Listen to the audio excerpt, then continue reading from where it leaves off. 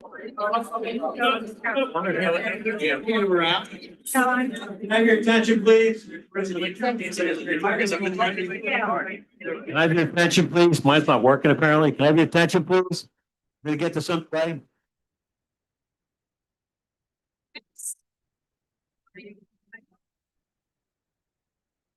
All right, we're gonna get this underway. Madam Clerk, if you would, please.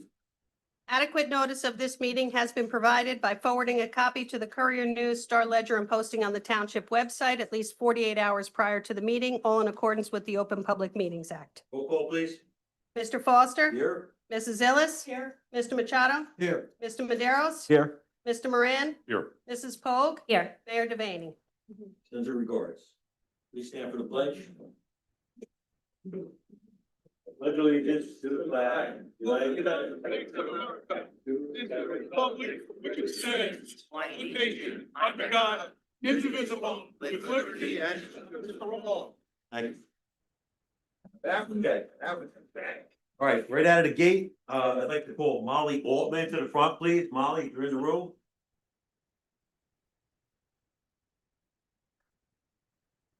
Molly Altman.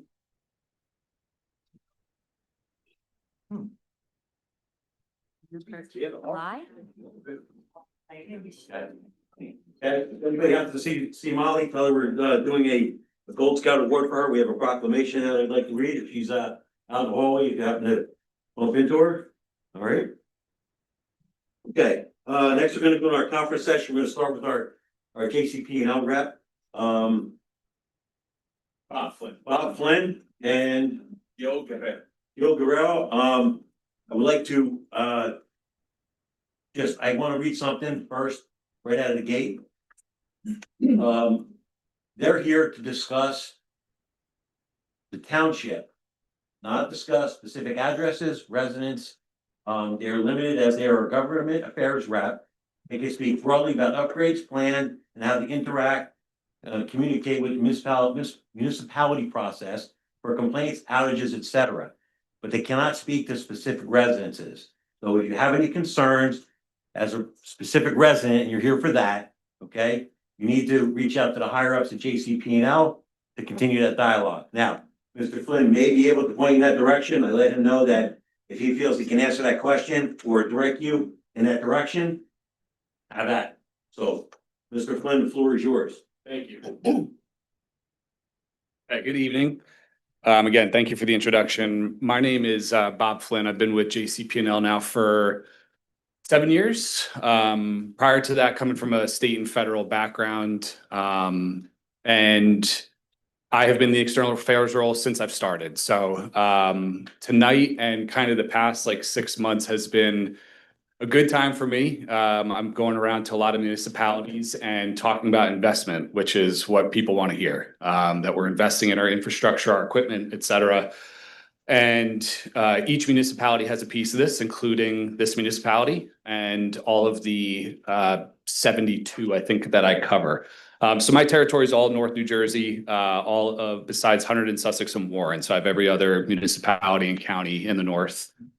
And what I want to talk about tonight is one of our largest infrastructure improvement plans that we put forward, I believe it was a year ago, called Energize NJ. Energize NJ, again, is exciting for me to talk about because my first 5 years here was a lot of defense. I would go to council meetings, talk about reliability, why they had outages, et cetera. Now we're actually putting plans forward and executing them, and it's making a big difference. So this plan, we've originally filed for 930 million. The BPU came back to us and said that we can't spend that, but we can spend around 212 million to upgrade our infrastructure. And those upgrades include distribution circuits, transmission, which is what feeds our substations, as well as substation upgrades. So prior to us beginning that work, though, part of their requirement was for us to fix 18 circuits where we had reliability issues. And I bought my former reliability engineer now, he's a supervisor, Gil Guerrero. But that's something that they do consistently is monitor customers' interruptions, find solutions to keep them in power. Energize NJ is kind of a whole plan for that in terms of our system, because we do have different voltages throughout the state. And our goal is to have a similar utility as the rest of them in the state to have redundancy built in. You'll hear a lot about loop schemes and things like that I'll talk about in a minute. But a lot of investments happening. So Berkeley Heights is part of that. You guys are having upgrades to your transmission system. There's upgrades to substation, and in tandem with that, there are a ton of distribution circuits that are being upgraded throughout this municipality and the surrounding. If you travel down Gillette, you'll see that there's a whole new pole line. That was one of those 18 circuits. So what kind of line? Distribution voltage. Yes, that's what feeds your house. So I have a unique opportunity with these types of meetings because I actually live on one of those 18 circuits that had to be repaired. I'm in Chester Township, and Gil could probably check my data for me, but I think the first year or two I bought there, I lost power over 35 times in the year, which is very, very high for us. And I understood where I lived. It's an extremely heavily vegetated area. It also didn't help that I happened to be the last circuit on, or the last house on my circuit. So I get no special treatment from the company in that aspect. But in the past year, they've completely rebuilt that circuit with new poles. They have a stronger class type, new wire. It's called country wire, which is kind of perfect for Chester because we have a ton of trees in my area that, unfortunately, due to protected lands, et cetera, we can't trim necessarily all of them, but we've done a lot of tree trimming in addition to the pole and line upgrades, as well as some work at the substation. It's to the point that my neighbors, they obviously know where I work. They like to get info if we ever lose power, and have for the last 5 years. They have messaged me alone saying, we just had a 42-mile-an-hour gust. I have a weather vane in my backyard. We didn't lose it. It didn't even blink. So there's a lot of upgrades, and I can speak to them from kind of a firsthand perspective, which is helpful. But the goal, as I mentioned, is to create a system that's more resilient, more robust, and mimics, like I said, some of the other utilities that have loop schemes and basically devices that will allow us to either operate equipment remotely from our DCC or from the crew on the ground, or some switching capabilities or recloser installations. There's a lot of new equipment that's going up. Same thing with trip savers. That was something big from S&C for Florida Power and Light territory, where if you had animal contact or tree contact consistently, this trip saver is essentially an automated fuse doing exactly what its name says, saving the trip for the crew. And we're analyzing that data over the past 2 years of implementing them, and we're noticing a lot of positive trends towards the reliability of customers that have had issues in the past. So over the course of the next few months and years, this program itself is like a 5-year program. So by 2029, Energize NJ, correct me if I'm wrong, Gail, I think that's 2029, right? 28 is when we're supposed to have completed it. And the goal of the system is essentially to be that if you're at home and your neighbor's tree falls, it makes sense why you're out of power. You just saw it. It broke 2 poles. It brought down a transformer. But right now in some of our circuits, the person that's 2 miles away also just felt that tree fall, and they're out of power now too. And this redundancy and improvements that we're doing are allowing us to basically have bi-directional feeds for customers that if we lose power on this end, we can pull from this. And it's so quick to the point that it won't change your clock on your oven. So it's a very, very exciting plan. There's also Energize 365, which is coming, but the breakdown for customers in terms of those if interested in their bill impacts, it's around 86 cents. When we were asking for 930, I think it was about $4.30 per customer per month. Now that we had 212 to spend, it's around 86 cents per customer for like an average 777 kilowatt house. So that's a grand scheme of what we're doing inside New Providence. Like I mentioned, there are specific upgrades to substations and our transmission and distribution circuits that all come into the governing body, the mayor, and kind of as we get closer to them, have discussions on what we're seeing in the reliability metrics. Just mentioned New Providence. You're doing it right now there? In New Providence? New Providence. Gillette was the municipality I'd mentioned. So Gillette had a full. I just heard New Providence. Use the word New Providence. Oh, did I? Okay. No, also one of my towns. Yeah. But, the way our substations are actually worked is they serve multiple municipalities. It's rare to have one sub feed a whole town. It's, they spread throughout many municipalities. So a lot of these upgrades touch the surrounding municipalities as well. But again, an exciting time, and the investment is working from what I'm seeing firsthand on my circuit. Question about the country wires that you mentioned. Sure. So we have a lot of trees here Mhm. as well. Is that something that Berkeley Heights would be able to get, these country wires? Yeah, I mean, we're looking at the data in terms of the amount of, what are the outages caused by animal contact, equipment failure, a tree coming down. We're analyzing that consistently, because again, the name of the game is to not keep sending crews out to the same locations.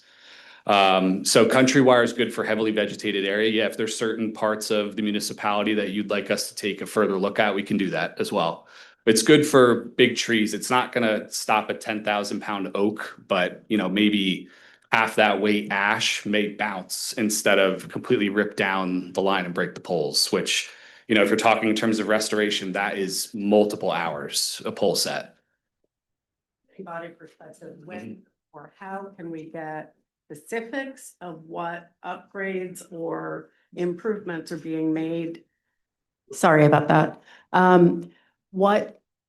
How can we get specifics of the upgrades or improvements that are being made, not general for Sure. northern New Jersey, but specific for us, because that's what our residents want to hear. 100%, yeah, and that's what we do for Can we each get that municipality. information? So as we finalize the plans for each of these upgrades, I come into the town council or the governing body or meet with the planning board, et cetera, to find a path forward of, how do we go about replacing these poles? Is it like for like? Do we have to file an application? So we have these preliminary meetings prior to beginning the work. And when So that happens, What is the time frame of that plan for Berkeley Heights? I believe it's within, from what I recall, 2 years. 27 and 28 are also the years that I recall for some of the subs that are getting the upgrades around here.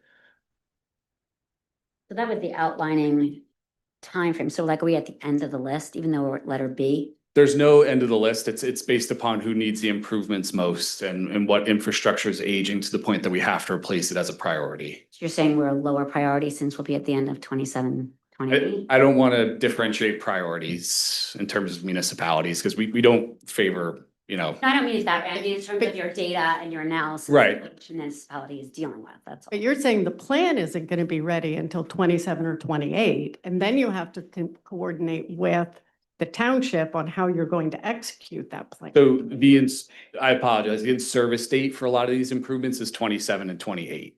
So it's prior to that. I just don't have specifics. That you can share with us? Not at the moment, but I will. I know you're on the list. I've seen it. It's just I have to get to that point first. Okay.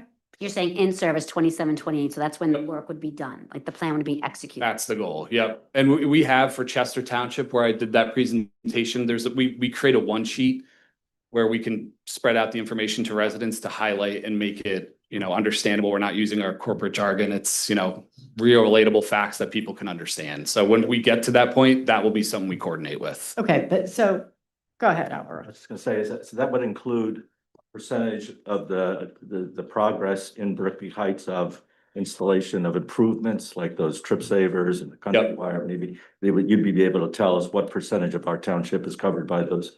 Yeah, absolutely. And the amount of customers. Yeah. And then also in addition to that, the minutes of interruption we've saved since installing the equipment. Mr. Flynn, in my neighborhood, I've lost power 5 times since January, which to me would be a sign of a significant infrastructure problem or equipment. My question is, how many areas of concern has been identified in Berkeley Heights? And how do you assess that and determine if there's an area that needs immediate attention? So it's really Gil's group with Reliability Engineering. They're tracking that data in terms of who's being interrupted. And, previously we had the old system with the meters that, you kind of could see the spinning dial. We've installed smart meters now that are digital that communicate back with our DCC. We can get voltage from customers. So that data is happening in real time where we're finding problem locations and installing equipment. Or any areas in Berkeley Heights identified of areas of not- concern that need immediate? Do you want to talk? I know there was one recently we did. But from my perspective, this is more Gil.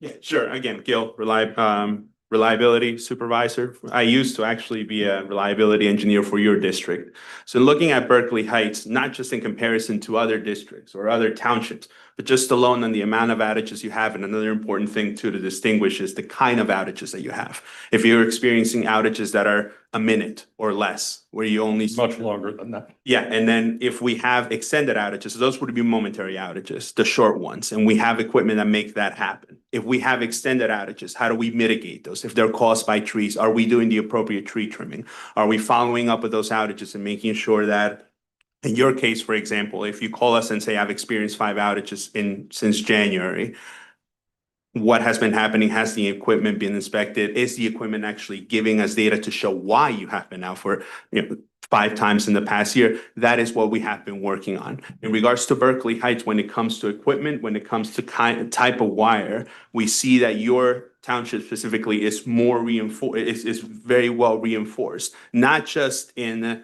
the infrastructure that we have and how that infrastructure communicates with us, but in how our line shop reacts to the type of outages that you have. Our line shop is not too far from this location, so we know that the response time to your outages are gonna be much faster. So we focus more on having equipment that will communicate to us and will tell us exactly where the outages happen so we can mitigate those. Knowing that when we deal, especially in your township, with trees that are outside of our right of way, and unfortunately we cannot trim, we cannot cut down, at least we have plans to mitigate those. So knowing the difference between a momentary outage, which seems like what you're not experiencing, and looking at.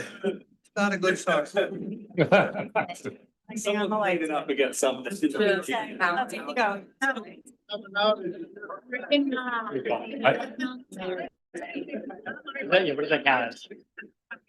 We heard you talking. I thought there was gonna be a song that was gonna play me out.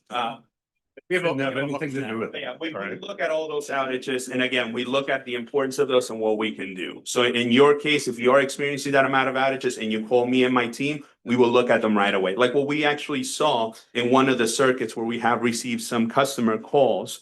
What we did was within 3-4 days of the last call that we received, we took down 11 trees that we saw were an imminent danger to our circuit. We actually send out troubleshooters to inspect the equipment that we have out there that communicates with our system, like the reclosers and the trip savers, to see if they're doing their job, if they're tripping and just keeping your outages momentary, meaning seconds instead of extended outages, and also making sure that the wire is well installed. We don't have splices, connections that are going to become weak points, that our poles are good, so on and so forth. So if somebody has a concern or people have a concern about their neighborhood, they should contact your team. If they, here, I'll jump in. If they call the 1-800 number, their number's associated with their account and they can request a reliability engineer investigate. What can we as the township do to accelerate all of this improvement? It's a great question. I mean, I don't know. The plan's already forward. They have the roadmap. We have a new state president that's very, very active and he's listening to employees. There's a few projects that Gil and myself have presented to him specifically, and he's okay spending a good amount of money to improve the reliability because he sees that there is an issue. So we have that roadmap. If there is something, I won't hesitate to reach out to yourself or, the mayor, Liza, et cetera. Appears that we were very interested in improving the network. Yeah, absolutely. Does the township receive reliability and outage reports from JCP&L? Not typically, no. Is that something that a lot of it is anecdotal, right? So I know I lost power because there was a car accident, Right. brought down a line. We were it was annoying to be out for the number of hours that we were, but we understood. But there are other areas in town that are experiencing regular outages that is not a car accident or a storm.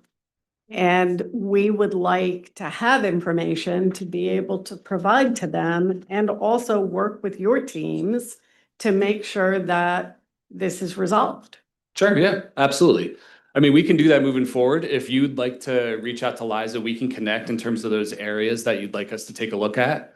We can analyze the data and share that with you. We'd be happy to do that. Thank you. Mhm. The question I have is, you mentioned first that the Board of Public Utilities, you went in with 930 million, Correct. kicked it back to 212. 12, yep. So That is a really big gap. So how does that look as far as you doing what you need to do within the confines of the money that they're saying you can use? We're still prioritizing the jobs that needed to be done, even with the amount of money that we have. There was dreams in there for some bigger projects and things like that that may have to sit on hold for a bit, but like I said, this is not the last investment we plan for the next, few years, so. But also being conscious of ratepayers as well. Okay. Did I hear you say you're kind of like an advocate for certain municipalities where you can explain some of our situations if we have chronic outages and then appeal to the, you said it was the state, it's the title of the state? The Board of Public Utilities? Oh, it's the. Yep, there are regulators, yep. And advocate for us. Yeah, absolutely, I do. Areas. Yep. Good to hear. We have any more questions from the dais? I'm gonna open it up to the public. If anybody has a question, just to ask about, and like I said, remember, it's not about specific addresses, just you have a generalized question, maybe they can answer it for you, or at least point you in the right direction, okay? Hello, my name is Thomas Kissel, 76 Diamond Hill Road in Berkeley Heights. This is more of a comment than a question for him, actually. For a lot of residents in this town, a 1 minute hit is an inconvenience. Where I work at Nokia Bell Labs, and we have I personally run 20,000 square foot of labs packed full of electronics. A 1 minute hit is devastating. A lot of the equipment doesn't survive. We spend tens of thousands of dollars every year replacing test equipment. Plus, in addition to that, we have to then have a staff of 30 go in and try to recover all of the servers and all of the network elements that we use for the telecommunication. So it's a huge cost, even with those small hits. The big ones aren't as devastating as, because once the equipment's down, it's down. It's those little ones and brownouts and things like that that causes the most amount of damage to electronics. So I'd like to make sure that that gets addressed as well. Thank you. Hi, Michael LeBlanc, 156 Climb Boulevard. I moved here 2009 June. Power hydrants has always been a problem in this town. It's an average of 2 to 3 outages per month in the entire community. We've had 7 in the month of June so far. New Providence had another one again yesterday. July 2011 to November 2018, 173 outages. We had a representative from JCP&L here at the meeting on November 17th, promising it will get better. Since that meeting, 239 outages. More. It's been worse. First Energy had $1 billion in profits last year. Reported $400 million in profits in Q1 this year so far. We've lost school days, had early closures, government offices have closed, local businesses closed and lose business, income, first responders and DPW respond to JCP&L events costing taxpayer money. I can tell you what the problems are. Murray Hill, Emerson, Union, and Klein. It's the same people over and over again. 6 pages of data. I pulled myself. I sent the entire town council. Very little response on that, unfortunately. You can request those reliability reports, and they don't solve the problem. I've been requesting them for a decade, and nothing changes. It does not change. I reach out to the NJBPU. I get the same runaround from Mr. Brown. Constant runaround. I email our elected officials. Unfortunately, don't get a lot of response there. So I got my data. I sent it to you. You're welcome to have a copy. I'm going to email it to you. It's color coded with all the links to the articles and the events. Every one of them documented. Because this is a real problem our community is facing. And all the promises that it'll get better, they've been lies. Absolute lies over and over again. I have no faith that this is going to get better anytime while I live here. Zero faith in that.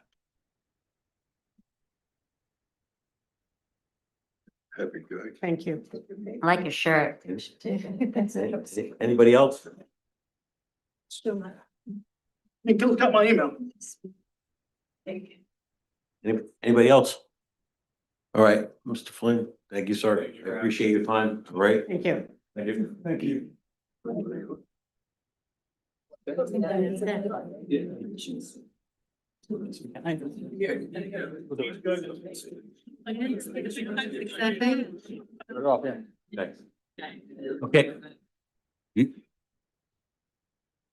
All right, we're gonna get into our next conference session, which I believe this is about roll here. I've never seen this many people in the room at once.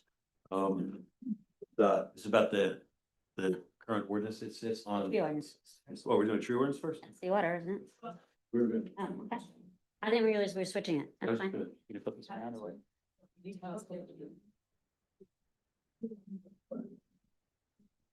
never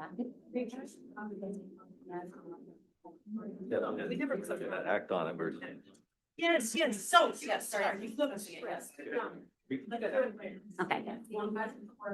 We can do later, that's fine, yeah. No, wait a minute, yeah. You gonna flip this thing around or? Flexible. Yeah, Here we go. yes. All right, first out of the gate, I'm gonna have our town attorney, Scott Simon, give a little presentation, which most of you have a copy of. So if you can just follow along on that and, follow what he has to put together. I'd appreciate that. There are, I'm just gonna, can I say, there are a couple extra copies of the ordinance if people want, and the one pager, and there's a, so if someone wants while you're doing it. There is a lot to cover here, so please bear with me because this is going to take a bit of time. I understand there's been a lot of public discussion about this ordinance on social media, so I want to first give you all the background, the context, and then walk you through the ordinance itself. I want to start by saying that for everyone here as residents, as a practical matter, if this ordinance is adopted, you are not going to see any change whatsoever. We are not changing or eliminating any recreation programs. We are not eliminating any protections whatsoever to the Recreation Trust Fund. We are not changing employees. Nobody's being demoted. Nobody's being fired. Start off with that. So to explain why this ordinance is necessary, No, let me give you some context about where recreation commissions come from, how they work, what we discovered last fall. Back in 1911, New Jersey passed a law that authorized the creation of what were then called playground commissions. Now we call them recreation commissions. The Recreation Commission is a quasi-independent body that is funded by the township, but largely operates outside of its control and its oversight. The commissioners are all volunteers and they run all of our parks and recreation activities with the assistance of, in our case, one full-time employee who they manage, but who was paid by the township. When this law was first passed originally, as I said, back in 1911, municipalities did not have to deal with the complex regulatory requirements that are now placed on all local governments. They didn't have multi-million-dollar budgets. They didn't have this level of programming or regulations to deal with. In 1957, Berkeley Heights formed its own recreation commission under this law and has basically remained unchanged ever since then. Since the 1950s, most municipalities throughout the state have, in general, become significantly more, I'll call them professionalized, hiring more full-time paid administrative staff with specialized expertise. People just demand more services from their local government than they ever did before. Nearly all municipalities in New Jersey have abandoned the Recreation Commission model because of that. Instead, they have formed recreation departments under the oversight of their respective municipalities. Part of that is because a recreation commission, as I said, it's a group of volunteers. They typically, at least in Berkeley Heights, meet just once a month, and they may not have experience in managing staff, multi-million-dollar budgets, or recreational programming necessarily. In some cases, they do, but they do not necessarily have that. More importantly, a recreation commission has full control over a municipality's parks and recreation activities. This is just by law. This is just how the law works. They have full control over it. They set fees and they set policies. Pursuant to state law, and I know this has not happened here in Berkeley Heights, they even have the statutory right to condemn property through eminent domain. They can deputize literally anyone they want into becoming essentially police officers with the right to arrest people and charge them with disorderly persons offenses. I bring up those two specific examples just to show you how outdated and old this law is. It's just something that really has not been updated in 115 years for the most part. At the same time, the township is obligated to pay for basically anything the Recreation Commission chooses to do with, again, extremely limited oversight over them. Let me give you an example. Back in last November, 2025, the township discovered what we believe was not enough, that there was not enough oversight into the Recreation Commission's operations to ensure compliance with the New Jersey local budget law, the local public contracts law, the local government ethics law. That, please do not understand and take that in any way to be criticism of the commission. It really is not. They are volunteers who, for the most part, don't have specialized or extensive experience in municipal government. And you can't, it's not fair to expect them to be that involved in the day-to-day operations of what's actually going on in the within the commission and what they're doing. Those laws, all three laws that I just mentioned, those are just some of the laws that are relevant here, but none of those laws existed when either this law was first passed in 1911. They didn't exist in 1957 when Berkeley Heights adopted it. They didn't come into being until the 70s and 80s and after that. So for that reason, it really isn't even fair to expect people who are volunteering to provide the level of oversight required to necessarily comply with all of those laws.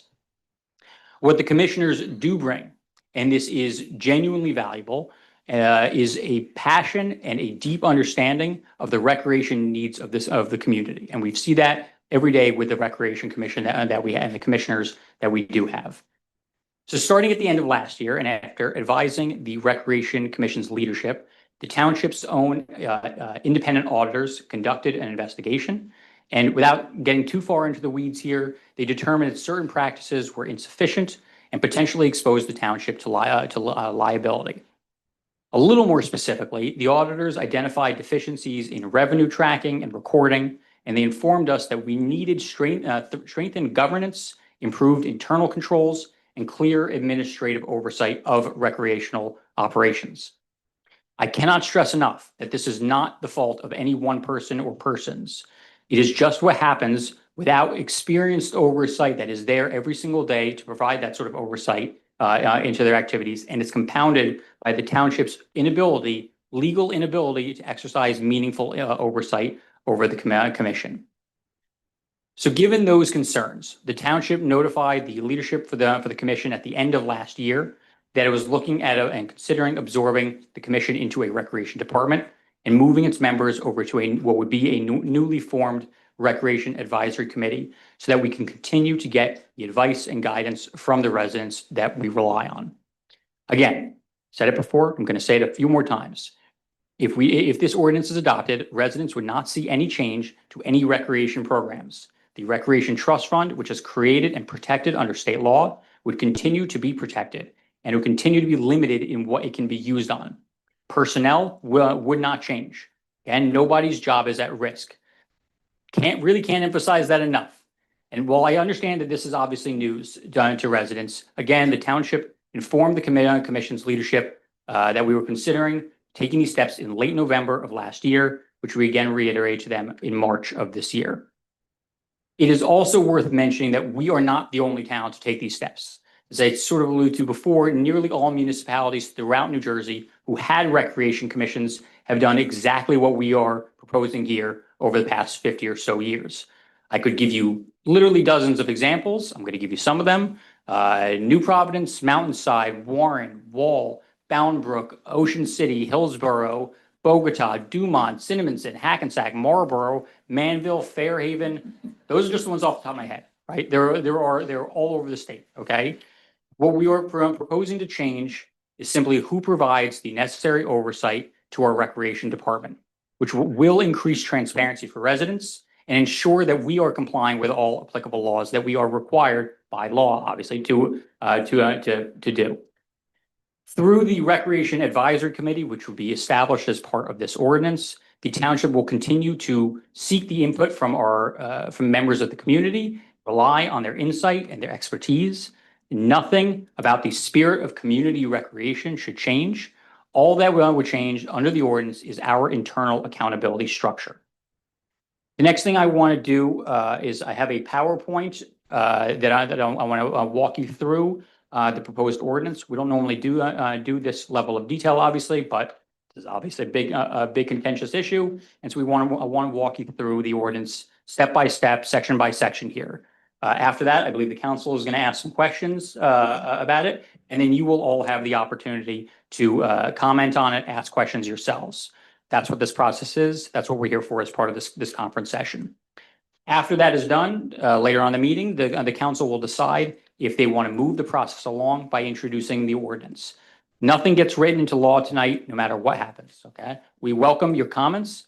The council wishes to make amendments to the ordinance in response to those comments. They are free to do so. If the ordinance is introduced, it will go to a final vote for adoption at the next public meeting. What's the name? In July, on July 21st? Which, was that, is that the next one? Hearing is next one. I'm sorry? Public hearing, then. That's what I'm saying. So we go for adoption, and that's what I was getting. So it would go to, the next public meeting is going to be considered for adoption, at which point, before there is any vote on adoption, there is a public hearing, which you have another opportunity again to comment on it and ask questions again at that meeting. So that, I want to go to the PowerPoint now. Of course, our screens here are not working, so we have printed copies. Yeah. We have printed copies here of the PowerPoint, so you can all see it. I think there should be some extra copies over there. They all swarmed and took them as I said. They're all taken? Okay, so you guys may. There is this one pager if you want. There's one more up there? YouTube. Okay, so you guys can share, there may be another copy or so up there. Anyone that's on Zoom has it. We'll put it online too. And we'll put this online as well. Okay, Yeah, I'm mine. so, Much better. okay, we're gonna start going through the ordinance. I don't have a copy. Copies. There should be another copy up there, as I said. Share. There's a share. They're not a table until the screens work. Get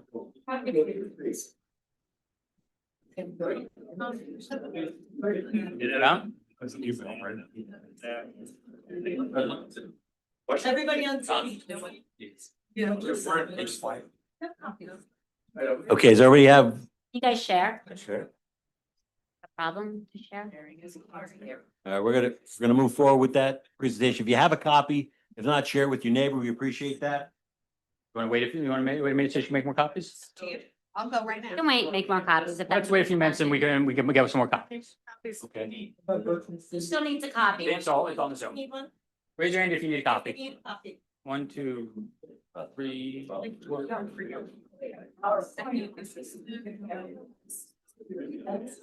Yeah, 30, might be 30. Yeah. All right, we'll take a 5-minute break. If anybody has to.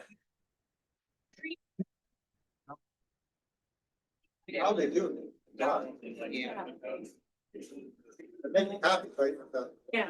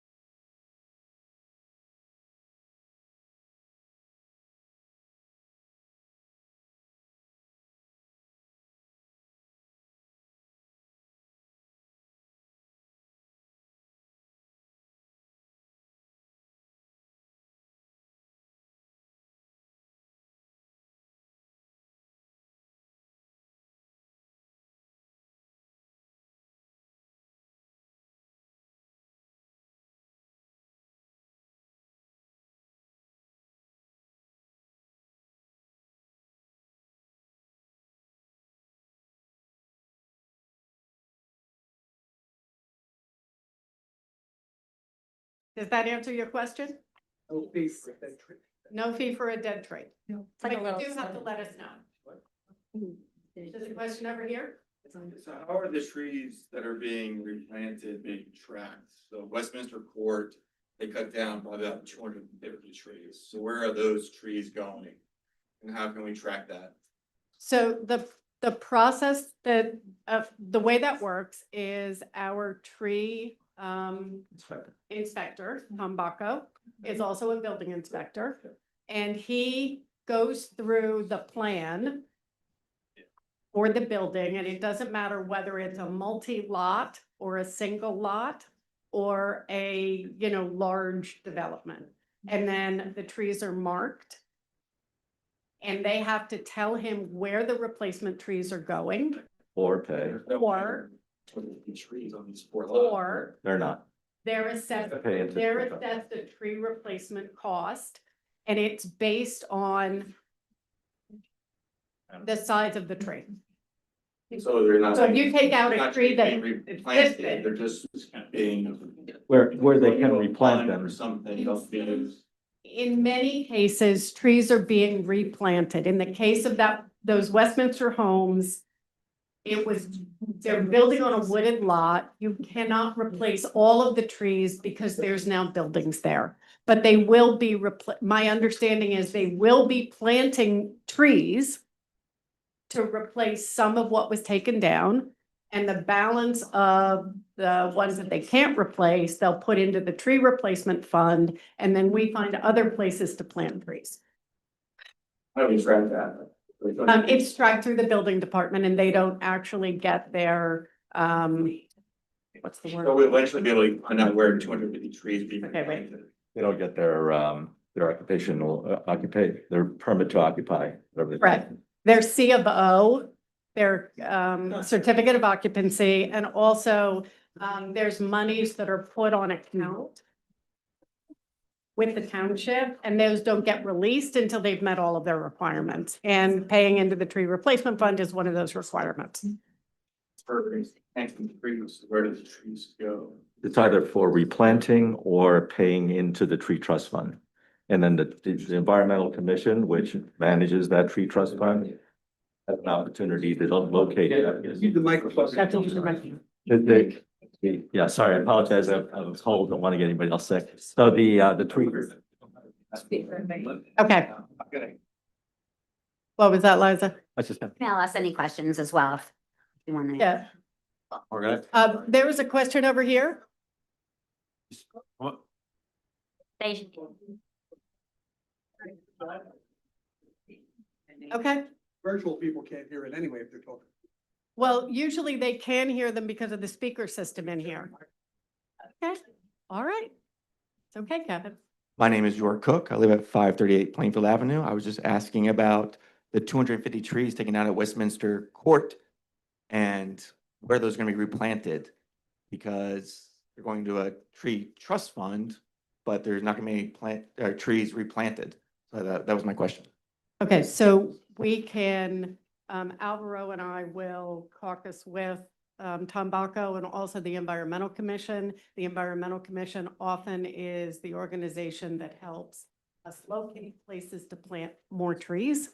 A lot of those are street trees, which enhance the streetscape in our town as well. We also plant trees in parks, especially where trees have come down because they were elms or another tree that got diseased, then we'll replace that. But we will follow up and make a statement at a subsequent council meeting when we have the answer. And also, I'm sorry, go ahead, Alvaro. I was just gonna put it in a pitch for the Environmental Commission, which administers a grant that we received 3 years ago to plant 185 trees a year along the right of way on the streets of Berkeley Heights. And you can sign up for a tree. Oh, that sounds great. I just want to make sure these trees are actually being replanted rather than just cutting them down Yes, for housing. So I want to make sure there's some way to track that. we appreciate that. Thank you. I have a. There's a question. gentleman in the Go ahead. back. By the time he comes Waiting a up. long time to ask a question. Yeah, they should come up. Come on up. Yeah. Doesn't matter. The Environmental Commission also has the trees that you can get. Yeah, that's And another. the property, I like that one. Yep, all right, that's all right, thank you. Talking about. Jerry Barter, 550 Plainfield Avenue. I'm not sure I quite understood what you said. We can't publish a schedule. A schedule of. Okay, so the tree replacement cost varies sometimes within a calendar year because it's based on the cost of the tree and the cost of planting the tree and then maintaining the planting. So we have an estimate. So there's a published rate for the first 2 trees because we wanted to keep it simple for residents. And then subsequent trees have to be at the tree replacement cost. And we get that cost from the building and DPW departments who work with the contractor who plants the trees. Because you have to dig a hole big enough for a tree. Right, I understand that. Well, Like with his example where they took down 250 trees. I'm just thinking like, it kind of leaves a gray area for negotiations or. There's no negotiation. The tree ordinance very clearly is weighted in favor of residents. Okay, So as a resident, it's a very easy process and we keep it as simple as possible. so, If you're taking down a whole bunch of trees, in this case, 250 trees, we don't want them to do that. So we're not going to give them a break on the tree replacement costs. next thing is you said you can replace it.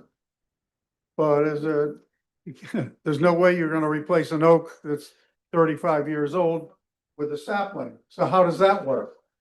The replacement. Get credit for. The replacement requirement is based on the diameter of the tree. So it isn't a one-to-one relationship. So if you take down an oak that's this big, you'll have to replace it with multiple trees. If you take down a dogwood that's this big, Right. you get to replace it with one tree. Thank So it's all in our code. So.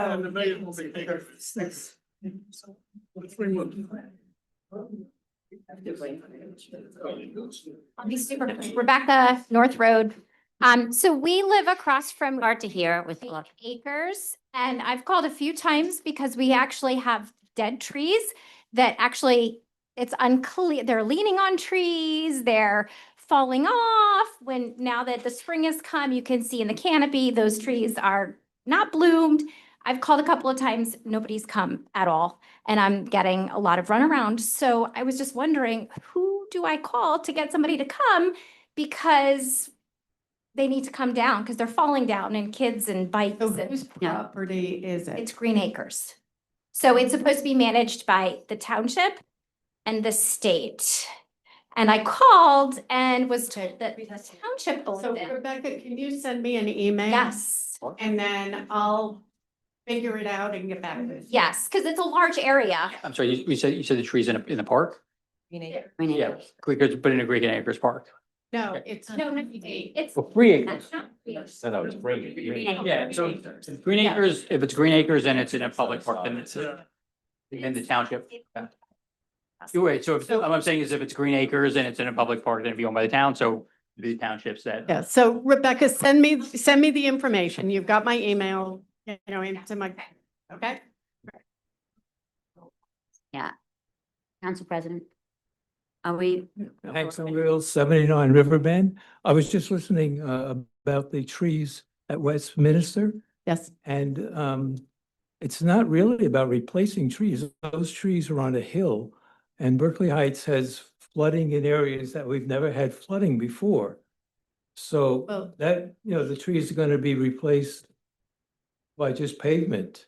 I understand the concern with a new development and I understand residents' concerns with the Westminster development specifically. There is a slope, there are wetlands.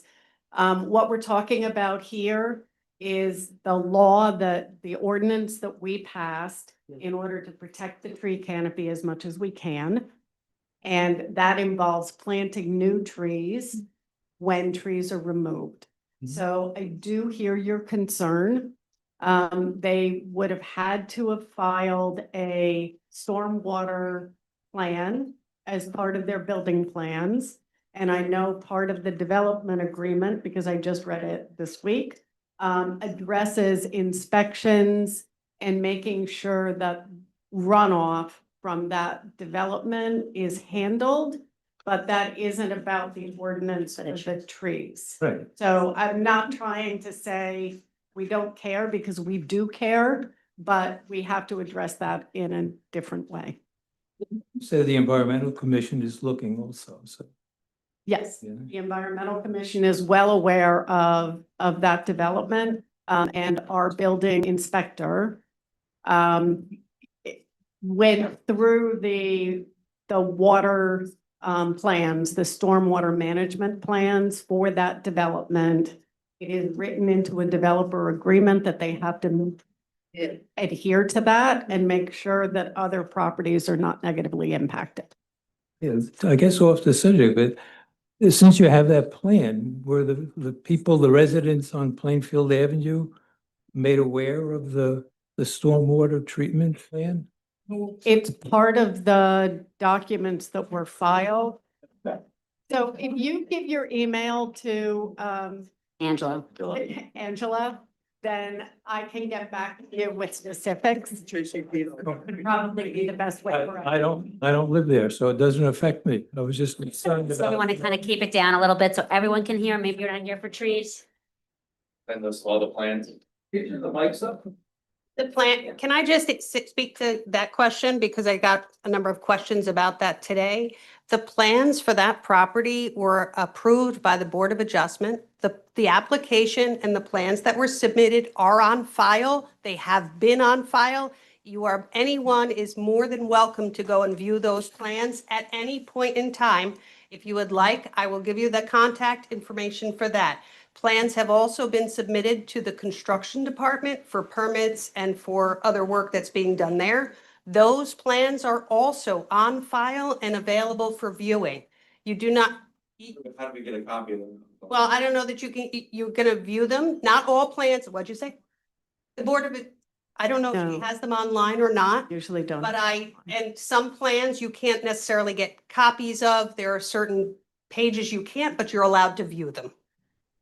Right? It's the law. It depends on architectural plans, security reasons, but you can view them. Well, no, I'm telling you that you can view any of them. So if you reach out to me, I'll give you the right contact and the way to get in touch with that. All right? So. Okay. Seeing no one else, we're going to close the conference session on trees. Okay. All right, and we're gonna pick it up where we left off with everybody has a copy of the paperwork that the presentation. If you just follow along with that, we'd appreciate that. Yep, that's it. And Read it out. Just brought a bunch of copies down. More copies. Are we gonna have to share at this point? 'Cause we do need to move on. Another one up there. There one more. I see one. I think I see one. I even handed out mine. One cup. Start? all right, Mr. Simon, the floor is yours. Okay, so I want to go through, I would like to go through the ordinance to show what exactly it is doing here, okay? And so what this, I guess, let me start off by work. There we go. Before we go into the actual ordinance, I guess the main part of this that we want to emphasize is that the majority of the ordinance is literally just copying and pasting the language that is already associated with the Recreation Commission and just moving it over to the Recreation Department. It's literally just changing the header. And we updated, as we're gonna go through, we updated some of the language, we incorporated some language from other municipalities who have done the exact same thing. And that's how this, the ordinance itself was drafted. So the way that the PowerPoint is set up, and I know it might be small, you should all be able to also have copies of the ordinance itself. If this left side of the page is too small to read, on the left side, we have what the ordinance actually says, and on the right side included an explanation of what that section is trying to do. Section 1 of the ordinance, what this does here is this is essentially our organizational chart for the township. It just lays out what all of our departments and offices are. This adds in the Department of Recreation as one of our enumerated departments. And then crossoff or removes, among others, the Board of Recreation Commissioners. While we were here, while we were making these changes, we decided to also do a little bit of cleanup of the code. And we removed the Affordable Housing Board, the Municipal Alliance Committee, the Communications Committee, because those are just, in practice, those are not actually used by the township anymore. The only reason they were changed here is we were in the code making these changes anyway. So we thought we're fixing we're cleaning up the organization. Let's just clean up these sections. They don't really have anything to do with the Recreation Commission, but just so no one's confused about why that's there. Sections 2, 3, and 4 of the ordinance, they're not on the screen here. They're about one sentence each inside in the actual ordinance. All they do is, for every department and office that's listed here, they each have a separate subsequent section of our code. And those 2, 3, and 4 are just removing the sections related to the Affordable Housing Board, the Board of Recreation Commissioners, and the Municipal Alliance Committee. They're just one sentence each that just say that these commissions exist, these boards exist, and that we are, in this case, that we're getting rid of them. The next slide here at the top left, it says section 5. So this is the meat of it. This is the chapter 2.76 of the code, which lays out the Board of Recreation Commissioners. It goes through all of it establishes the Recreation Commission. It goes through all their powers and obligations and what they're allowed to do and what they're not allowed to do. And essentially what we did is we're technically deleting it and replacing it with a new code. In essence, though, as we're going to go through for most of it is really just slapping on a different name by changing from the Board of Recreation Commissioners to the Recreation Department. There will be some changes. We're going to go through that in a minute here. But the idea behind this was we want to keep this as close as we can to what the Recreation Commission already does. Just make it so now it's part of the township under the Recreation Department. And then, as I said, as we'll go through, it's updating some of the language and taking what some other towns have done.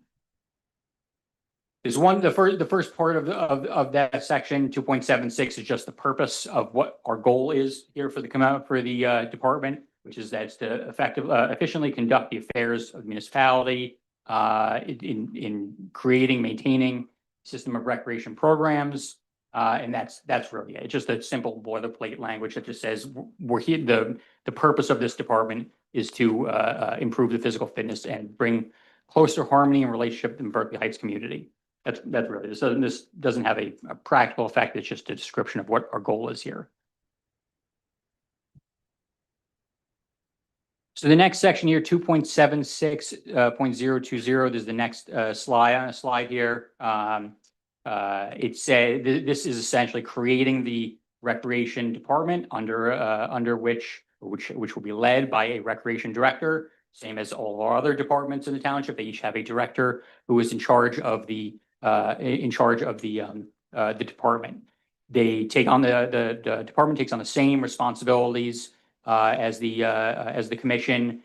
Language we took from another section that was previously in the code for the commission, and then we modernized the language and expanded it slightly based on what we found in other municipalities who have taken who have done the same thing as what we're doing.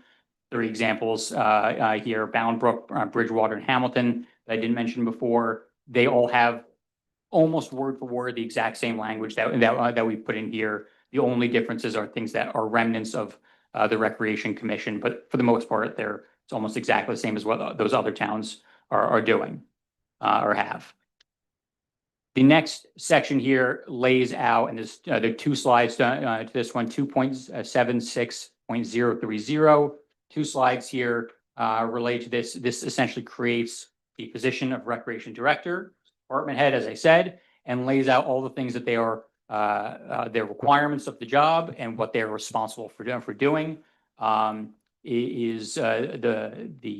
Recreation Director, previously the members of the Recreation Commission were appointed by the members of the commission.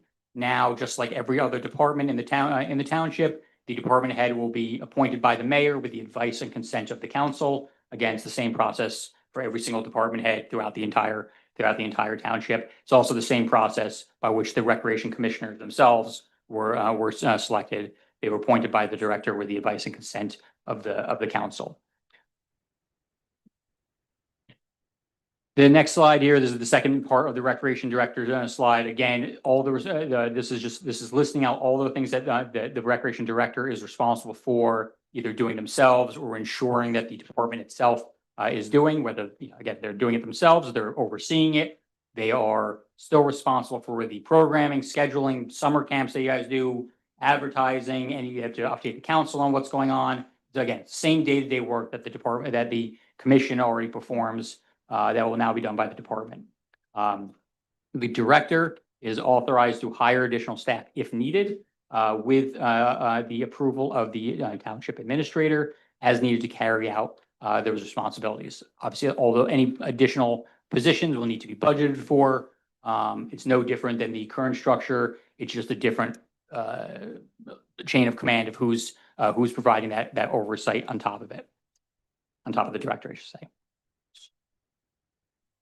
This section, the slide is 2.76.040. This lays out the operations of the recreation department. Again, similar builds on those same obligations that I just mentioned for the recreation director, but this is more broad. This is generally what the recreation department is responsible for doing. This is essentially the same as what the commission is already responsible for doing now. Some of the wording is a little bit expanded. We modernized it a little bit. For example, we added in the third bullet down, we added in pickleball courts, that they're responsible for maintaining that, because that's something that existed back in the 50s when this ordinance was first drafted, but it's something that is now done. And again, we just essentially replaced Recreation Commission with Recreation Department throughout this.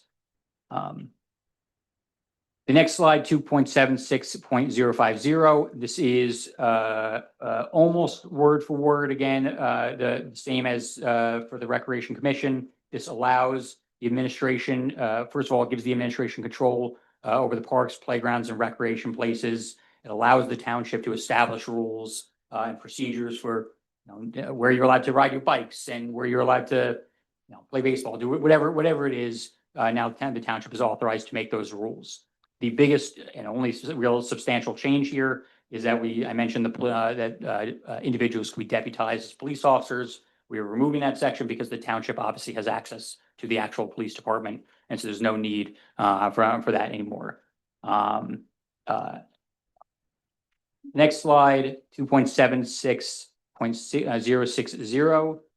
This is again essentially the same. I think there's half of one line at the very end was changed here. I believe, actually no, this may be this. I think that this. I'm sorry. I tell you, I'm thinking of a different slide. This one it should be exactly the same as what's currently in it for the Recreation Commission. This allows fees to be charged for if someone's putting on a show or someone wants to have different events in a parks. It allows the department to charge fees. Any of those fees get deposited with the township. One thing I'm going to note, and we're going to talk about this a lot, I'm sure, but especially in the next few slides, is that again, if this ordinance moves forward and if it is adopted, whether it's at the next meeting or whatever, at the same time as adoption, we will also be the council will also consider and adopt a new resolution or another resolution that you're going to actually see in a moment on the next slide here, which essentially extends the Recreation Trust Fund, which is currently has about 1.7, I believe 1.7 million approximately in it. That money that is currently in there, no matter what happens, is always going to be protected. It's protected by state law. By state law, it's audited. It's audited. That money cannot go anywhere. The resolution that the council would consider and adopt is something that we're required to do to extend the Recreation Trust Fund, or essentially creating it's not the right word for it, to extend the Recreation Trust Fund, even though we don't have a Recreation Commission anymore. So let's go to the next slide. Let's go to the next slide, 2.76.070. This is this explains the finances and expenditures and how all that is to work by the township. I know it's it's small here. I wanted to get it on the one slide here. There is the resolution that's on the right side, bottom right of this document. This is the resolution that was adopted by Warren Township, that I just mentioned that continues the Recreation Trust Fund. It is word for word the same thing as what the township would adopt as well. That would ensure that money is paid, continue to be paid into the Recreation Trust Fund. The next section here, 2.76.080, this has to do with service charges that that the township is allowed to charge individuals or groups for using our facilities. This is the same exact language as what's currently in the code already. There are no changes here. The next slide is 2.76.090. This is the section that formally dissolves the commission, and it requires that any funds that are currently being possessed by the Recreation Commission must be paid directly into the Recreation Trust Fund. There's no opportunity or no way for any money that's not currently in the trust fund that the commission holds for it to go into the general operating accounts of the township. It has to go into the Recreation Trust Fund, which is defined here as that it can only be used for recreation department programming, infrastructure upgrades, or similar uses. By state law, any infrastructure, any programming, infrastructure upgrades, or similar uses is again is limited to recreation purposes. It cannot be just used for any purpose that's not a recreation. That's just a feature of state law. That amount is audited by the state every single year. I should say that fund is audited by the state to ensure that it is only being used for that purpose. The next slide, 2.76.100. This creates the Recreation Advisory Committee. It is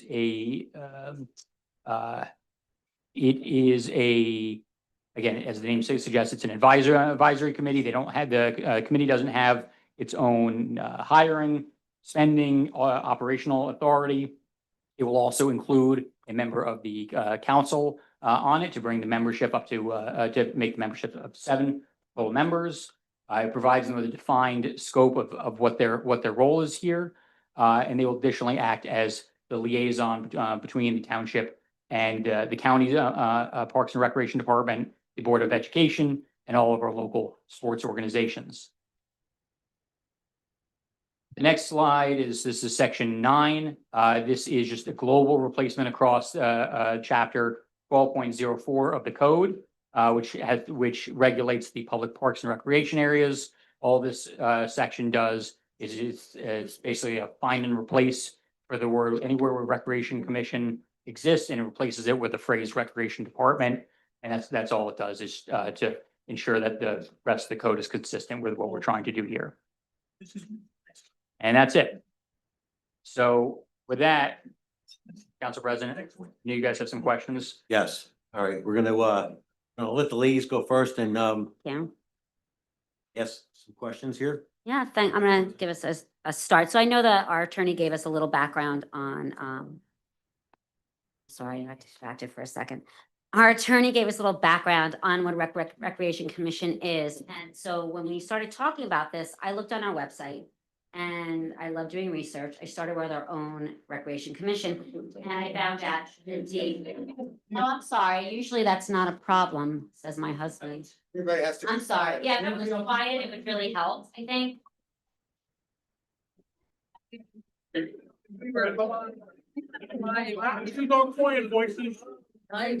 Someone here looked at the structure, can you hear me now? Yeah. Of our commission, I started doing some research, and when I read what was on our website, current website, it's so outdated. It includes roles such as a facility supervisor, outdated responsibilities such as caring for the public ice rinks, which we all know we do not have in town, the Recreation Commission building, and administering the bandstand improvement fund. And I've been here 33 years. I've never seen the bandstand and not sure what that is. So most towns do update their procedures and policies on a more regular basis, and something Berkeley Heights has begun to do in the last few years to modernize a bunch of different departments. Even in towns that have a commission, the role of the commission is limited and acts as an advisory board. And as he said, the towns around us. My issue tonight, I guess, is there's so much misinformation due to social media posting where residents might think they know. It stirs up these memories and as we heard last night, Pickering Heights.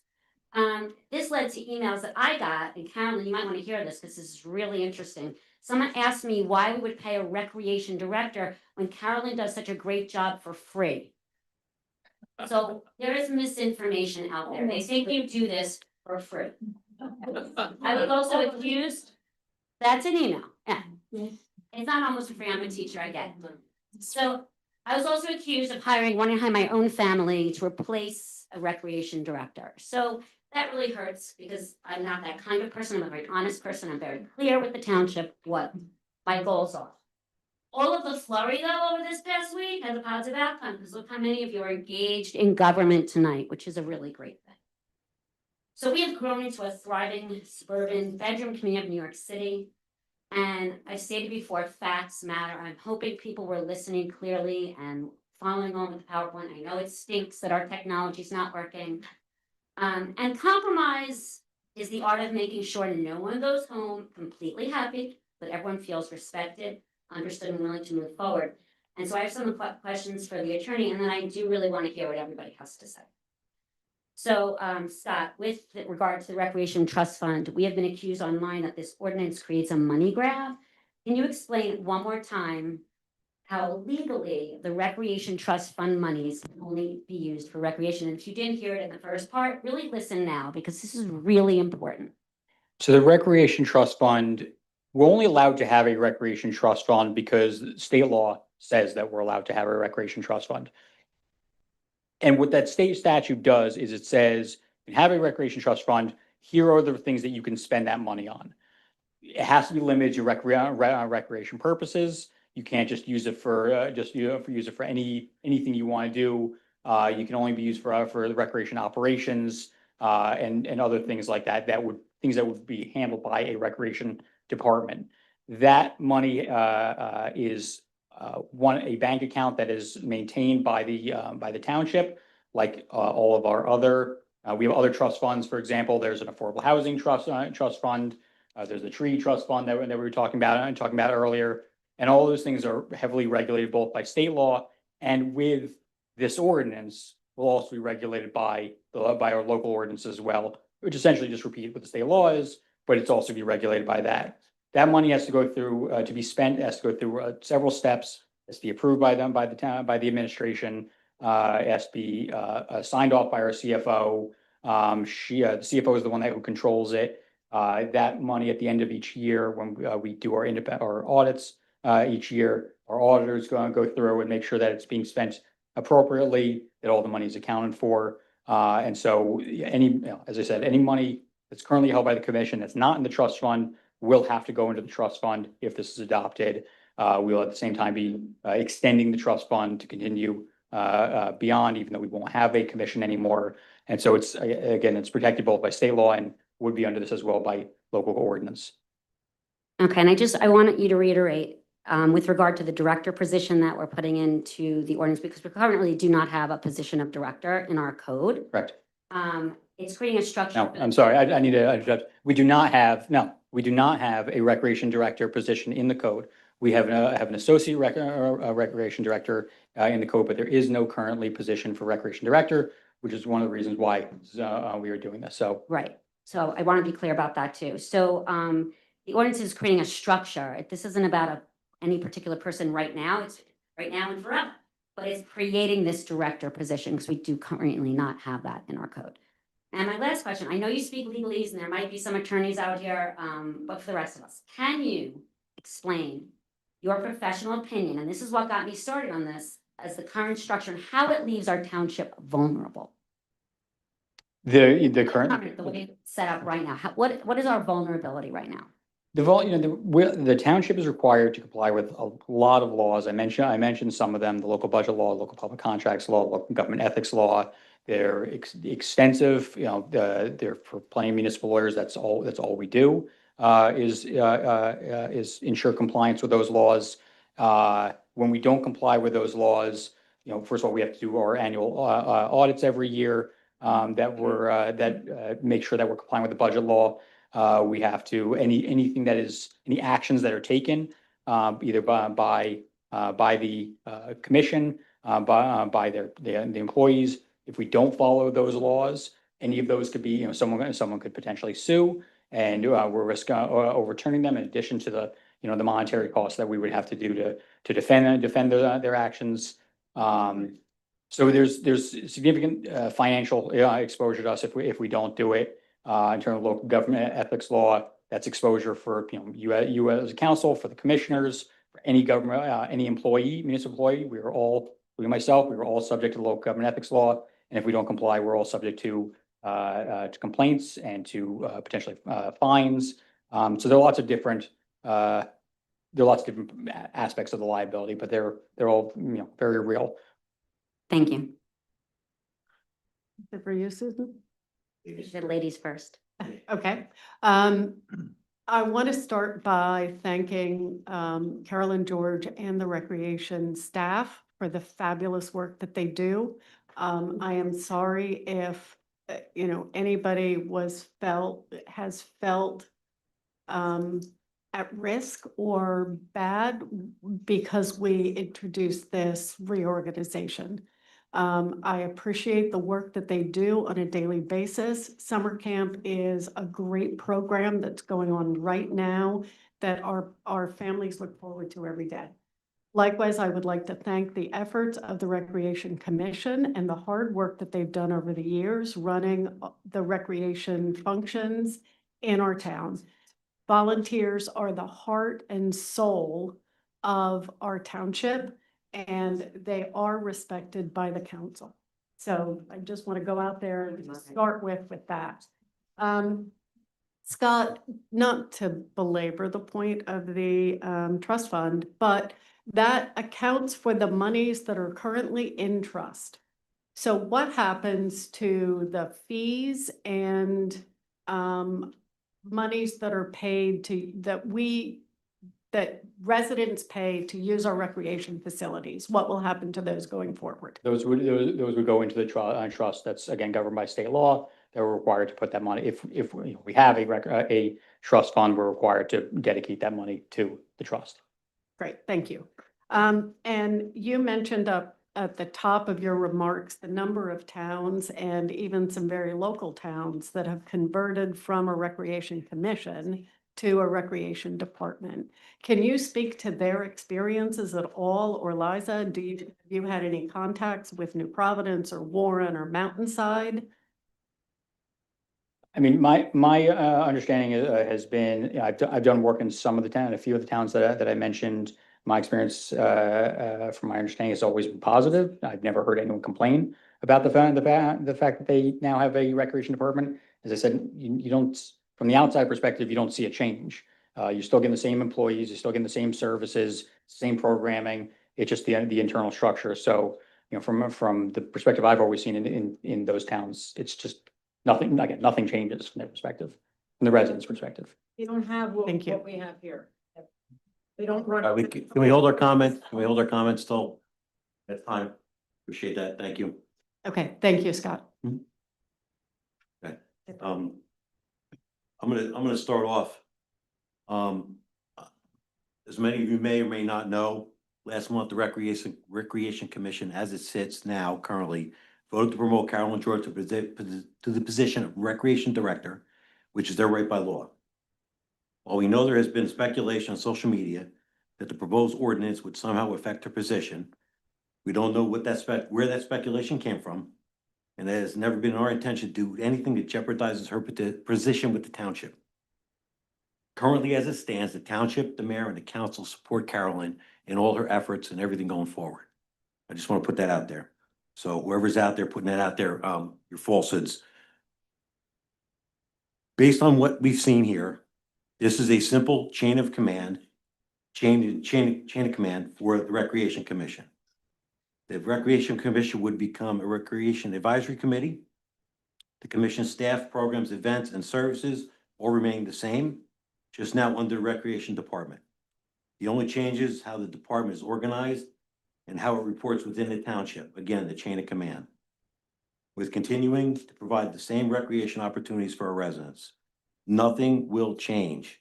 Everything, from what I've read and what I've seen, okay, everybody everything I've read and everything I've seen, that it seems like tomorrow it's gonna be Armageddon. That if we decide to do this, it's gonna turn around, everything's just gonna stop its tracks. That is not the case. That will not happen. Okay? Scott, my questions to you are, now I know we've already beat this up a little bit, but as far as the trust fund goes, which apparently is a major sticking point here. Going forward, the oversight, who's gonna have the oversight on that as far as the trust fund goes? The trust, any money that wants to be expended from the trust fund, would have to be, it would be requested by the director. It would be, then need to be approved by the township administrator. It would then need to be signed off by the CFO, and then it is audited at the end of, after each year by by our auditors. So that would be the chain of command. That's how that would go. Yep. Okay. It's been brought up that since I am currently working for the teen scene camp, that I sit on the bus and I make sure that the kids get to their destinations, and I just ask them if they're having fun for the day. That there might be an issue with me talking about this subject, and I may have to recuse myself. Does that need to be? No, I mean, so please don't take this personally, but you are a seasonal hourly employee being paid close to minimum wage. You don't have any say over budgets or hiring or policy. I think, as you just said, your job is to sit there on the bus and make sure no one gets, I assume, hit by a car when they're getting on and off. The ordinance doesn't, proposed ordinance doesn't touch your job. You're not being paid by the township. Township didn't hire you, wasn't involved in that. And so the ordinance wouldn't change your position in any way. You have nothing personal, my understanding, riding on whether this ordinance passes or fails. Recusal is only required when someone has a real direct stake in the outcome of the ordinance. Your connection, to my understanding, is too thin. I would say an indirect account as one. So I would say no. All right, I appreciate that. Thank you. That's all I have. I had some questions, but they've all been answered. I mean, we're talking about the money grab, we're talking about the directorship and so forth. I just wanted to, I did prepare a statement, though, I'd like to read to all of you, if you don't mind. Just give me 1 second here.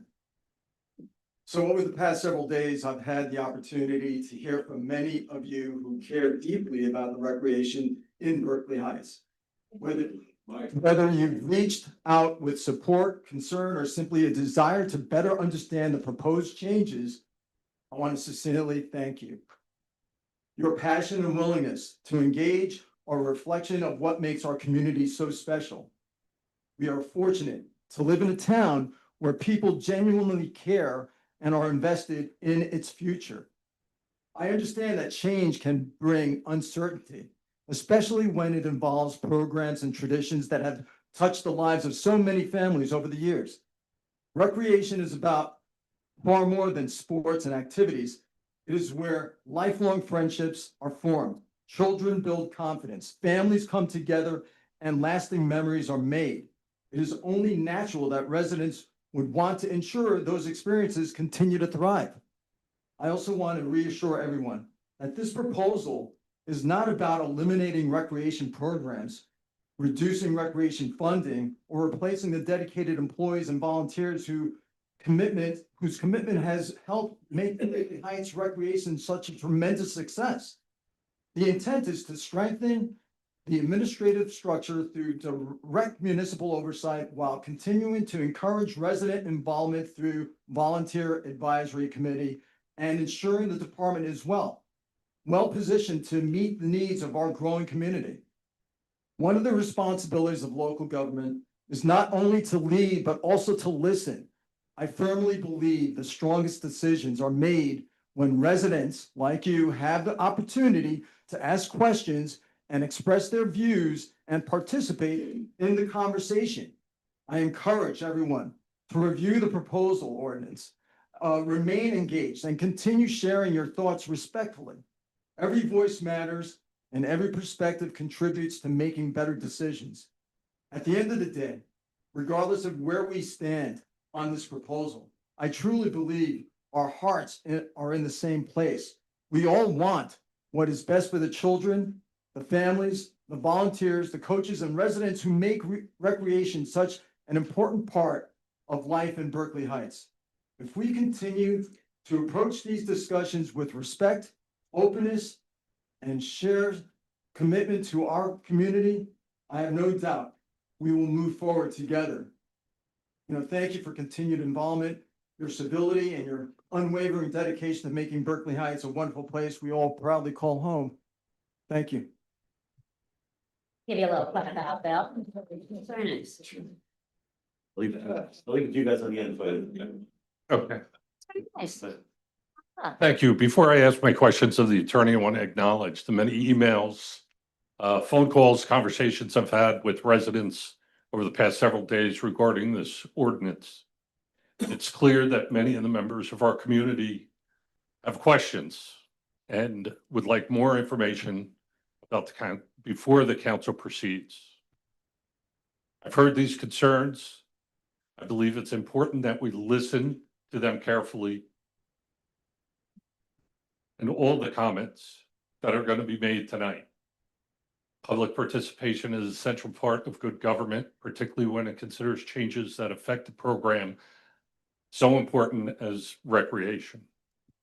On a personal note, my son and daughter participated in so many recreation programs while they were growing up. They were both born here in Berkeley Heights, and they benefited from it. My recollection was that they were ecstatic and, just so happy to participate in the programs, from rec soccer to in-town baseball, cheerleading. And, sometimes my recollection of things is cloudy. So I reached out to my daughter. And because I got an email from one of her best friends that live in town.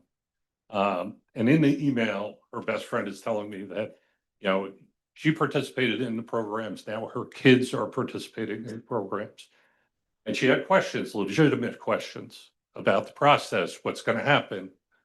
They were asking about the personnel in the rec department. So I reached out to my daughter. I said, Danielle, what's your recollection of the cheerleading program? She said, Dad, I started that when I was 5. It was a feeder program to GL. Our competitions at GL cheerleading wouldn't nearly have been successful without the efforts of Carolyn George. I think the world of her, and it has nothing to do with the personnel. My experience is in organizational management, and I think there are benefits to a change, and I see concerns, and I want to hear your concerns tonight. So, Scott, if I can, specifically, could you just go over the issues within the rec department that this ordinance will solve? By switching, or you mean by switching to a rec department from a rec commission? Correct. It allows, the township which has a lot more resources and physical ability to be providing that oversight on a day-to-day basis, and experience in all the laws that I mentioned. It allows the township to do that and provide that level of oversight. We're literally in the same building as the employees. We can be there to provide them with the support that they need. We have other departments who are able to provide assistance, and we just have the ability to do that, to provide that level of day-to-day oversight that a volunteer commission just necessarily can't. So with that said, what are the alternatives? We could leave things the way they are, or, what else is available as tools to improve the operation? And limit the liability of the town, I should say. There's nothing that we as the township can do any differently, because we are, again, by statute, barred from providing that any additional oversight over the commission. The commission if they could, I guess, hire more staff, significantly more staff, to do that. That staff would be redundant to what the township already has, but that would be, on the commission to do that. We can't do anything else. The problem that one of the problems that we have is because of the way the law is written, there's nothing in between. It's either you have a rec commission with all of the powers of a rec commission, or you don't. There's no, and you can then either have, if you don't have one, you can have an advisory committee or not. That's up to the township if you want to establish one. But if you have a recreation commission, they're entitled to all of the statutory powers of them. And again, there's just nowhere in between. That's not something, obviously it'd be certainly easier, if there was something in between, if they could outsource the oversight, to us, but they just legally can't. And so the alternative then is to essentially, for us to provide that oversight through a middleman. We relay, we can offer, some insight, or some oversight, to them. Whether or not they take it is up to them. They aren't, they're volunteers. I would imagine most, not all of them have day jobs and are not able to provide that on an actual day-to-day basis. So you're sort of doing it through someone else, and it's just, I think by its nature dilutes the power of what we're able to do. So it's just an unfortunate, I don't want to say quirk is not the right word, but because it's the purpose of the law, it's the design of law, but there's just nothing in between. It's either you have one or you don't. So, and I'm not sure if you could answer this, but has the rec commission violated or skirted any purchasing laws or, statutes that you're aware of? I don't want to say discourage that, because that implies that anything was done intentionally. We don't have any reason to think that any of the things that I mentioned were done intentionally. We think it's just the natural result of not having that sort of day-to-day oversight. So I don't want to.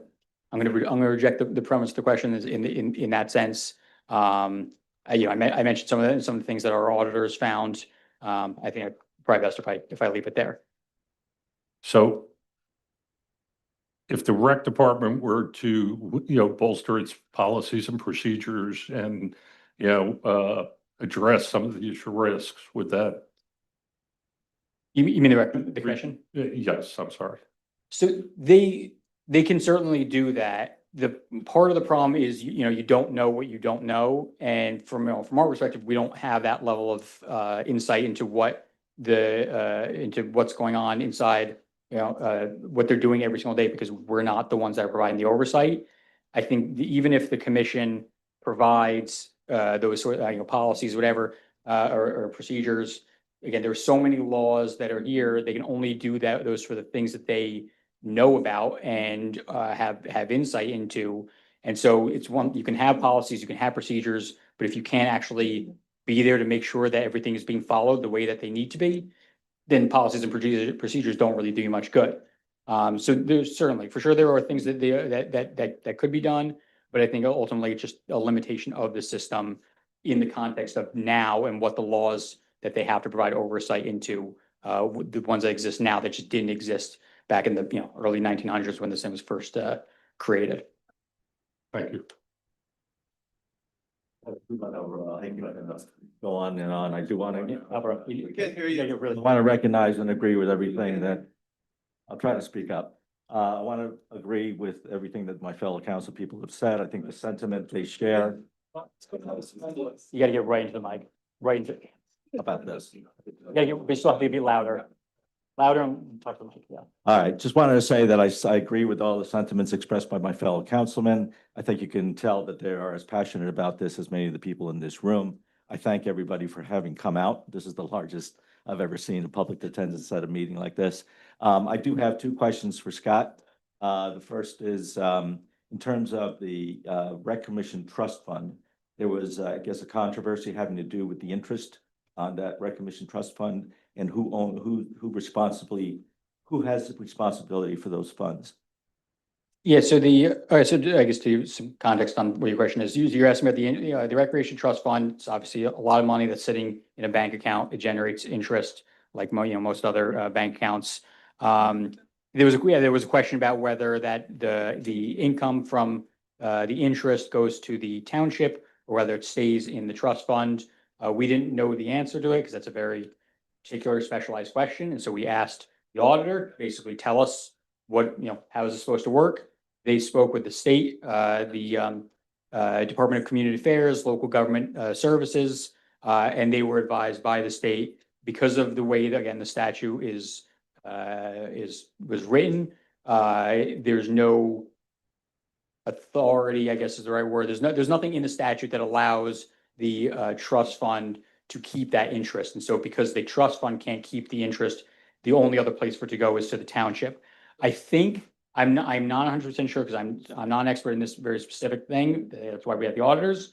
My understanding is that because the trust fund is so specific about the kind of money that can come into it, like where they can come from, that because it doesn't specifically list the interest in the statute, the state has taken the position it's not among the list of where the sources of revenue for the trust fund can be. Therefore, it can't be in the trust fund, and the only other place it can go is into the township's general funds.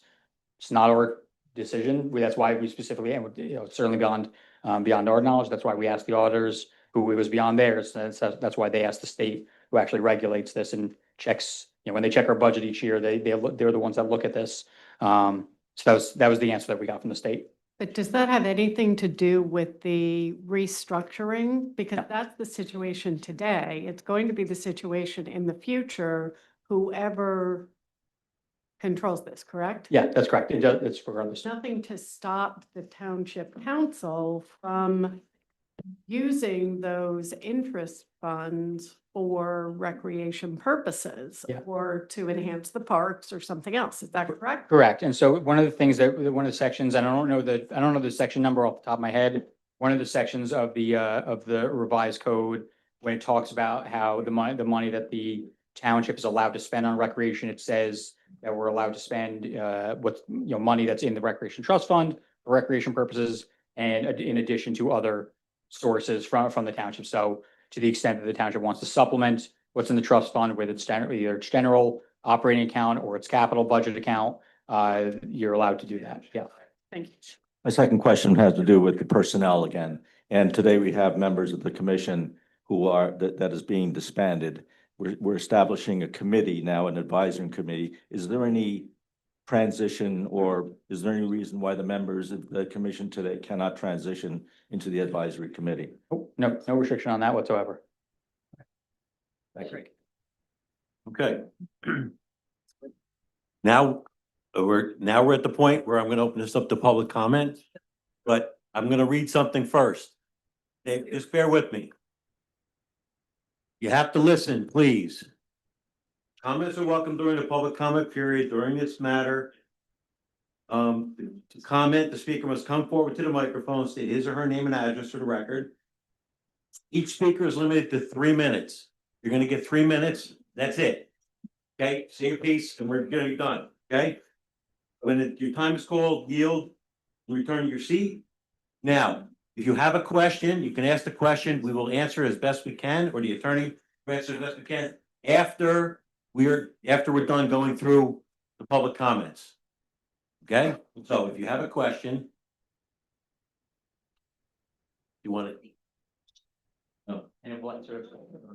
Sorry, get all the questions that you have out, okay, and we'll answer them right after you're done speaking. Okay, so. Start a line. All right, we're off the races. Hi, my name is Kathy Amiano. I live at 236 Lincoln Street. All right, please, we can't hear her either, so please. I speak very quiet. Since the township has always indicated that public input is important and the ordinance may be amended based on comments, wouldn't it make sense to begin the discussion when all the key decision makers, including the mayor, are here to hear comments firsthand? Wait, I got more. Also, wouldn't it be better to wait for more residents to be notified about this and not doing it during a holiday week? Also, you say no jobs will be lost, but what jobs will be added? How much is this going to cost the average taxpayer?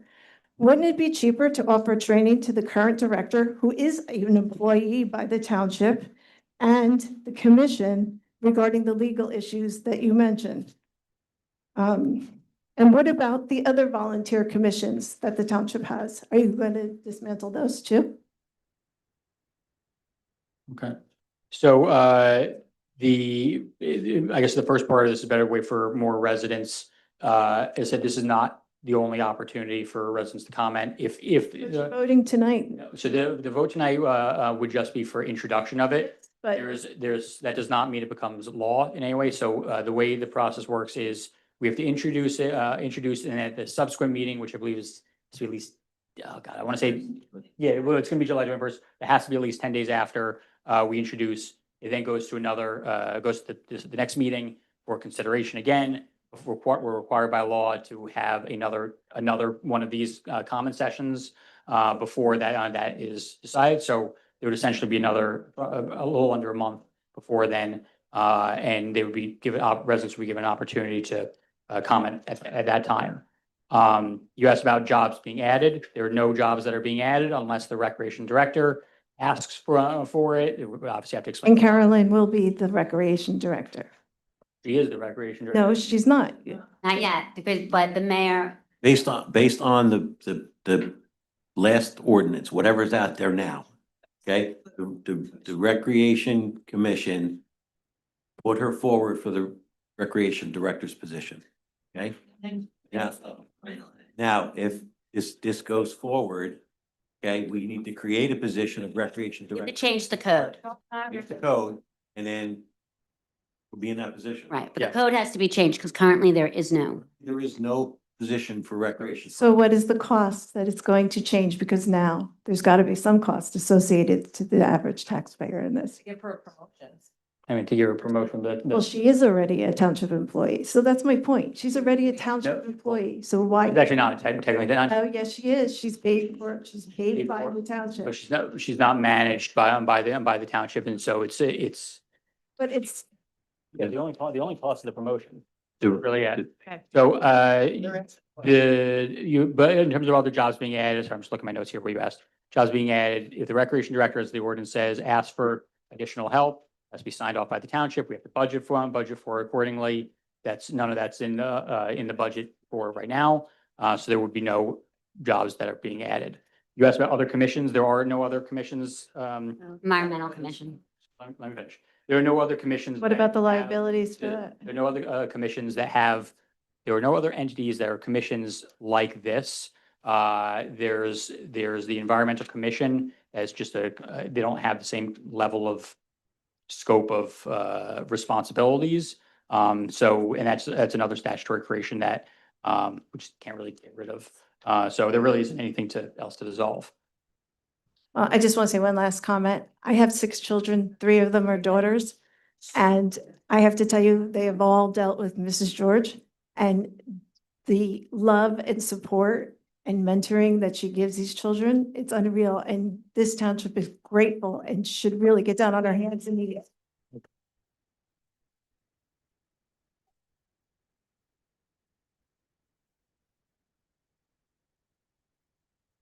Dennis Ryan, 104 Briarwood Drive West. Been a resident of Berkeley Heights for 67 years. I've worked with our veterans on the Memorial Day Committee for about 30 years, and in that role, I've partnered successfully with the Recreation Commission, including Tom Barton. I have 2 statements to read from Joanne, Andy, and Allie, the family of Tom Barton. Number 1, recreation has been part of the core foundation of Berkeley Heights for decades. The diversity of programs, quality of parks and fields, the volume of events, sense of community that residents enjoy, all proof that the current model works and is thriving. Recreation has been built by dedicated volunteers, coaches, parents, youth, and staff who work tirelessly and selflessly together. They are driven by passion and pride and not agendas. They relentlessly prioritize the public, the families, health, affordability, inclusivity, safety, growth, and education. The list goes on.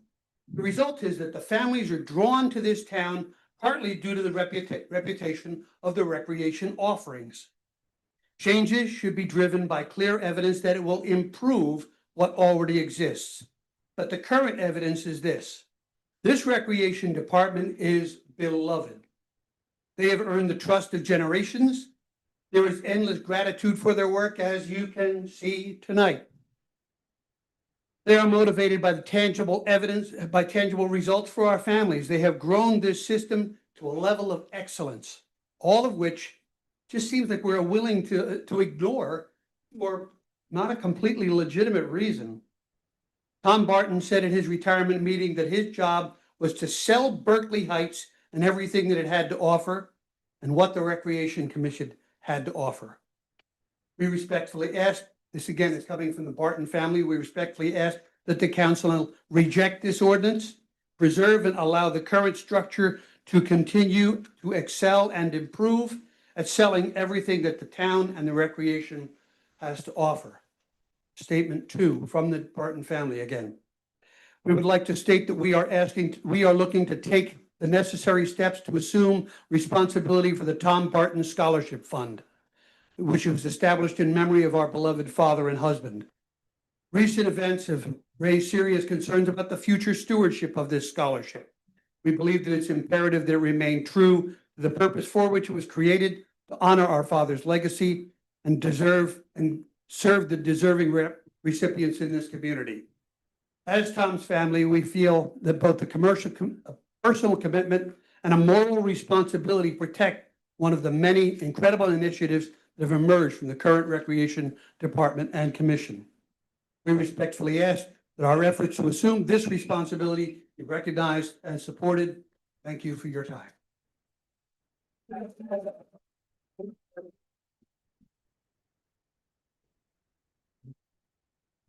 Before, the one thing I want to say, I'm sorry, but sir, just before we start, is the last comment, just to be clear, the township doesn't control the scholarship fund. That's controlled by the Friends of organization, which is a 501c3. The township does not have control over. So I just want to be clear, there's nothing for the council to do. How would that be handled in the future under the under this?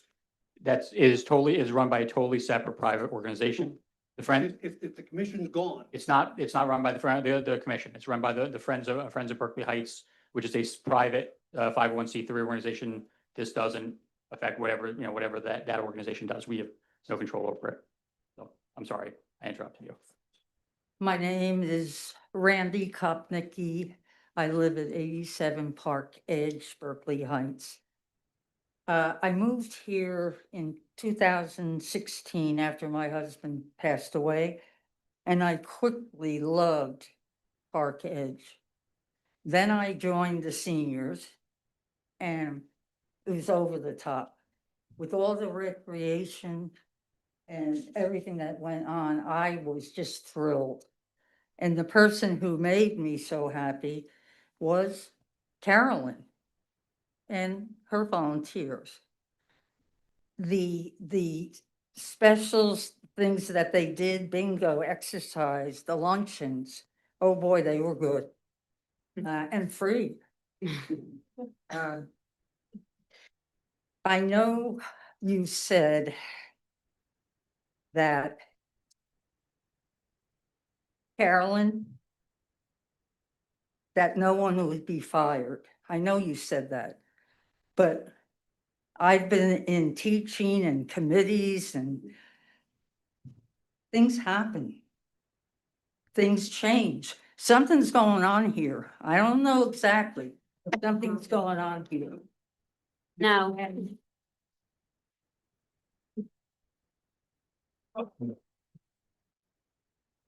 There is nobody else that cares about Berkeley Heights than Carolyn. Sorry. We need Carolyn.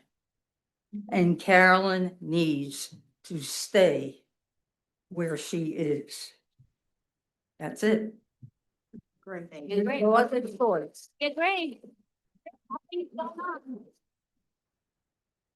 One more thing, I forgot. I haven't seen the bus lately. No bus? I'm trying to see on. We don't deal with that. Yeah, we don't deal with that. So I'm not sure what that's Rec Department, Rec Commission. Behind the building.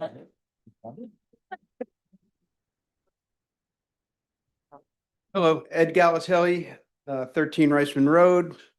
Been a 35-year resident in town. 15 years spent on the Rec Commission from 2009 to 2024. Quick, could you all stand here, who's in support here of leaving the Rec Commission in place, of leaving Carol and George in her place, and keeping the Rec Department in its current state? Do you mind standing? Those are. Oh, look at that. Look at this room. Give yourselves a hand. We're all out in the hall. Thank you. So I'd like to raise some serious concerns, and I got a bunch of questions here, right? One of them is the $1.7 million trust note, okay? That's not taxpayer dollars. It's money that was earned diligently by the Rec Department and the programming and every event that we had in this town. There's a lack of transparency here. And you can see it by when this ordinance came out. Friday afternoon on the 26th. Where's the mayor? Where's the mayor? Who brought this ordinance? Do we know? Who brought it? That's a Well, question. we all work, well, I'll finish ask all your questions, then we'll Okay. answer them. Thank you. So why was there no, here's the question number one. Why was there no prior consultation with the Rec Commission or Associate Rec Director Carolyn George? Why was such a significant ordinance introduced with minimal public awareness until Friday afternoon? And no stakeholder input? None from these gentlemen over here sitting here who are your commission. Mind you, a 4-person commission, supposed to be 7, okay?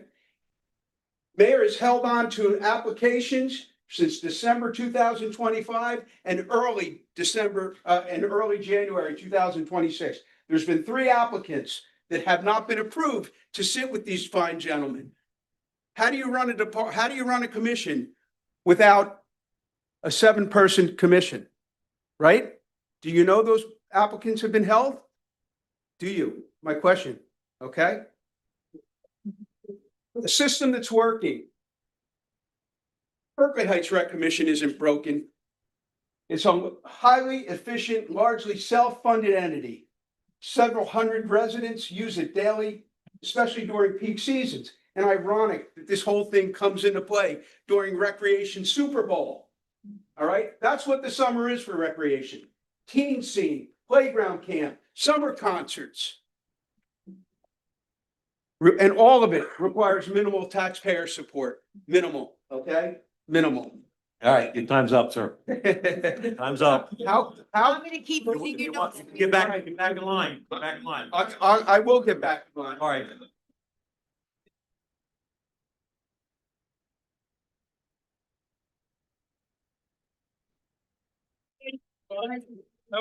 These fine people. I know, should have just let it go. Not the way it works. The way it is, we do it all the time. That guy spoke for an hour on, I'm sorry. I missed the question. For us, much longer. For us, he's given, you got the information. But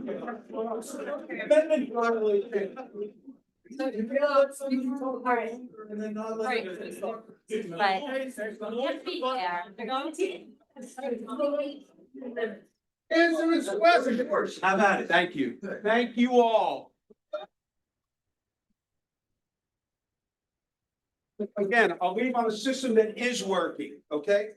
So what data supports the claim that recreation is not working properly?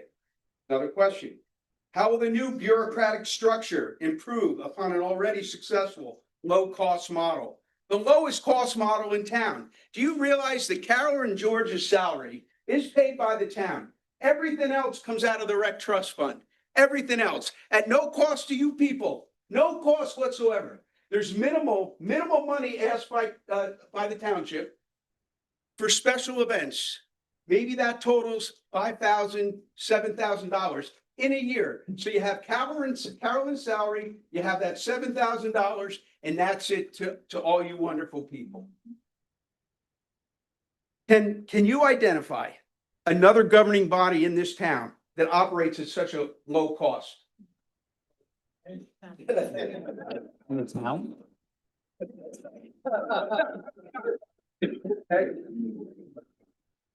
Now, you're comparing this to other towns. Well, this has been done in other towns. This is part of, the change that's needed. Right? New Providence was mentioned. If I remember correctly, New Providence did their change by hiring an additional 6 people. Who footed the bill for New Providence? The taxpayers did. Do we have to do that in the current state, the way Rec's set up now? No, you don't. The timing and intent of this is unbelievable, as I mentioned. I mentioned the unfulfilled commission seats already. All right, the question there, why were these positions left vacant for so long, despite qualified candidates being in place? Was it intentional to weaken this rec commission? Was it? Looks like it was, doesn't it? You mentioned your audit and your evaluation. All right, listen to this. Was the rec commission informed of a special audit evaluation being performed on recreation using taxpayer dollars? Was it? Did recreation know about this? And we need you to ask your questions simply, so then we can answer your questions. What you need to say. Okay. I'll ask the question. Margaret, I'll ask the question. Recreation, the audit was approved by the council in an open meeting. Which council? This council approved the audit in an open meeting. Really? So yes, the township was informed through the open meetings that we have like this one. And I will dispute that because nobody knew about it. And Commission knew about the audit that occurred on December 8th. Thank you, Scott. December 8th? John, thank you. It's a little like. December 8th? It was made on December 8th. The initial request for a copy of it was made at the end of January.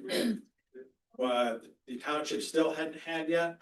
I finally got a draft copy, middle of March, and it is still a draft. I have not received to this date the final copy of it. That's very bad. That was my question. All right. Thank you, Sean. Sorry for my misunderstanding. Don't forget, I haven't been on the commission for a year, okay? So apparently, this Supply Cooney authorized audit, which actually went into, I believe, went into effect on January 7th by the governing body.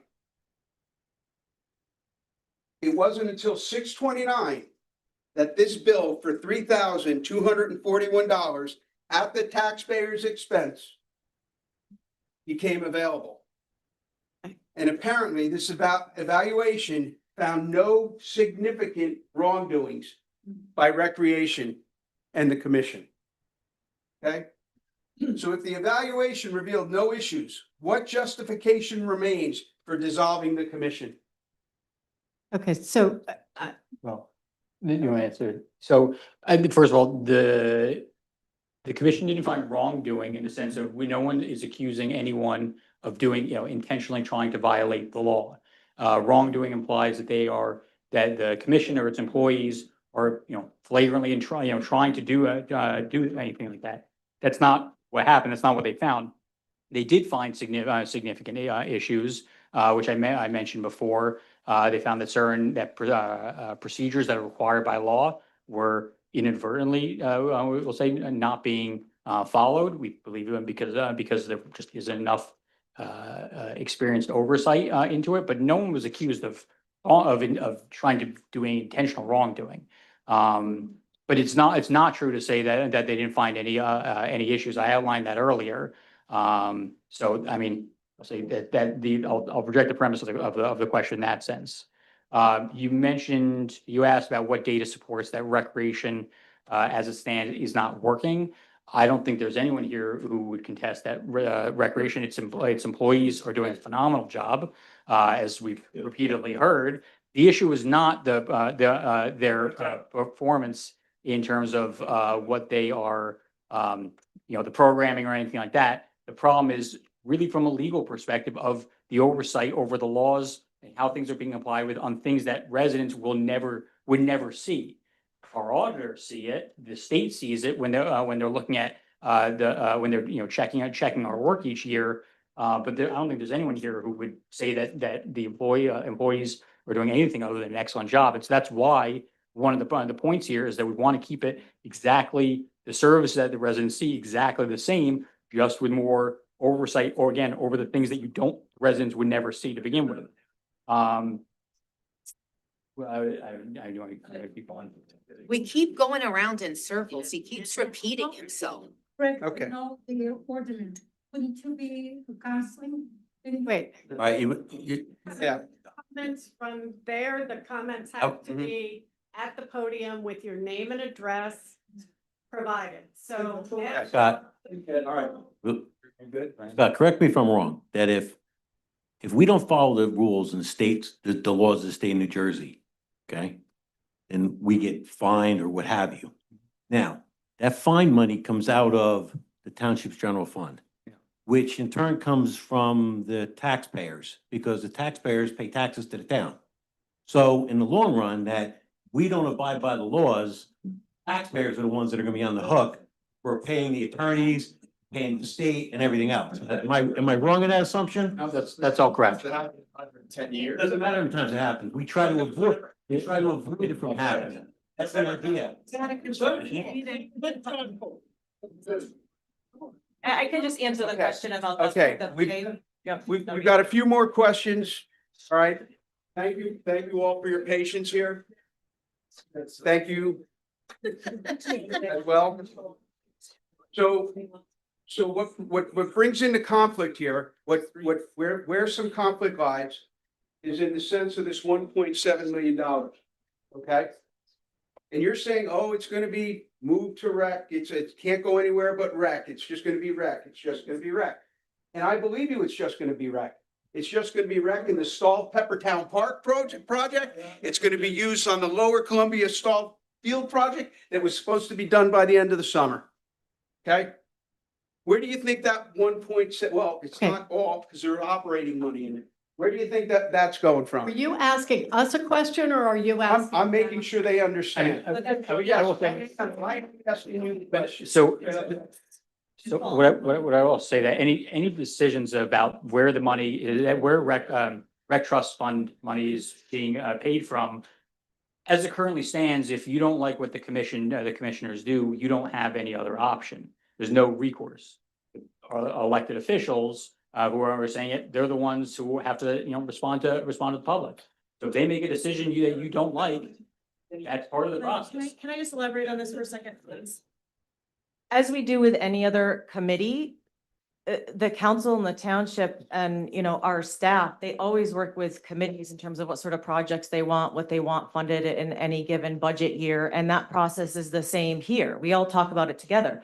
So if the commission, if it transitions to a committee, we rely on them to bring forward the projects that they think are most important. And I'm gonna liken this like the Downtown Beautification Committee. They came to us and said, we need X amount of money, for lights to go along Springfield Avenue this year, for the wreaths. So we put it in the budget.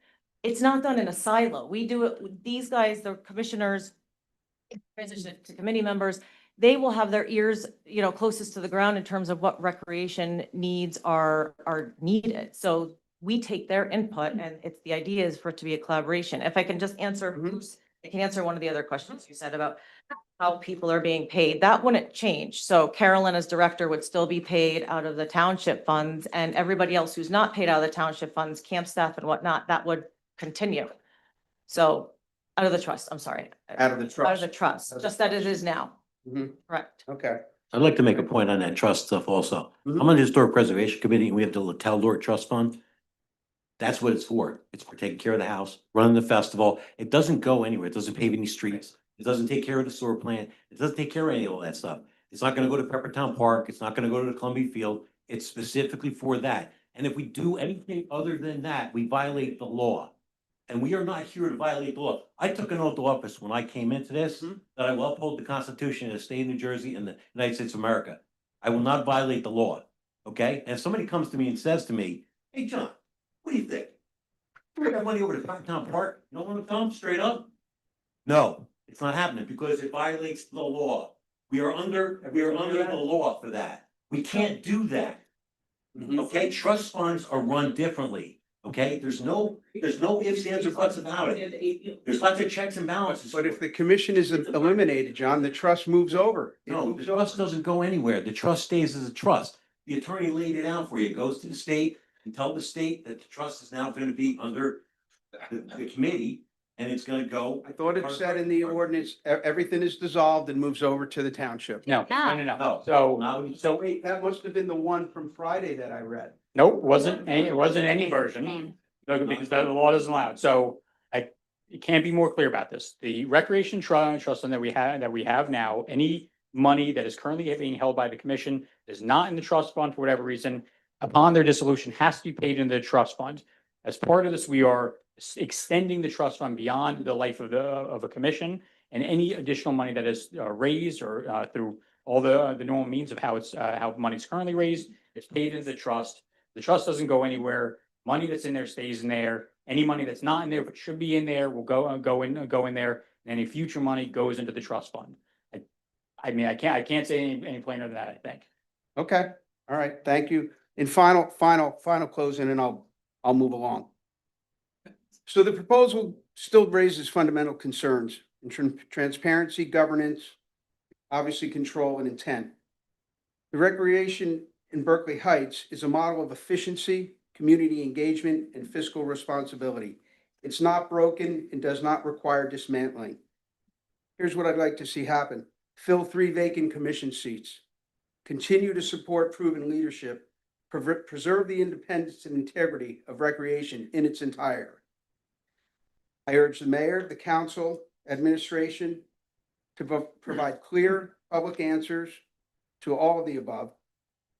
And I urge you to act in the best interest of the residents, not in pursuit of centralized control over a successful and self-sustaining program. Longevity is not evidence of obsolescence. Sometimes it's evidence that an institution has continued to serve its community well. Don't make it about the money sitting in the trust.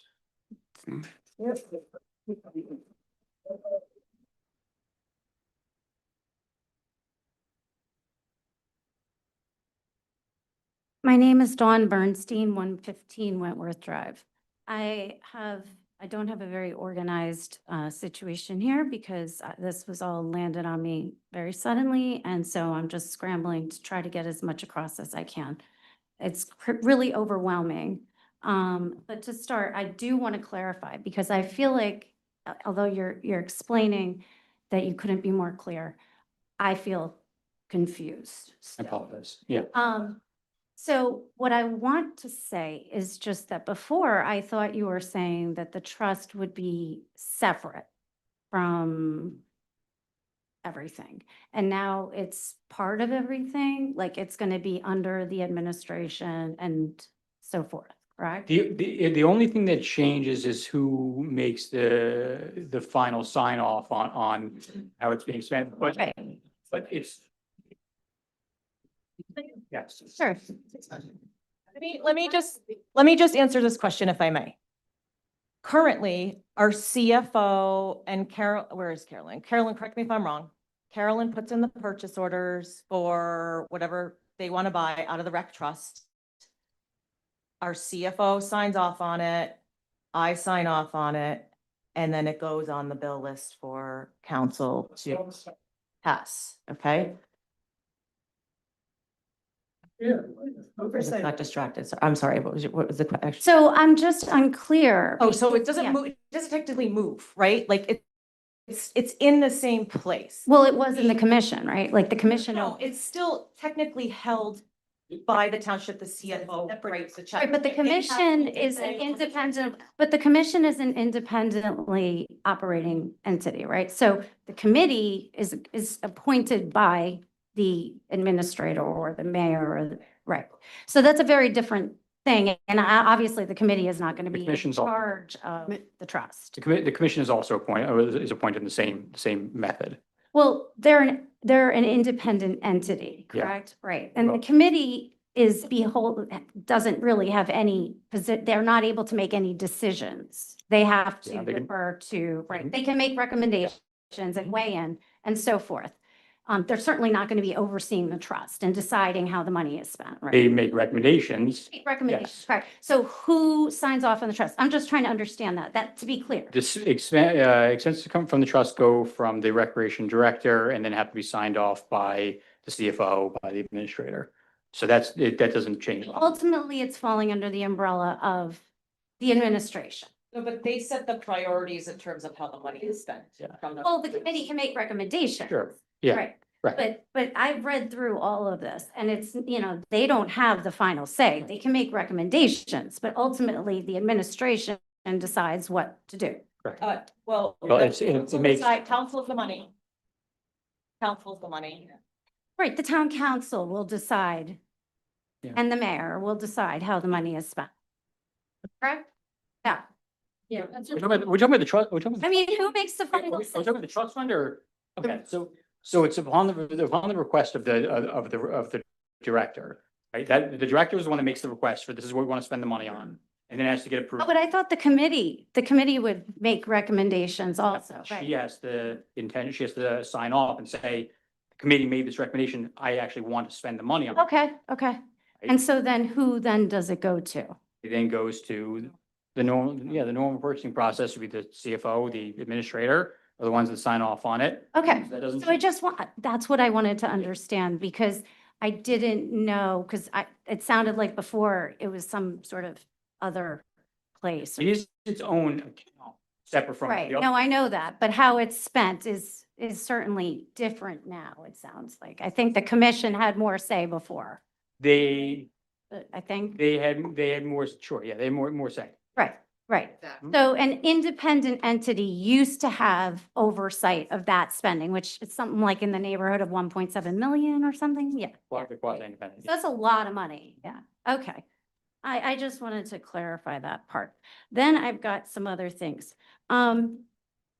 So I just want to start first by saying there's been a lot of statements that programs will not be affected. And I can say for certain, programs will be affected, but you haven't found out how they'll be affected. Because, I mean, I've been running one of those programs and I haven't heard any questions or anything. And I've only consulted with Carolyn, and Carolyn is my absolute lifeline. She's made this program possible. She's absolutely, in my opinion, probably irreplaceable as far as having somebody advocate for this program. And I'll go into that more, but I will say that I can guarantee you that programs will be affected. So I think it's. How can you guarantee that? Can you get, explain how you're saying that guarantee that they're. Because I can tell you how, you know what? I should be asking you that question. How can you guarantee they won't? Because they're the ones that make the decisions. You're telling us that they won't, because you're the one telling us Okay, that they won't be affected. because Carolyn is still in charge of the recreation program. Okay, that's another thing. That brings another point. That's another point I want to make. That's another point I want to make. Hopefully until she retires.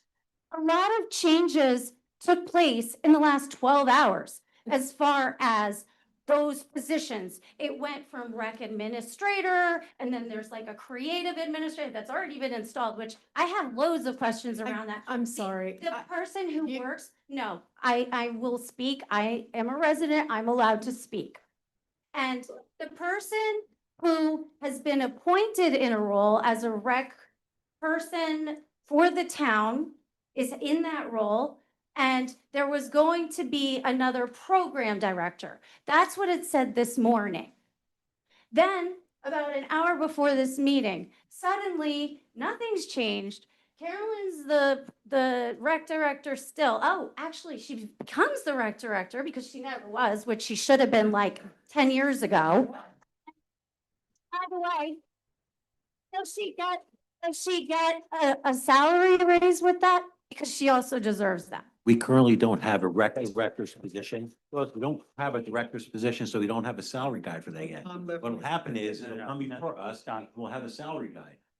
Okay, So so, the answer is, I mean, the answer is yes, that she. okay, so no changes, but our current acting director would now be answering to a committee, No. correct? No. No, the recreation director reports, like any other department head, reports to the township administrator. Is that, you asking? Be dealing with a committee instead of the commission. Correct. Yes. It's a very different structure. I mean, you have to admit, that's a lot different. It's, I wouldn't call it a lot It's different. not like nothing's changing. And if Yeah. it's so the same, why change it in the first place? Well, I explained that repeatedly. So can I just pop in for just a second? Next question I have. Hop in for a second to answer that question. So I think the biggest difference is volunteers, and like these volunteers are amazing. We volunteer, we're all volunteers. We're trying to set up a structure. We're trying to set up a structure for the future, and so it maintains in the future of what Berkeley Heights is going to look like. None of us know what that's going to look like either. So we're trying to make this director, we're trying to get volunteers out of the circle of dealing with. I am, yes, I know I am. I'm gonna finish my sentence for a second. So right now, maybe you don't know this, volunteers are in charge of money and staff. And that is a very uncomfortable place to be. I'm not in charge of staffing at all. We're in charge of looking at the budget. I don't control that. So we're trying to just put that under where every other department is. That's really, I think, the bottom line. Okay, the thing is with that, my next question is because with the safety roads and how effective that's been, because it hasn't been going too well as far as traffic safety in our town. And doesn't seem like the committee, that structure has been very effective. What structure? I'm sorry, what structure? People advocating for change as far as road safety. And another thing I want to add is one of the challenges in this town has always been, since I started living here, is this idea of silos. And the town is not able to communicate with the Board of Ed. Well, to your point or your question before, a lot of what I've done and inroads I've made because of Carolyn has been enabled my program to have access to resources through the school district. Because she has really helped me, because she has a relationship with people in the school district, because Carolyn has a relationship with everybody, and everybody loves Carolyn. And she has facilitated that so that the program could continue, otherwise it wouldn't have continued. So I would like to know, and I did ask this question earlier, but I did not get a response. How will that be able to continue with this whole silo thing? Because we're not able to go straight to the Board of Ed. In the past, we can't go straight to the Board of Ed when we have questions about road safety. So how will that change as far as going to the Board of Ed, as far as advocating for getting the track? In the ordinance, Scott, you want to talk about where that is in the? Well, so in the ordinance, it invests, the committee is responsible for being our liaison to the Board of Ed. So. Right, and that sounds really smooth processing there. I mean, that's gonna go real well. They are now, doesn't change. No, there's no committee involved when I'm trying. Commission is the, Carolyn is able to work with CJ, the director. Carolyn works for the commission. No, I know she So, works, right, but and she's so- able to communicate with people in the school district. The same, that's the. And that has been a lifeline for the program. It's the reason the program continues. That's why we kept the language exactly the same. That's gonna change because of this restructuring. No. What I'm saying is we kept that, the role responsibility that you're referring to was a responsibility of the commission, and now it is a responsibility of the committee. Word for word, exactly the same, does not change. That's the point of this ordinance, is to ensure that it doesn't. Okay, so thank you. I appreciate that. I mean, maybe there's a little more discussion to be had, and I'm gonna try. Okay, I'm gonna try to speed this up, but I'm just gonna quickly.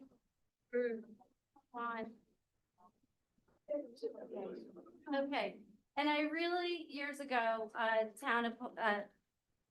Carolyn basically made it so that my kids would be safe in this town and happy in this town from when they were small children. So I echo the sentiments of other people that have already been said.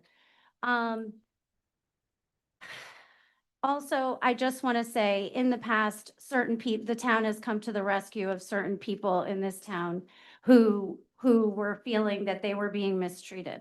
And I think those same people should think about what happened to them in the past and do the same for the person who's not being treated right.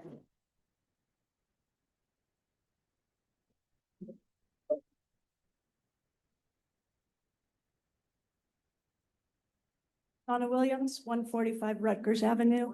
I'm going to keep this really short because I know there are a lot of people who want to talk. Can you hear me or no? Okay, better? Okay. I know there are a lot of people who want to talk. I'll keep it very short. I just want to say something to what Susan said about if you're a volunteer, it makes it very uncomfortable to handle money or appoint people. I strongly disagree. It's something Carolyn's been doing for years, okay? It sounds like the sticking point here is whether the commission has the knowledge to follow. Sorry, Carolyn's not a volunteer. She's a paid employee. I meant like, The commission is volunteer. commission is volunteer. Okay, That's the oversight piece I was talking about. Just that, so what volunteers that handle money are you talking about? well, the rec commission is in charge of money. They're in charge of the fund? Right. Directly. They're the ones that make the determinations of what projects they want to do. So at one point. You just said before, they make recommendations and it's the director's call as to what No, gets. that's under the proposed thing, it's the committee makes recommendations and the director decides what she wants to go forward with. Okay. All right. In any case, fine, whatever you said, I misspoke then, I I misunderstood. just wanted to clarify. However, That's all. However, so the sticking point I'm hearing is that they don't have the knowledge that they need in order to not run afoul of statute. So you can see this whole room wants you to preserve things the way they are. So get creative, work with Carolyn, find a way that there's a liaison or someone they can appoint so that they can follow the laws and leave it the way it is. Okay? Does that make sense? When you say appoint, is that a paid position? No, You guys need to work it. Well, then that's taxpayer money again, so I'm a little confused. the point is that it's not. 1 second, Scott's trying Yeah, to. the point is that it's not a member of the council that's able to provide that oversight. It's the paid professional staff that we already have within town hall through, Eliza and Barb and all the other people that are able to provide. that. Okay, so when you mentioned a middleman, I'm assuming that that's an option. Or that they can, if things are coming to the township, it's coming out of taxpayer dollars, right? Yeah, Okay, so what's the difference if they hire someone and it stays within their hands? then they're duplicating the resources that we already have. They could hire another person that we already have that can help out. All right, there's gotta be a creative way around this. There has to be. You guys are smart people, figure it out. Thank you. Thank you, Shauna.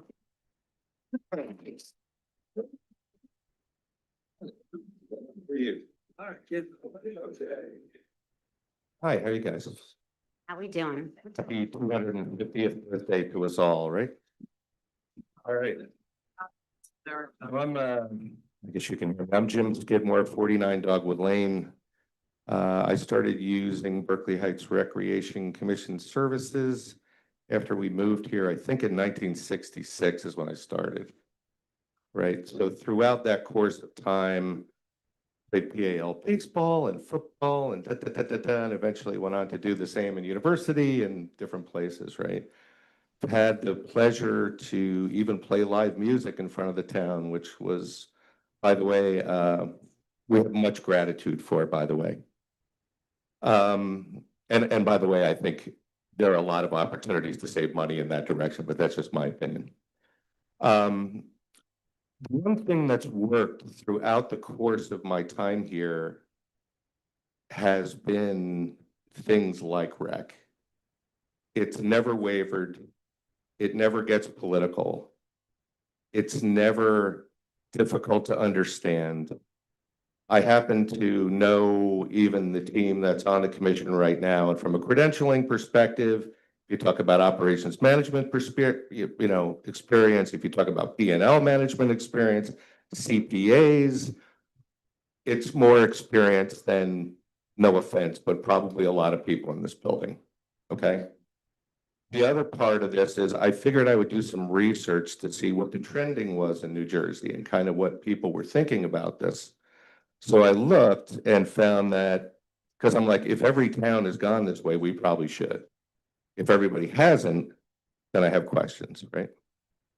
So I looked and I realized that Freedom Township and Stillwater, which is huge, which I know, Alamucci, Fairfield, a lot of other towns have resisted going in this direction. The ones that have most recently gone in this direction are Westfield and Scotch Plains, right? Lumped in with Berkeley Heights. AI is your friend, my friend. What do you mean? Gone in this direction as in? Yeah, in terms of the township management. Westfield also has a recreation commission, so does Scotch Plains, so neither of those have. Actually, to be honest. Nope, Scotch. They operate now under Municipal Department of Parks and Recreation. So they have, maybe they're lying on their websites then. well, so Westfield, I can tell you because I'm the town attorney in Westfield. Okay. I can tell you Westfield has a recreation commission. Yeah. Scotch Plains flirted with it, with switching about 11 years ago. Okay. They still have a recreation commission. All right. Those are, yeah. Okay, well, I appreciate that. Anyway, the net is, it's never failed us. Like I love Carolyn too. I love the whole team. I think they've done a great job. I was on senior affairs for a while. The work that everybody does for everybody has been fantastic. You look for places that have let you down in the past. One of the very few that I think we can all call on in this town has been the Berkeley Heights Recreation Commission.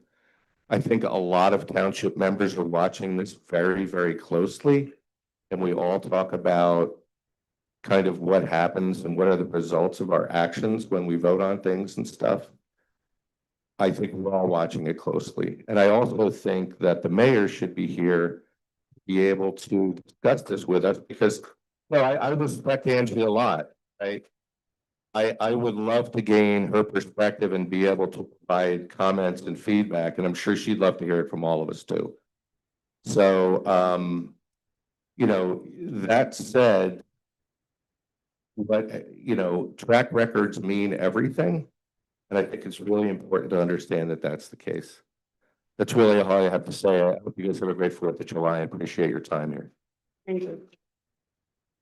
If I could just say, the one thing I just want to say, so you mentioned trends. So there were previously hundreds of municipalities that had them. There are about approximately 15 remaining that still have recreation commissions.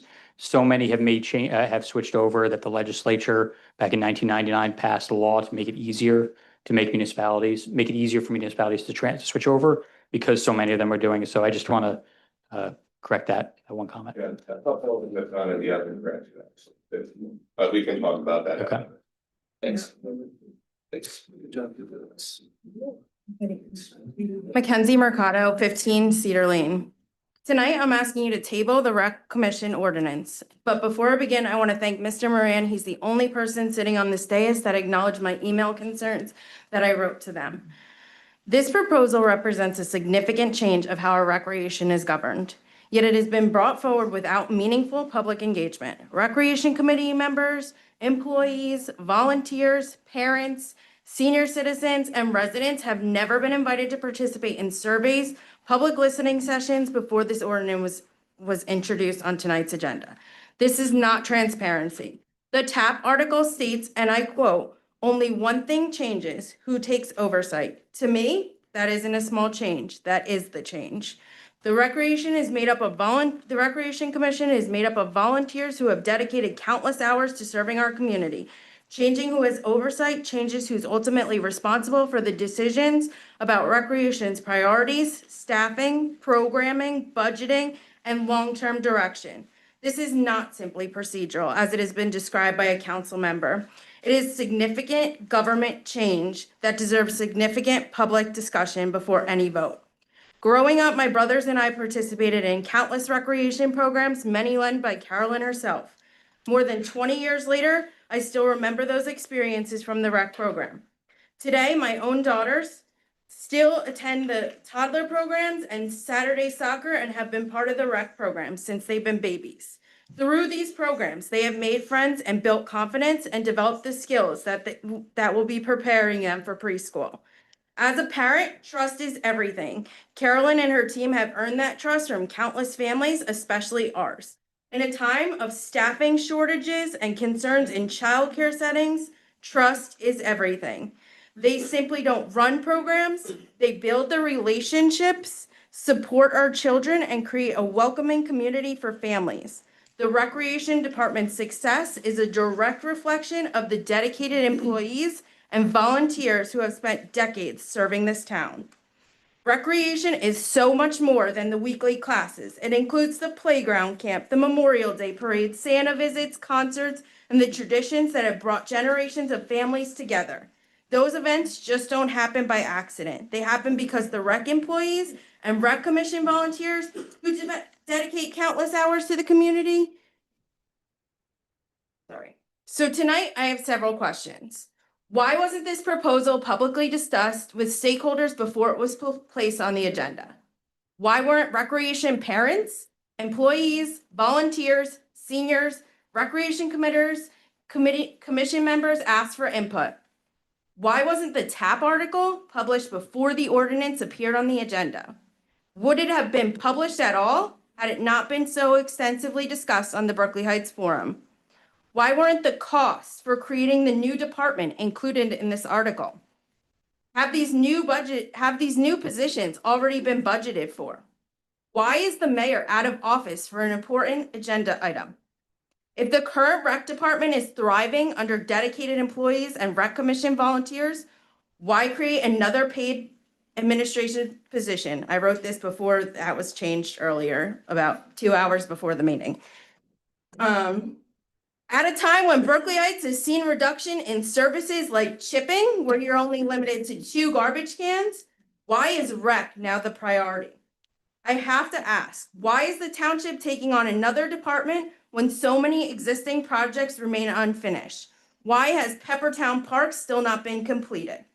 Why have the sidewalks on Emerson Lane remained in complete despair despite reaching out more than 2 years ago and following up countless times? Why is the field at Lower Columbia still not done?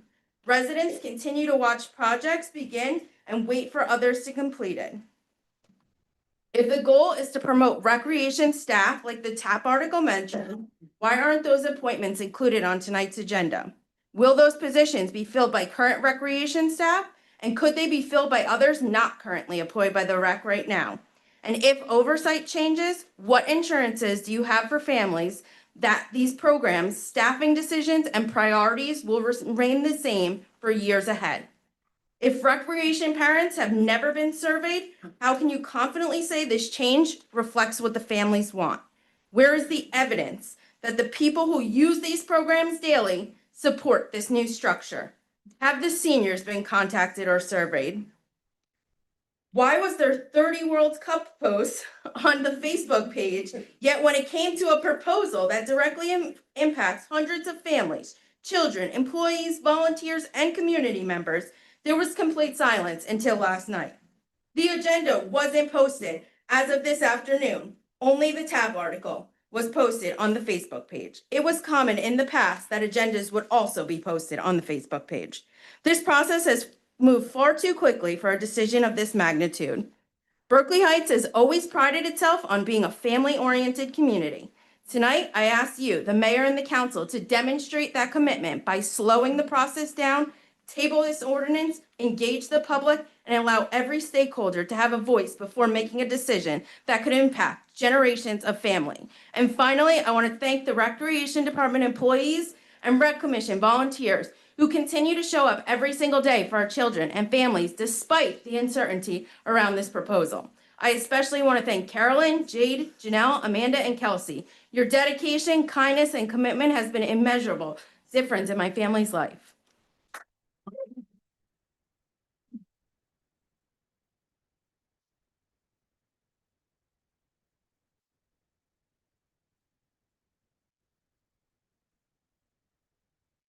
Answer her questions. Write them down, Susan. I started writing them down, Mackenzie, but there were so many. If you could say, if she could say, I would say if she wants to send them, if she wants to submit them to us, we can give. Can you submit them and we will get back to We're you? gonna answer, a lot of this. You're a good speaker. No, it's very. Well, so either that or do you have it written out? Yeah. You email you Yeah, we can get your answer, that's fine. That's what we do. Oh, I just have one answer. There are no new costs for any new positions. There are, yeah, there are. I got that was, yeah. So there are no new costs. And when we first came out with that recreation administrator, we were trying to provide a scaffold. Yeah. For the director, and it was gonna come out of the township staff already, so there's no new position. That's weird. And then, Out of all and, those questions, that's the one you. all right. So, so there was another question you asked about, excuse me. Hello? There was another question you asked about filling the positions. So as we've said a number of times, Carolyn is currently the Associate Director of Recreation. According to a vote with the Recreation Commission last week, this week? End of May. Last week? Well, I saw it only last week. Okay? Why? For her to be Recreation Director. So she will have that role once we pass the ordinance that creates a recreation director. What about her staff? They run our program. Wait. Sus. That's very sus. It's her staff. Staff's Extremely sus. The mayor has the final say. Being made the department head. Don't do that. Don't do that. Stop. In that Stop. No. They say you'll have. It's my time. Don't do that here. It's not your time. She was. I just want to address the one thing I keep hearing. For how long? I keep hearing the words for how long? Until she retires, hopefully. Can I actually say one thing about that? So once, can I actually say one? Interact. I watched Yes. my dog through the park and I stopped and said, Carolyn, wow, you improved this program. I'm a supporter of Carolyn. So I keep hearing the words So- for how long? Can I actually say something about that? So this is one of the weird oddities of the rec commission statute is by law with a rec commission, the rec director is only allowed to be appointed for a term of 3 years. With, if we do not have a rec commission, there is no limitation like that.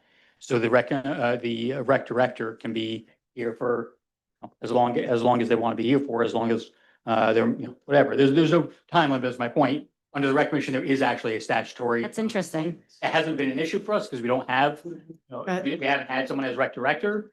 That's why it hasn't come up before, but there is a statutory limit under the rec commission. It doesn't exist now. It wouldn't exist under the new ordinance. Thank you for clarifying that. Edmund Tom Macheski. I'm going to be a little bit shorter. With your. I oppose this proposal and I would vote no. But really what I came up here too is I was sitting there, I wasn't actually going to comment on this part. But I saw that you have a 3-minute timer out. Once you let somebody go past the timer, you can't pick and choose who you want to allow to speak and then not speak. Once you put it down, that everyone's had a chance. Yeah, I put it away. Been timing. Put it No, away. you didn't. You tried to cut them off and I'm just letting you know, I'm just putting it on the record. That's the only reason I came up here, is that if you do that, it's a First Amendment violation. It is. First Amendment, yes. Okay, in our things, we say 3 minutes. Trying to give them 3 minutes so everybody can talk. You can pass, have to give everybody and then don't try to cut somebody off because Well, that's why I put it away, Tom. I put it away. You haven't seen it out yet, have you? I'm just putting it on the record. And then, yep, I can't hear you. Whatever. I just want to put it on the record that it's a. Wait, I'm sorry, before, let's say if we can ask everybody, I want to hear what he's saying. I can't. He's saying that since like. No, I know. I want to hear what he's saying. I can't hear over the. That's what I was trying to say. The only thing I'm trying to say is that once you let somebody go over the time, you can't pick and choose who's going over the time, or else it's a First Amendment violation. I'd just like to put that on the record. Understood. Okay, so, and Continue. I didn't pick and choose. okay, So, my question regarding this is, I want to ask very directly, where is the mayor tonight? Like, where is she? Okay, so this appears to be one of the most important and consequential meetings of the year, and the mayor is not present. Why was this not postponed until the mayor could attend? I mean, I would like to the council to explain on the record why this matters is so urgent that had to move forward tonight without the mayor here. Is there a deadline? Is there a legal requirement? Is there some emergency that prevents this from being delayed? Because from the public's perspective, it is extremely concerning that such a major issue is being pushed forward at a meeting where the mayor is absent. Residents deserve a full explanation before any vote is taken. That the mayor's not here? Why we're doing it without the mayor here. She's watching from Colorado. Yeah, so I'll say first of all, the mayor doesn't vote on this just by virtue of a form of government. So the council. Asking the lawyer, we're asking the council. Give me the legal answer there, but. Okay. She vote if there's a tie? The mayor does not vote on ordinances. She only breaks ties. And so if we have a Why couldn't it be postponed? Is there a time limit? Is there a time? no, we don't, she doesn't need to be here. We can run the meeting. Who put this on the agenda? You're gonna let me finish the answer. I'm asking you, who put it on the agenda? Well, you all discussed it and we put it on the agenda because it needed to be discussed. This is it. We're here. Knowing that the mayor wasn't gonna be here. She doesn't need to be here. She does not need to be here. She's allowed to have a On the vacation. record, I feel that that's disrespectful to, that she couldn't be present here for the biggest meeting of the year, and this had to be pushed forward at such a. Okay, so noted. So noted. Yes, and What he was asking is what happens if there's a tie? I can't. the mayor breaks ties. If you're saying if there is a tie, if there is a tie procedurally, if the motion fails. Okay. So if there's a tie, it fails, it doesn't move forward. Clarifying, sorry. Okay, I just want to ask, I didn't get one question answered and I'm trying to understand something. So I had asked you, wouldn't it be better to train Carolyn, who is a township employee, about the rules of purchasing, because this is all about finance? But then something hit me because I was a controller. When I signed my name on a check, I have to approve that. That is approving it. So if you're approving it, Liza, and the CFO is approving it, they have purchasing knowledge. They know what the rules and regulations are. So hasn't it then really been checks and balances? They don't have any discretion in this, under the, Signing their name to the they, checks. to make sure, yeah, because they have to, and to make sure. No, they do.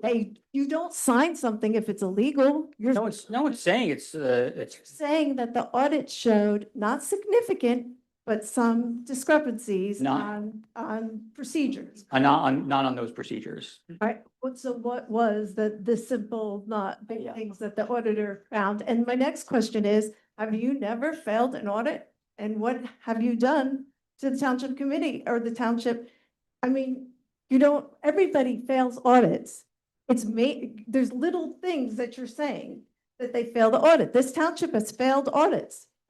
I don't know if they failed. Yes, they have. The audits, Found violations with suggestions, just like they're doing with this. yeah, wait, you want to say what you're saying? So my question is, why is this such a major thing that if these are so minor, why not just educate her, help her through this? She is a township employee. I would not. Yeah, we have been doing that, but I would not. If you're doing it, so then what is what, it's finances, so what was wrong? We're this. I'm not comfortable going into the legalities of. The audit Here. I don't think it's appropriate for us to go into that level of detail. But this is your basis. That would require a different level, like, of people that are involved being notified and stuff like that. rice notices, et cetera, because. No, I talked broadly about the issues. I gave some specific examples having to do with receiving revenue and how that was being accounted for. More specific than that, I can't go into that detail. Okay, so revenue being accepted. We all, including all of you, have kids that have gone in through the rec. You know how revenue is accepted. You've given it. We've all given it.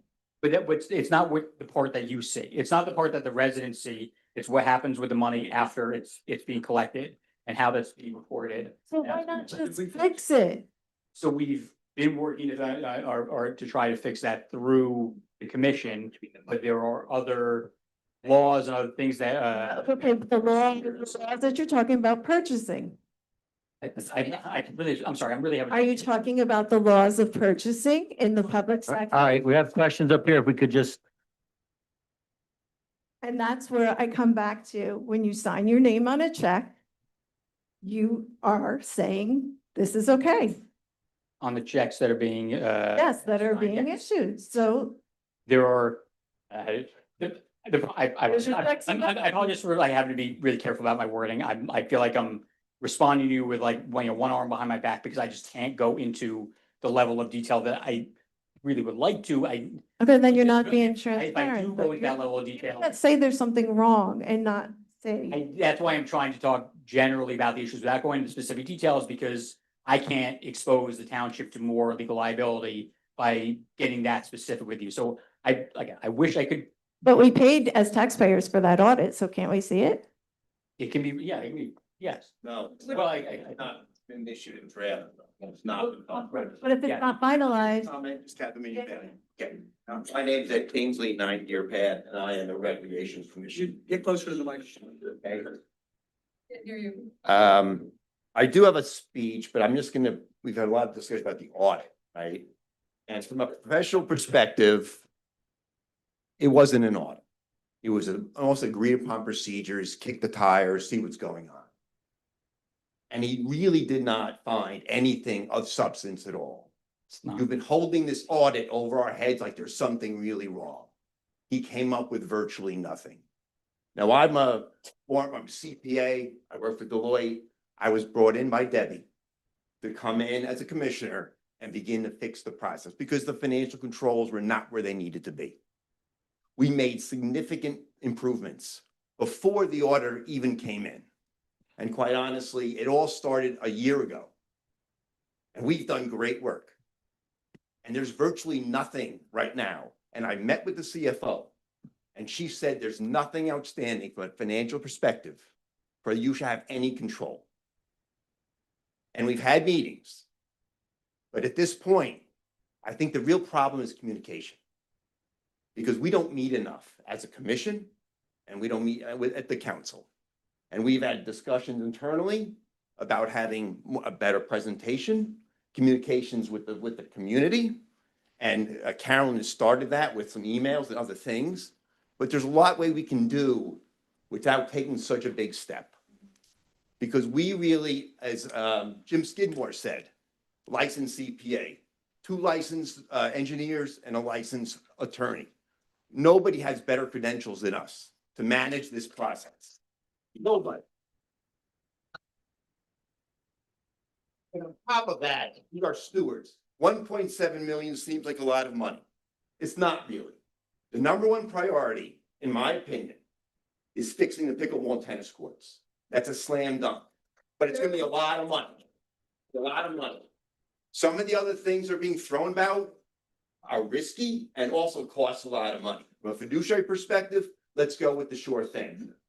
I think there's a lot of things we could do as a committee in the town to fix this and continue to make Berkeley Heights what it needs to be. Thank you. that was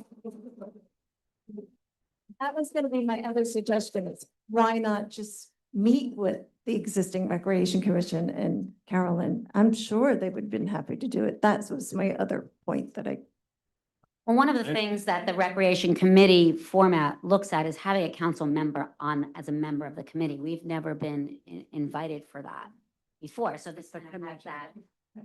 So thank you. There are I'm saying to the council. And I'd like to address something that Ed said when he came up here, okay? I understand the education and the people that are on this commission now.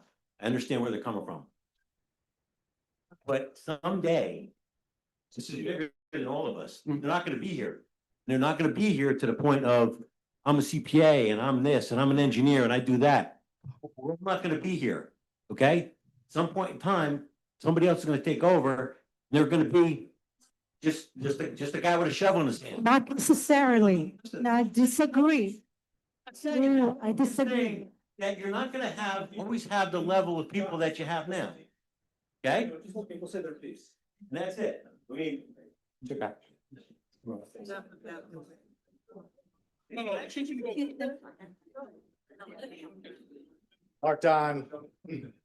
Mark Don, 58 Runnymede Road. I'm on the rec commission. I'll be very quick. Did you think you needed an invite to go to a rec commission meeting? It's open to the public. Well, can I speak, can I respond to that? Hi, my name is Rachel Brodkin, 33 Campbell Lane. I'm actually new to Berkeley Heights. We moved here 2 years ago. My husband and I are both seniors, and I don't know, like an angels brought us to Caroline and to the recreation department. What we have here right now, it's absolutely amazing, outstanding, unbelievable. We have yoga, we have dance, we have weights, stretching, all the programs, everything is free. I can't believe it. I don't know where I am. We love it, absolutely love it here. She's an amazing person. I met her, I spoke to her multiple times. I'm so happy that she's here and I'm happy to be here. What I wanted to say about this proposal is actually also very new to me, but from what I saw just a little bit, my personal view, and I'm going to be short. While modernizing governance may sound beneficial, this proposal appears to add another layer of bureaucracy without providing a clear benefit to residents. The current Recreation Commission already provides oversight, accountability, and community input throughout a resident-based structure. Moving recreation under township control shifts authority away from an independent commission and may add administrative steps that could slow decision-making rather than improve it. If the goal is greater transparency and accountability, those improvements can be achieved through enhanced communication, reporting, and collaboration while preserving the community representation that residents value. The focus should remain on maintaining excellent recreational programs, efficient operations, and a strong resident voice, not changing a structure that has successfully served the community. That's all I have to say. Thank you.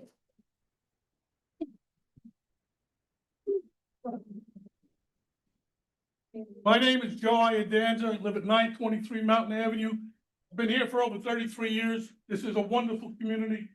And don't boo me now. These people are trying to do their best, regardless of what you think. So I want you to understand that. Thank you, Joe. Thank you, Joe. But I come here a lot more than most of you do. So they Every week. I could be a pain. But anyway, just so you guys know, I think some of the issues some of the people have here, I know that the seniors are concerned about, will there be costs or fees in the future? That's a big concern for them. I think the families are concerned about what's gonna change. And maybe the thing in the gorilla in the room is who's gonna be the director. Now, this is where I'm gonna get, maybe people may get a little upset with me.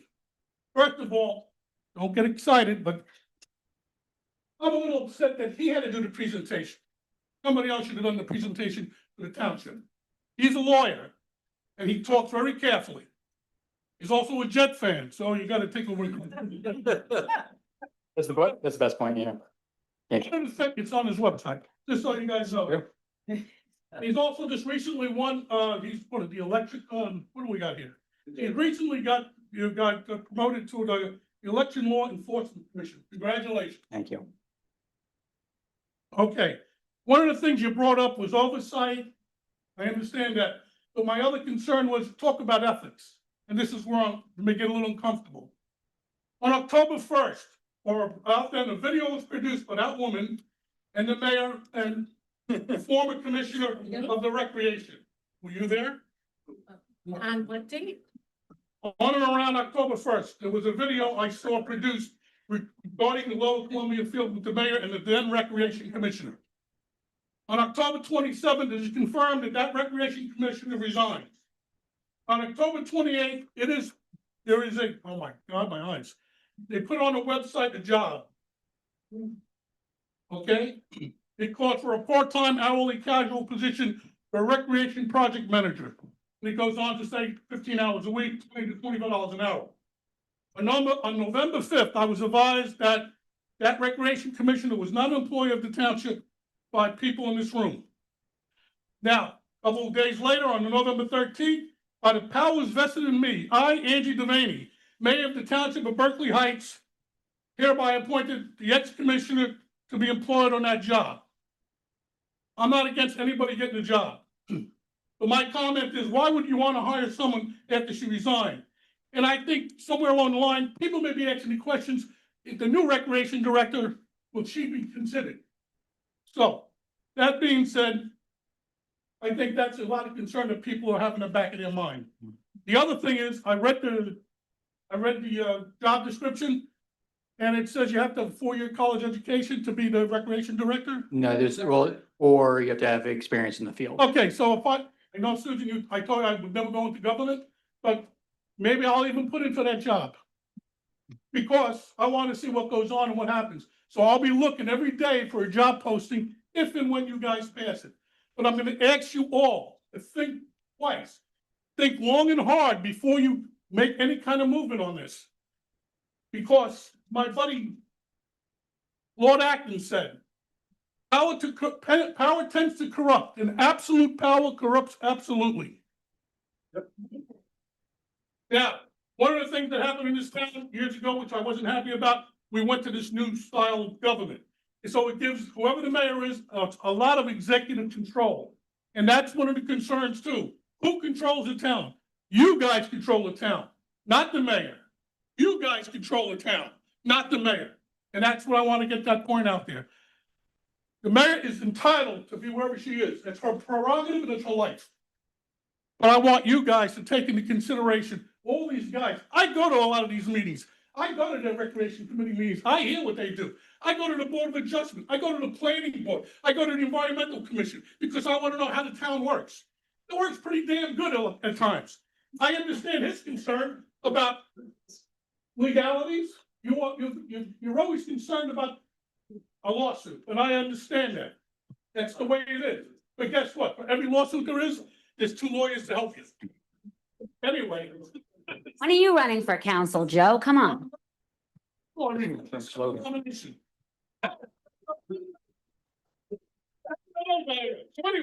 will read like that one, sir. Thank you. So I just want to say one thing, they really do try to do their best, but I'm giving them, from my point of view, I would vote no, just to let these people know that you care about them. And don't forget, they also vote. Thank you.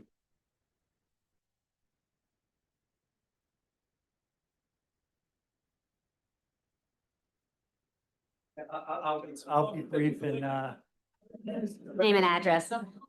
okay, can you hear me now? Yep. Better. I think I'm a little taller than Joe.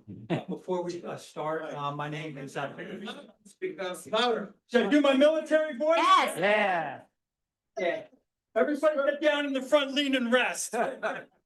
Okay, my name is Terrence Grossman. I live at 194 Princeton Avenue now. About 3 other places in Berkeley Heights. And just before I get started, I want to make one point of clarification. My wife was the one that did the 30 posts for the World Cup. Trying to raise money for Littell Lord Trust Fund. Exactly, Yes. trying to raise money. We appreciate that. Lord Trust Fund. So I'm gonna ask you guys questions, because just sitting back, I see that this has gotten very emotional. I'm gonna try to take a little bit of the emotion out of it. I think that's important. So, my questions will focus really along communication and where we go from here, because I think everybody's had a chance to speak. Still a few more people that want to speak. So just, and I'll leave the lawyer out of it. No, I deal with lawyers 24/7. I'm so sorry. Unfortunately, it's a cross I bear. Just to start with, in the questions, I heard somebody say when we pass the ordinance, I just want everybody's opinion on here, maybe even like a yes or no. Is it a foregone conclusion that this ordinance is going to be passed? Tonight? No. No. No. Tonight. No. It's a conference session. Okay, now is it a foregone conclusion when it comes up for vote, is it going to be passed? Or, I mean, I don't know what anyone else does, and we're listening to. It happens, we're well, listening, we have a conference session, we listen to people. Yeah. Then we I decide. guess, maybe I'll phrase it a little different, John. Have you guys all made up your mind? No, No, I'm, no, that's why we're listening. director, yes. Yes. We support the mayor's decision to hire Carolyn as the director. We absolutely, all 6 of us. Okay. I- Okay, but the key is you haven't made up your mind. This is still an open session. Yes. Yeah, it's an So, open session. Yeah, I know that I've heard a lot concerning transparency, so I'll start in the past and I'll keep this kind of short. What was the logic you guys thought when you posted the ordinance on Friday, then you have a meeting on Tuesday? And there was very little communication, or did you guys talk with people here or talk with the commission beforehand? That's our bad. I'll be, no, Hey, guys, let Thank you. them speak here, please. That is our bad. Usually what we do is we do a conference session and then we move to first reading the next meeting.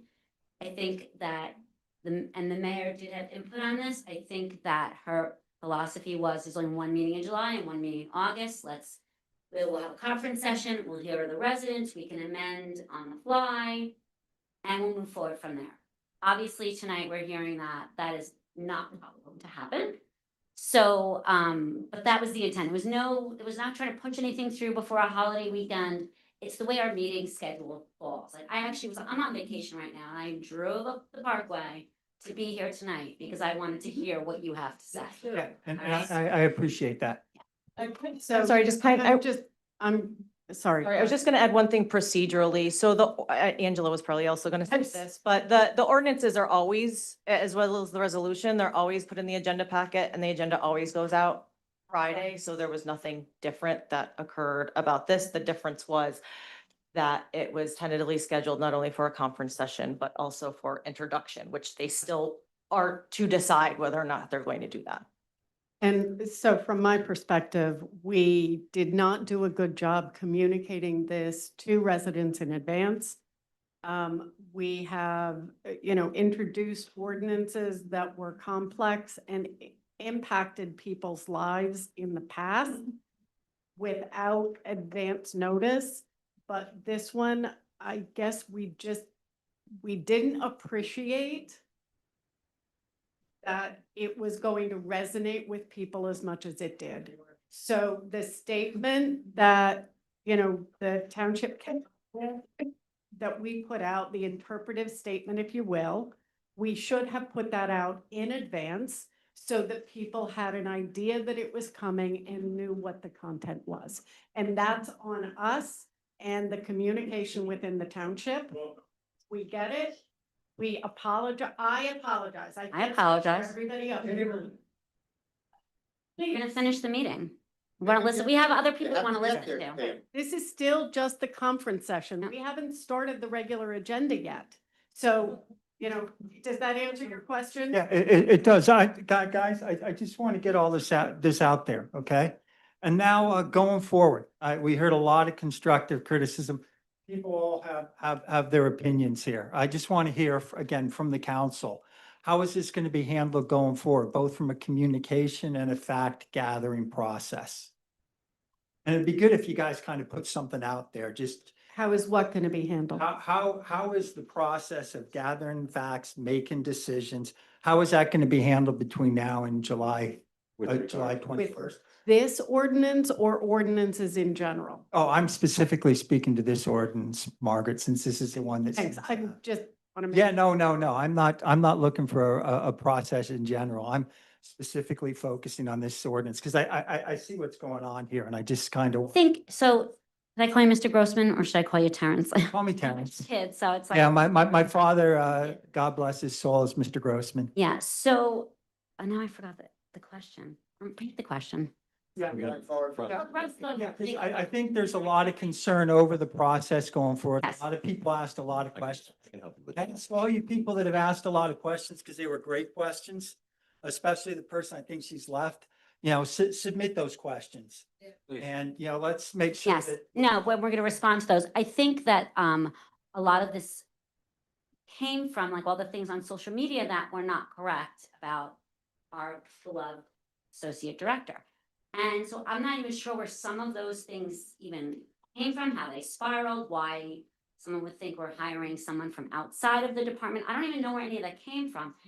And so I guess we never thought that there'd be this many people, because nobody ever, Joe and Steve, nobody ever comes to our meetings. So it's good to get you all here. So we are listening. We are listening. Okay, Now, Go ahead. well, going forward, okay? Yeah.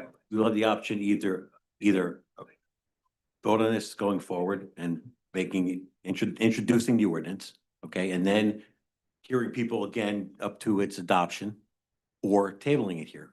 Mhm. And we do that, we can do that on the fly. That's one of our things. We can make those decisions right here from the dais. And if we decide to do either one of those, we're hearing people out here, we're taking all the constructive and other criticisms and we're using that. We're going, okay, fine, you know, and we're trying to answer as many questions as possible that people have, because there is a lot of misinformation, a lot of stuff going on that maybe people don't understand, and we're trying to make that work. Well, I think this is a good lesson. Oh, go ahead. Just Sorry, jump Mark. in with your, so I think gathering together the questions that have been asked, I know I've made notes.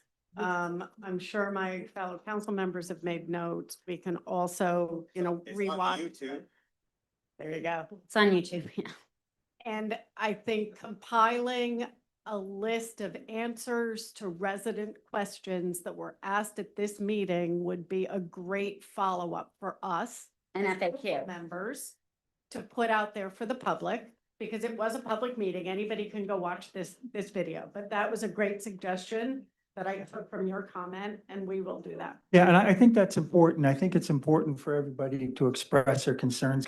Ultimately, the goal here is it's emotional. And it's emotional for me. I spent 7 years running the Saturday rec program as a volunteer. Plus, I also handle money, by the way, you guys, if you need that too, both in my job and as a volunteer.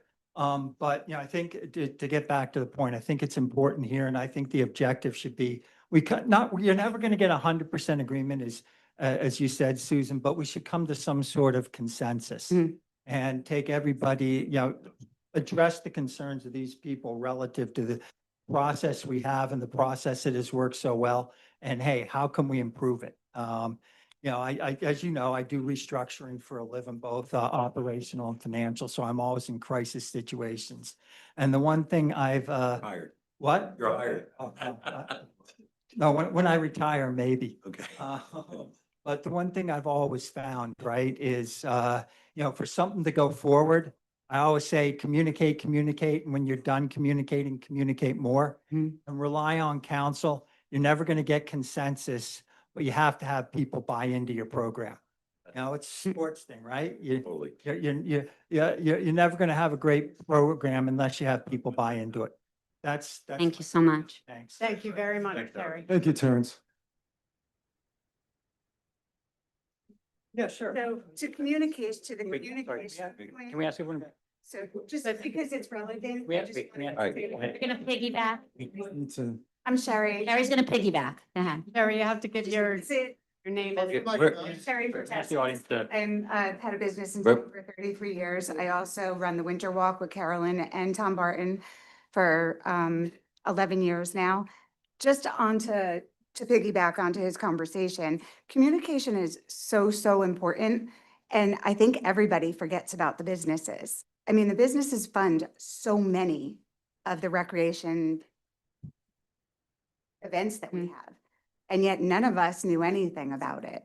So I understand that everybody is important. The residents, the businesses, we bring so much to town and we knew nothing about it. So communication is key. So that's why I want to piggyback off of this gentleman's conversation. I didn't mean to cut the line.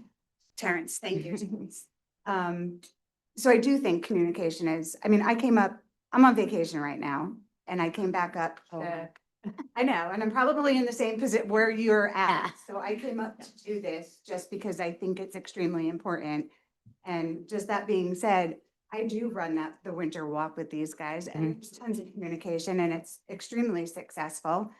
And I mean, I appreciate everything that the town does for us to help us and stuff like that, but we do a lot more than just that. They come to us for money for every event that you guys run for this town. And most of these businesses support you guys on a lot of things. And I think you need to recognize them as well. Thank you for the reminder. Yeah.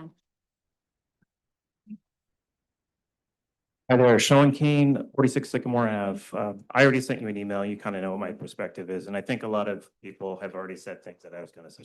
I'm sorry to interrupt. Can we, if everyone could be quiet, it's really difficult to hear. We'd like to hear your comment. One thing I think that hasn't been covered yet is really sort of I don't want to say the marketing, but I think we really do need a communications committee again because of this. I think this was kind of bungled the way that it was launched. And I'm not just talking about Friday, I'm talking about before that.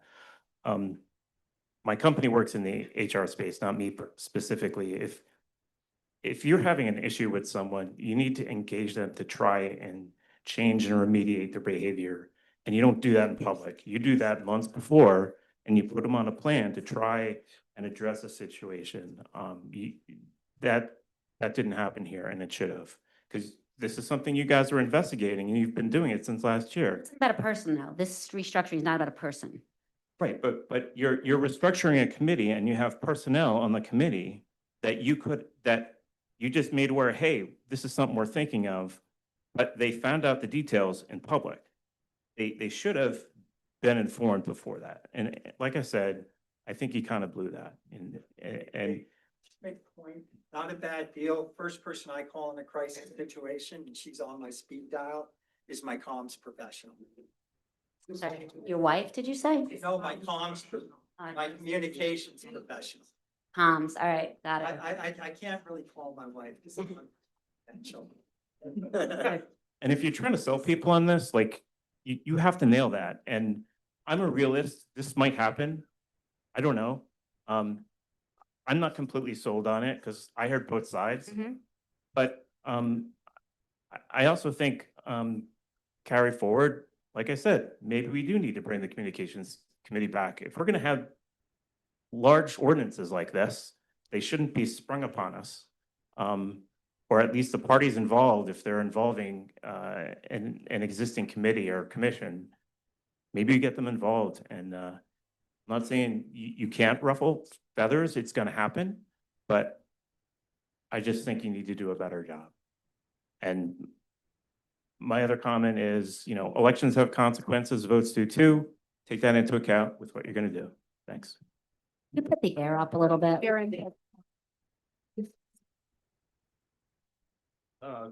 Hi, John McGuez, 56 Coons Avenue, Berkeley Heights.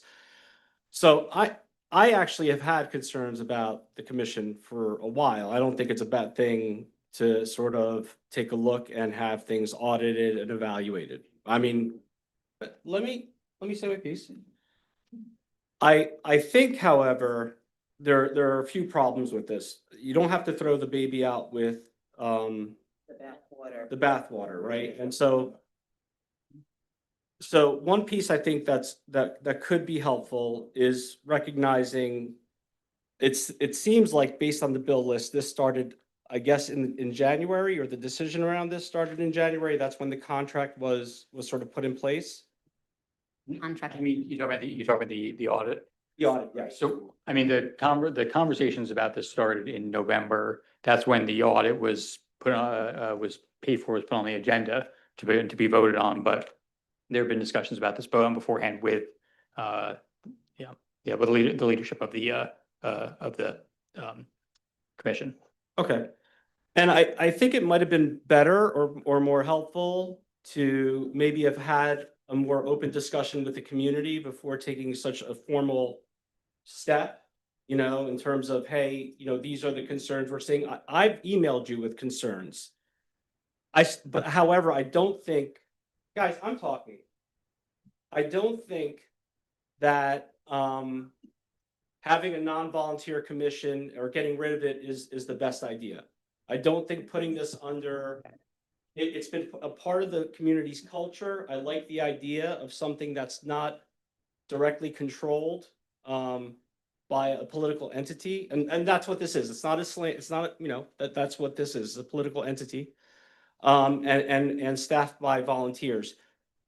So I think the communication could have gone a lot sooner. I also think there was a lot of controversy around the commission over the last 2 years, quite honestly, that a lot of members up here supported and didn't validate people's concerns, defended it, and it feels blindsiding to all of a sudden hear about legal and fiduciary concerns. So I think maybe taking a step back and hearing that and acknowledging it versus becoming so defensive would also be a good step. The third thing I guess I wanted to bring up about this, man, I should have taken notes. I forget stuff all the time. I talked about the auditing is good, keeping the structure, not throwing the baby out with the bathwater. Yeah, and again, I don't want to get into vitriol here, but I don't think there's a lot of great evidence that the township would do a much better job of managing the Recreation Commission than or recreation than the commission would. We have evidence of that in other departments. So that's my feedback. Thank you for your input. I'm Brian Bernstein, 115 Wentworth Drive. Make this pretty quick. Hey, Brian. Hey. Got like 3 things I want to say. 1, air conditioning. Okay, and also people in the back can't hear anything, but the sound is lovely up here. We couldn't hear 90% of what you guys were saying back there. Second thing I want to say is that, speaking for Carolyn, she has done such an amazing job with limited resources. My kids, we've been here 16 years.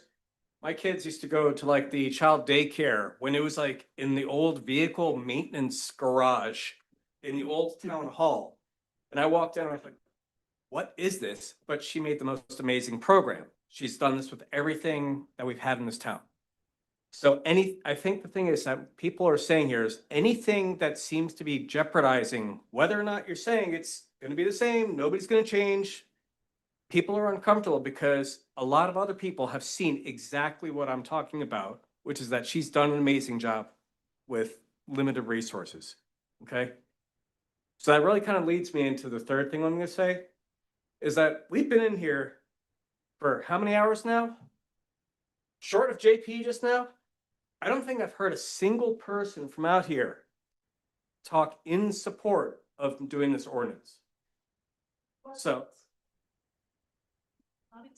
Okay. I said short, it was almost. But I'm just saying, it's like, when everybody was here and everybody stood up, nobody is approving this. Nobody is happy with this. So, I mean, sorry to everybody behind me. I almost feel like, why do we continue this conversation? It sounds like it's dead. Well, everybody has their right to. Everybody does, but my personal opinion, and I would have definitely fell within the 3-minute marker, so. We appreciate that. Thank you.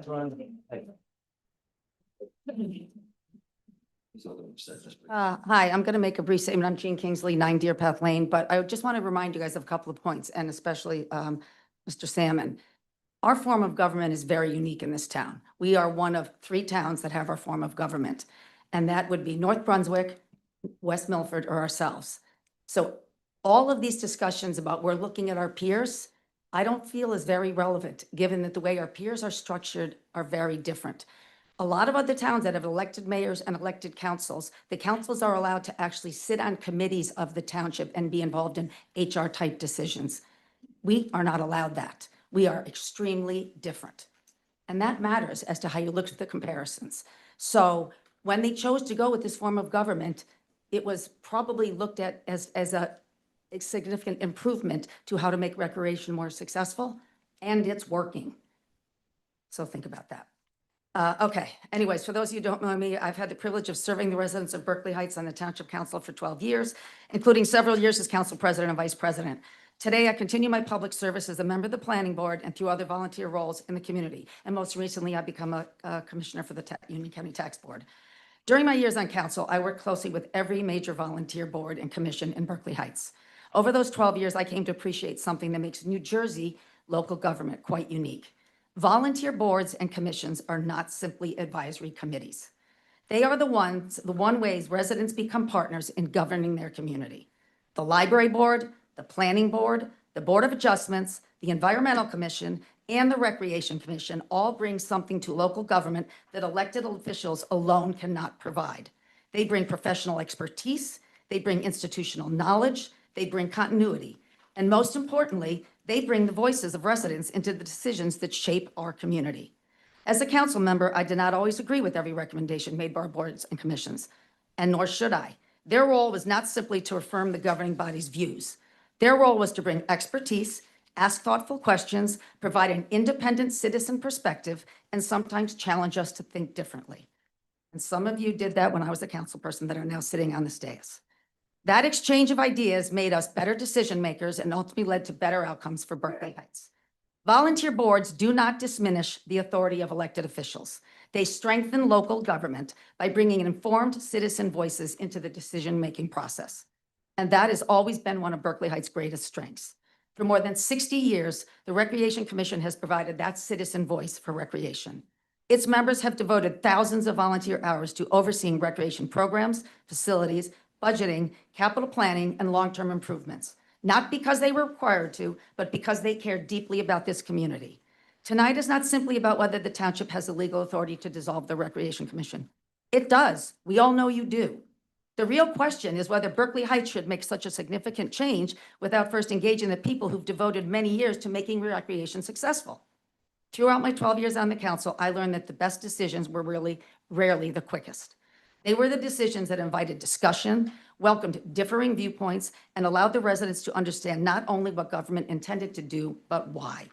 And that is why I find this process surrounding this ordinance so completely troubling.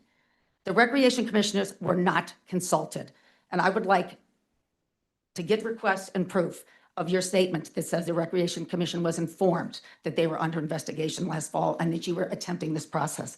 Because I have had people sitting on this dais look at me, and some of you council people know who you are, and told me we are not discussing dissolving the Rec Commission. So either you are all lying, somebody's lying up here, and I don't know who it is. The Recreation Department was also not consulted.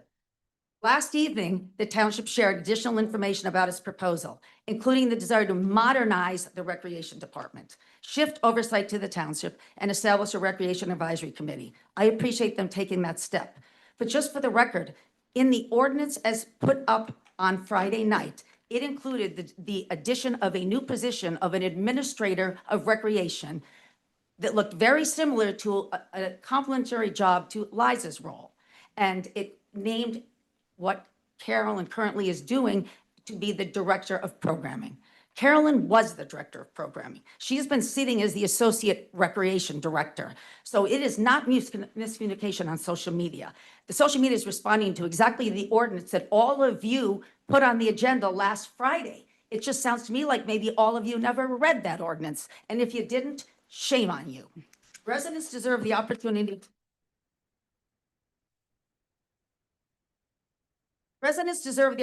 to understand why dissolving a commission is preferable to strengthening it, why an advisory committee is being proposed in its place, and what led to that conclusion. If there are deficiencies in the current structure, then share them with the community. If there's better alternatives, let them discuss them.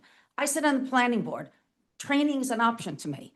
I've said on other things on council, training is an option. If you're finding things that the commission is not doing correctly, have you offered them training? Do they sit in ethics training? 60 years these volunteers have served this town. This is really disrespectful. This discussion is much broader than recreation. It's about whether Berkeley Heights continues to believe that citizens' participation makes local government stronger. Volunteer boards do not exist because elected officials cannot do the work. They exist because local government is stronger when citizens share the responsibility. And once you remove an independent citizen voice, it's not easily replaced. So before taking this step, the community deserves the opportunity to understand what we are going to gain and what we may lose. I am respectfully asking the council to table this, hold a public discussion, invite in the Recreation Commission and the Recreation Department and the employees, and let's have a real conversation. The question is not whether the township can eliminate the commission. The question is whether it should do so before first listening to the people who have built it, the employees who operate it, and the families who depend on it. Good government is not measured by how quickly it takes action. It is measured by whether it listens, and I guess we will soon find out.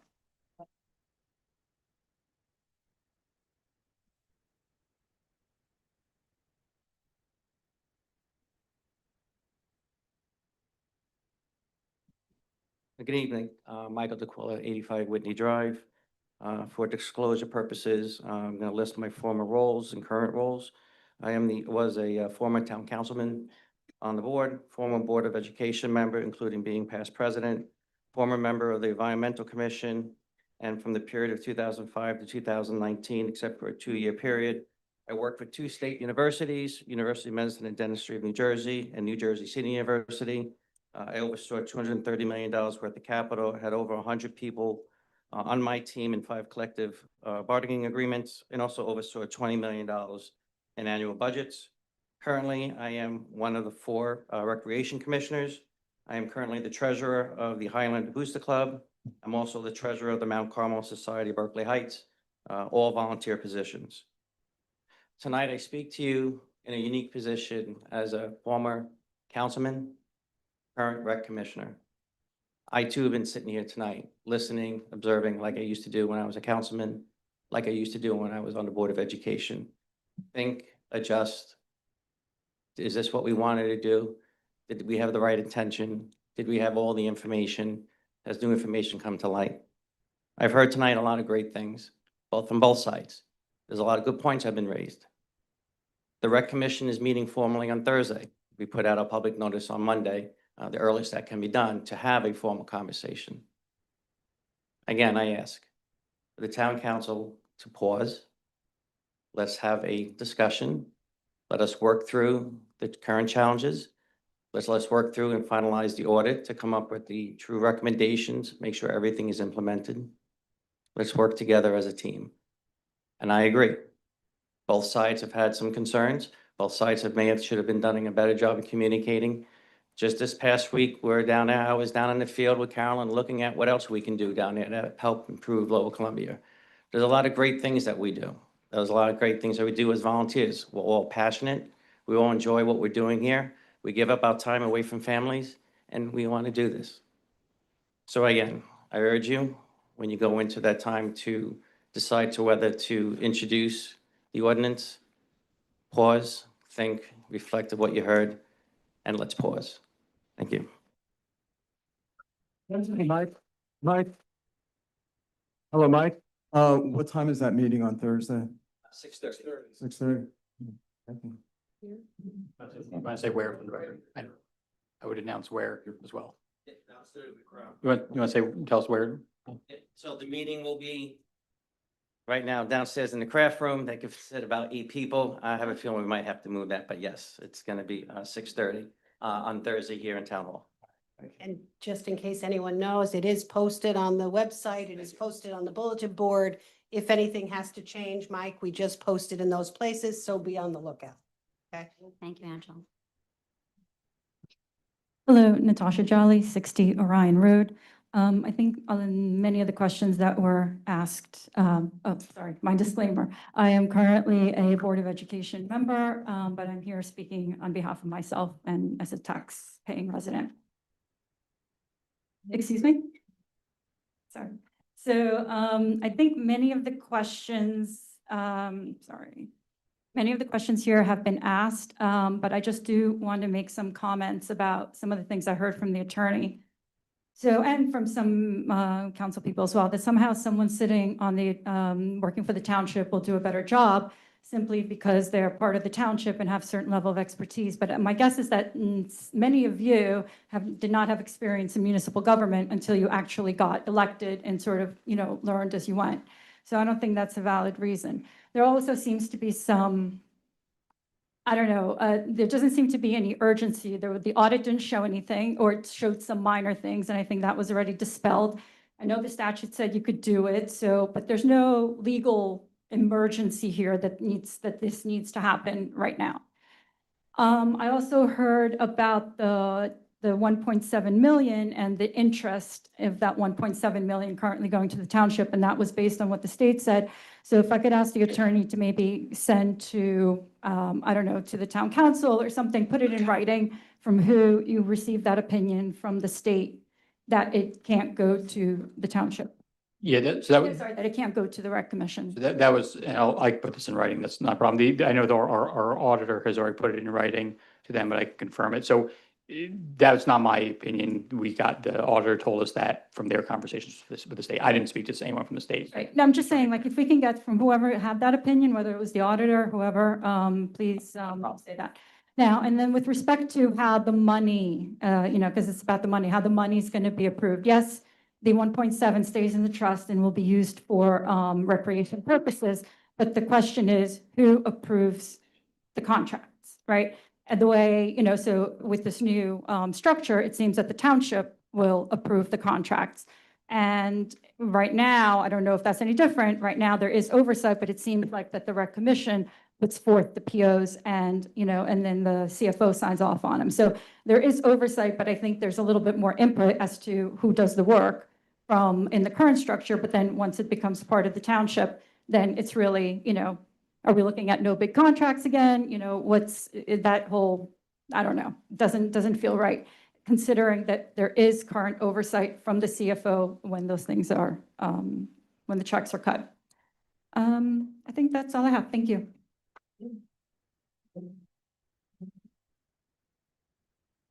Hey guys, Justin Patel from 415 Emerson Lane in Berkeley Heights. I'm gonna be very brief. I came in support of not doing what you guys want to do. And I see, like, by faces here, I see some of you guys are opening up now to the idea of dropping it, tabling it. I don't know anything about politics. I know business though, okay? When I go into a business to fix it, I focus on the parts that are broken, and I work to find the heart and passion people that will drive the business forward.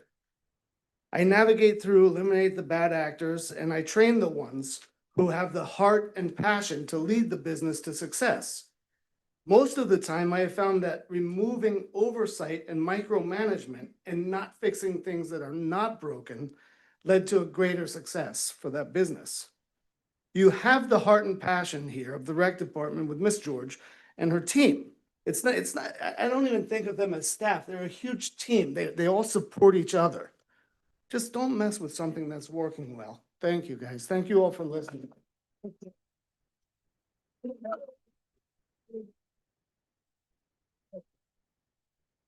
I'm trying again, 104 Briarwood Drive West.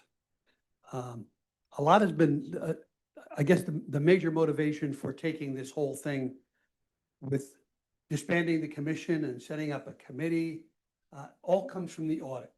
All comes from the idea that there was some unspecified procedural violations that might have been uncovered. My question is, was the Recreation Commission given the opportunity to address any of those issues? I mean, other people have asked the same question, but my question is very direct. Were they given the opportunity to address any of those issues and ask, can you fix this? Can you adjust I'm not sure what their operational documents are, but constitution and bylaws, procedural documents, or whatever. Can you address these issues that we've uncovered in the audit? Okay, or did we just decide to put together, an ordinance to disband them? We give them the opportunity to address those issues. If we did not, then we need tonight to vote, cable this whole issue and give them that opportunity. Give them the opportunity with a fully staffed commission, okay, with a fully staffed commission, to go back and look and say, can we fix these things? Can we take a first crack at trying to address these things and make us completely compliant with whatever the audit uncovered? Okay. If they fail to do that, then maybe we revisit this. Okay, but for right now, if we haven't taken the existing body that's been working so well, as many have testified to for so many years, rather than disband them, an opportunity to fix it. Give them an opportunity to address whatever the unspecified audit findings were and bring themselves into compliance. Thank you very much. Thank you. I think, so to answer that question that the township has met with the commissioners, was it March, April? Somewhere on, I don't know, exactly, I don't know exactly right. So we met with them, we outlined some of the concerns. They did take some efforts to fix some of the issues that we identified. We have been in communication with them on some of the issues. I think our realization from this whole process is that there's so much going on. There's so much that, we don't know what we don't know about their operations. So they've taken steps to fix.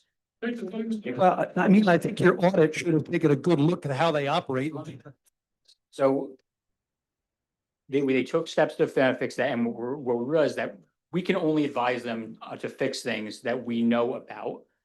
We can't advise them to fix things that we don't know about. And so that was part of the realization discovery of, well, for us to be able to properly advise them, we need to be more involved in the day-to-day operations of it, which we can't do under the current format. But first of all, the whole motivation behind doing this was the things that you did observe. Correct. Okay, and did you give them those things that you did observe and say, can you fix these things? Yes. And we can work with them on an ongoing basis. And we did do that. And response, first of all, I have a final copy of the audit. I've heard that it's only in draft form at this point. Okay, so final copy of the audit, right? Yeah. Okay, and we need to hand it to them. We need to say, can you fix these things that we've identified? And maybe put in a process that will follow that up for those things that we don't know about yet, rather than just throwing the baby out with the bathwater. Explain what that should do. Thank you. Thank you.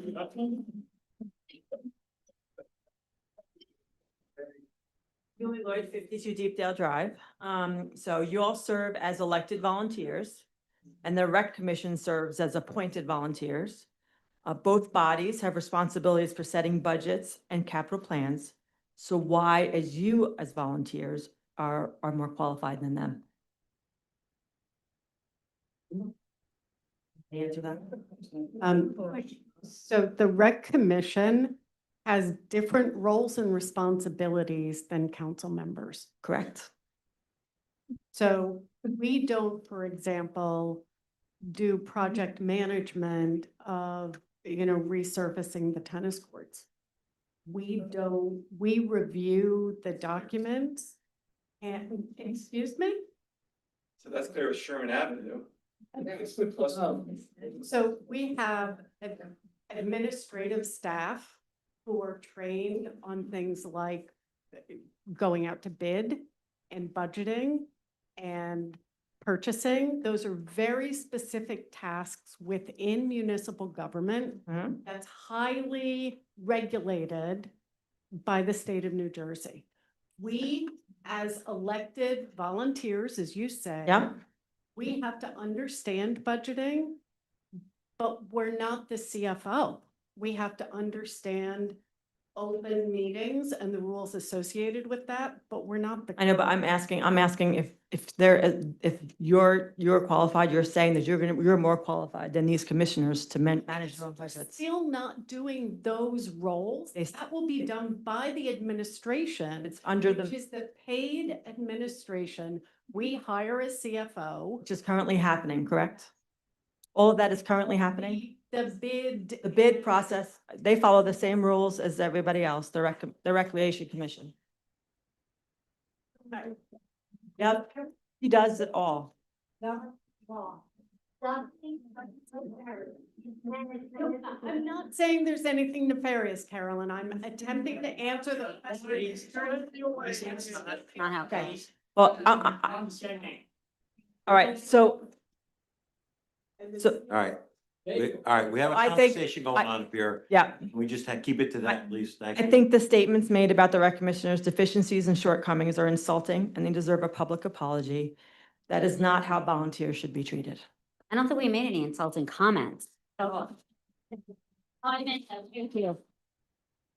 If we said anything offensive, I apologize. No.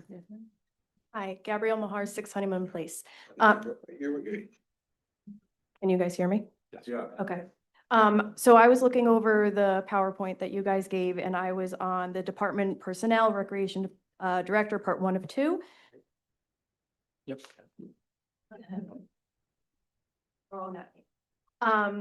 So looking at the requirements of a director, sorry, it's fine print and I am getting older. I don't have glasses yet. So they should have either a Bachelor of Arts degree within the field of recreation, sports management, or a similar field, or have sufficient experience, which we can agree that she has. Yes. But it also says he or she shall take courses as directed by the town administration as necessary to increase their proficiency in these required fields. My question is, if this does pass and this does become something, are we going to then inundate Carolyn's life with, oh, now you have to take this course and this course and this course and this course, and this is deemed necessary for you to continue to run the job that you've been doing?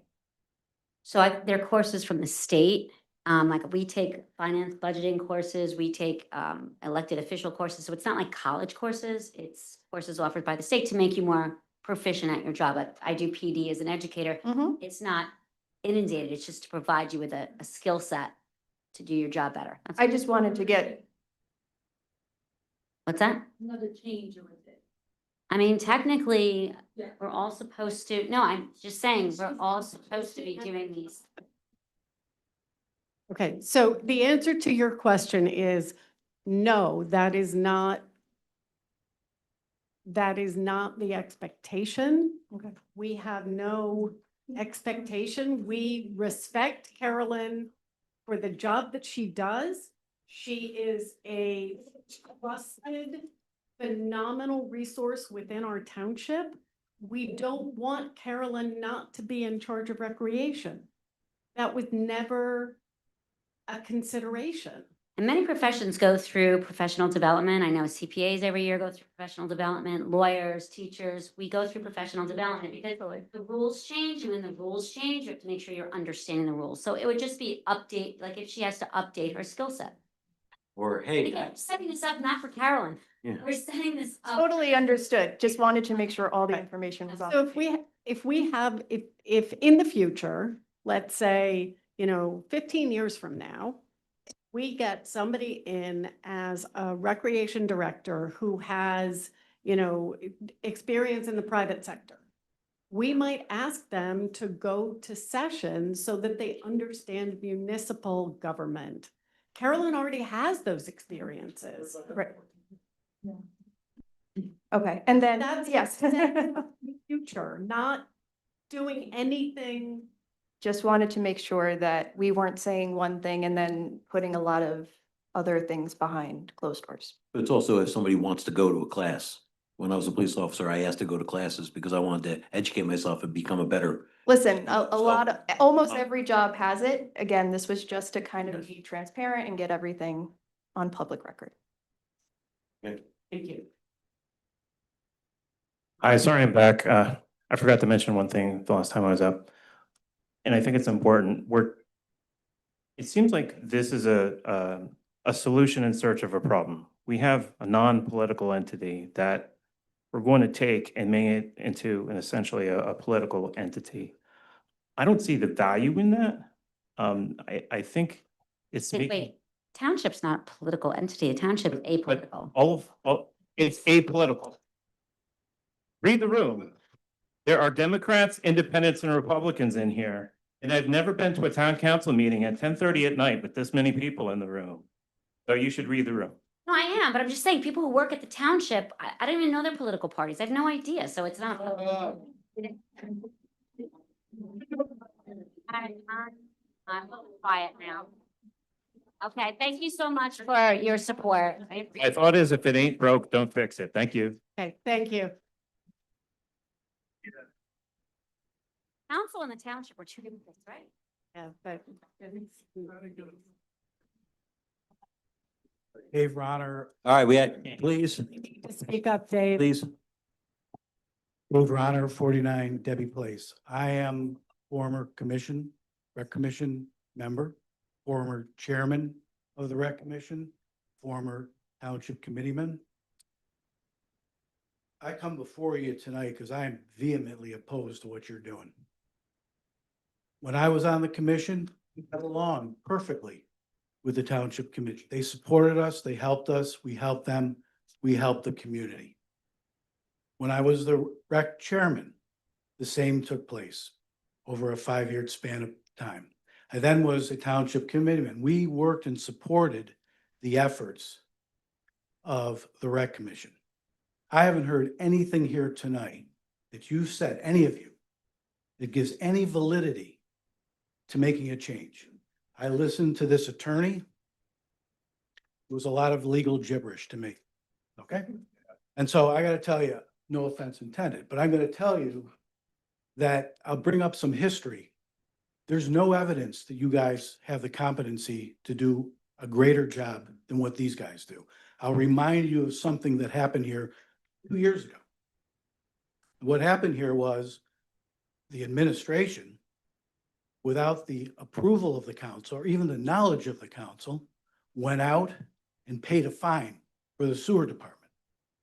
So if you're asking us to believe that you can do a better job, I'm sorry, that just doesn't work.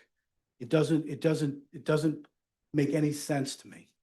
I'm sure by the number of people standing out here and sitting out here for all of these hours, recognize that you have no ability to do this. The people who have experience, these people on the commission. And then the bigger question is why? And I'd like an answer to this one. Why has the mayor not appointed the 3 people with the 3 vacant spots open? Why? Why is that? I never had that problem when I was a commissioner or when I was the chairman. Never happened. And when I was on the council or the township committee, we always approved these people. We interviewed them and we put a full board on. So my question is why? I don't speak for the mayor. I don't know why. Can't answer that. She's not here. Yeah, well, I mean, yeah. It said you didn't need her here. She doesn't give us what she, Not his paper. John, the fact that she's not here says a lot. She's ducking the responsibility. Absolutely not. She's putting it on you. No, oh, it's with her family. Okay, Yeah, I get it. out of state. disagree with that. I do You too. may disagree all you want, but it certainly looks that way. Should have postponed the meeting. What's that? Well, I'm gonna tell you at the next meeting, Yeah. okay, I'm on vacation. So are you gonna say the same thing about me when I'm not here? You're not the mayor, John. But I'm Maybe you council won't be the president. mayor when you're running for On the election. council, I make. It was about appointing people to the commission. So who's responsible for that? It's a simple question. Why is it being slow walked? What's the reason? I had no conversations with the mayor. Well, you work as a team, don't you? You work as a team? But I had no You have conversation. no idea what. No, I do not. Thank you. No, you don't.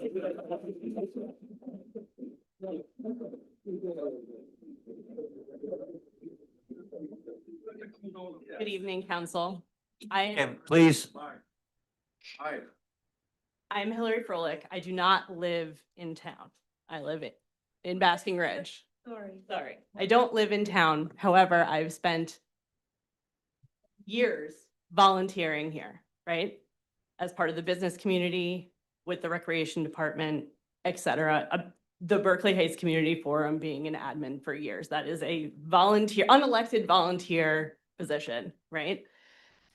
I have to say from a professional perspective, because I've been working in public relations now for years, that the optics on what happened is the problem, right? It's the optics, and nobody has pointed out the elephant in the room. And so that's why I felt like I had to stand up and say it for everyone that this started after someone left the commission, right?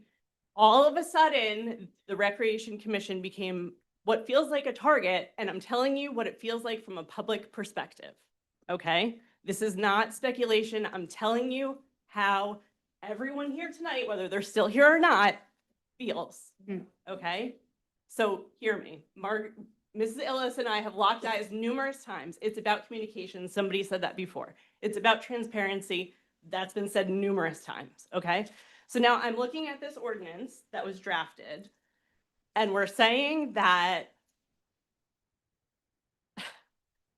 let me go back one more second. So there's an executive order, right, that took this person that quit the commission, walked out of a meeting, and an executive order was signed and approved, obviously by the mayor, to give this person a position in the government here in Berkeley Heights. Now, I won't name names. Initials? But we did say tonight that the commission has basically recommended Carolyn for the director's position, and that will be moving forward, correct? That's what we heard earlier? Correct. So Once it's in the why code. was that not put forward before this ordinance? Because I can answer that because that has, I'd because the love commission, to hear it. the commission can appoint her. And we pretty much just have to pay her salary. But it was recommended, and an executive order has been used in the past to. put It's- that through. But It's that's- apples and no. oranges, okay? Tell me if I'm wrong. The Go ahead. commission runs separate from our governing body. If she was brought in as, say, okay, we're gonna make it a director, that would come before us. As it Okay. sits now, it does not come before us, okay? The commission says, we're gonna make her the director, and that's it. Yeah, how does that get approved? The commission does. So wait, please give us a chance to answer. So How, okay, fine. okay, so where was the miscommunication in that not happening before this ordinance was brought tonight? It has nothing to do with this ordinance for tonight. Well. This ordinance for tonight is to put, Carolyn had that job before this ordinance came to. well, this ordinance makes it a chain of command for the government where we're at, okay? To chain of command, it makes a recreation department, which we don't have. It's a rec commission. that Okay. She works for the township, but everything she does is through the rec commission. There is no recreation department. What this does, it dissolves the recreation commission, makes them an advisory committee, okay? Yes, I understand what it does. And rolls everything into a recreation department. Now, the department now falls under the auspices of the town administrator, the CFO, and everything, and within the guidelines, like every other department, building department, road department, police department, they all fall under the auspices of the chain of command, the guidelines of the township, okay? Okay. So with that, if somebody comes forward and says, we say, okay, we want to promote Carolyn to director, that Okay. comes before us, okay? Okay. As it sits now, the commission says, we're gonna promote her, and you have to do that. And that's it. We pretty much have no say in that. You want me can I just clarify something? something? Yeah, please do. Can I just clarify something? Because I think I may have the answer here. So, Sean just left, but, Sean, come back. So the rec commission took a vote, right? I want to make sure I don't on Caroline, I don't want to miscommunicate your process. So the rec commission took a vote to officially name Carolyn associate director, and correct me if I'm also wrong on process. Director. Promote from associate director to director. They sent us that resolution, I think like June 17th, and this is the next meeting we've had since then. Okay. So that position, part of what this ordinance does is create that position in our code. Okay. Does that make sense? Yes. But could we all, that could not have, but maybe we drop that in today instead of, We don't have the position. This will create the position. We don't have a position of rec director. If your question is, can they fully do it tonight? The answer is no, because an ordinance takes 2 meetings to do. You have to introduce and then adopt at the following meeting. So if the question is, can it be put in the code, this position tonight? The answer is no, just because legally we can't. They can. Right, I'm just saying, why wouldn't you table this ordinance and work on that one Okay, first? so- Just because the optics on it We have raises choices. concerns. We said that at the front. We have choices. We can either move forward with the ordinance that has been attached to that we're all talking about, which creates that position of recreation director. Or we can choose, when we're done with public comments, we will have a conversation and then we'll move on to the regular agenda. We may table that. Yes, We- okay, so thank you for saying that, because that Going to. logistically makes more sense and would feel better, So public opinion. I really appreciate your feedback and your input. And we need to proceed with the meeting before we can do anything else. This is our time to take feedback. Okay, beautiful. So there's that part, and then 2 other giant elephants in the room. In this ordinance, and this goes back to the fund, right? So money can be applied with the recreation trust to any recreational field or park or anything like that, right? What do you mean when you say any, you mean to be any use for recreation purposes? Correct. Yeah, yes. Okay. So I think what everyone's really worried about is Peppertown Park and Lower Columbia Fields. Because Peppertown Park is a park and Lower Columbia Fields is a field. So this. Yeah. I can't answer those questions, actually. So actually, I just had communication with the federal government. So part of the grant that's paying for the Peppertown Park and Sherman Ave project, it's a myriad of state grants, developer donations, and federal grants.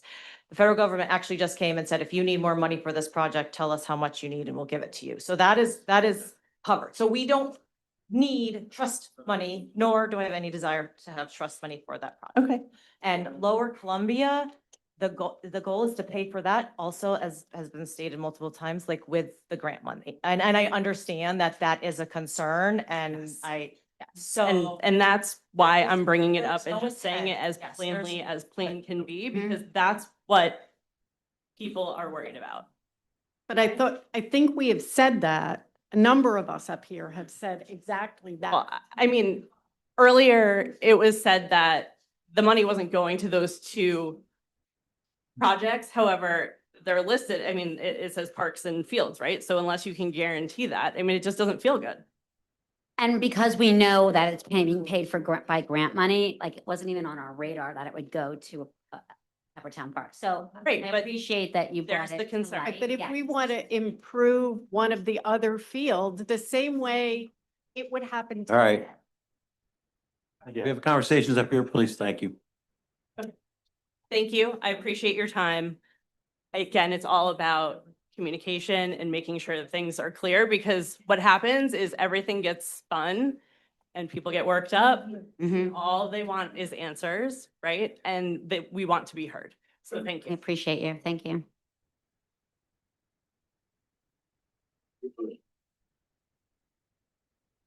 Joe Iadans at 923 Mountain Avenue.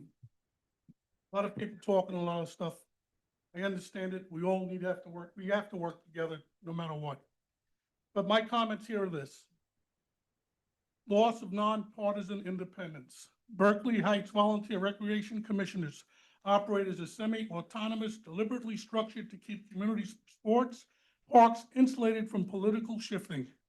Dissolving it places all park operations under direct mayoral and council control, exposing recreation decisions to political patronage and partisan agendas.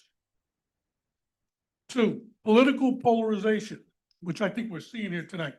Replacing an independent board with an advisory committee chosen directly by the mayor and the council inevitably shifts recreational decisions like youth sports, funding, or park maintenance into the political crosshairs of local elections. Residents, local sports volunteers, and families who champion the independent board will feel alienated, marginalized by the township's government less than transparent restructuring.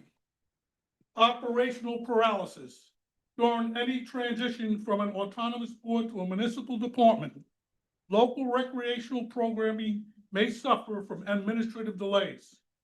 Confusion over leadership, budgeting, and scheduling may disrupt community events and youth sports leagues. Displaced volunteer fractures. The change will permanently dismantle an autonomous, multi-member board of local commissioners. For the community volunteers who spend years managing recreation policy independently, this restructuring, oh goodness gracious, this restructuring by the council creates a sense of disenfranchisement. Bureaucratic frustration. Residents often face a dip in initial morale when localized, nimble board is replaced by a centralized town hall department. Requests for field use, program changes, or park repairs must go through a rigid municipal hierarchy rather than a dedicated singular commission. Rachel, I hope I talk slow enough this time, okay? But I think everybody should try to work together. We both need a way out. You guys need a way out. You guys need a way out. I've always thought that to people where I've worked. It's not easy sometimes to admit, maybe it's time to take a step back. And it's, because a lot of times you're all concerned, and that's only normal, So let's try to work together as a team, try to resolve this. God bless America. Thank you. You don't have to print, no, I said it on the record. Mackenzie Mercado, 15 Cedar Lane. Just a question, how was Tom Barton the Director of Recreation, but now we're saying that we need to move to this new model to name Carolyn the Director of Recreation? Code change, because the code changed years ago. It was removed, the title, It was before me. at the request of the Recreation Commission years ago, it was removed from the code because at the time there was nobody to fill the spot. Okay, So they, can we you added send in. an email of when the code was changed and when it was changed, so that I have that. Don't you have that, Mike? And then, I could check. It was before, right. Yeah, we can get that for you. and then as a separate aside, I just wanted to talk about, one of the towns mentioned that moved to this model was Warren. If you look on Warren's recreation website, browse their kids programming for the spring. Tennis is the only program listed under kids programming. Look at our website. We have more than 8 to 10 just toddler programs. So that should just tell you we need more research. Thank you.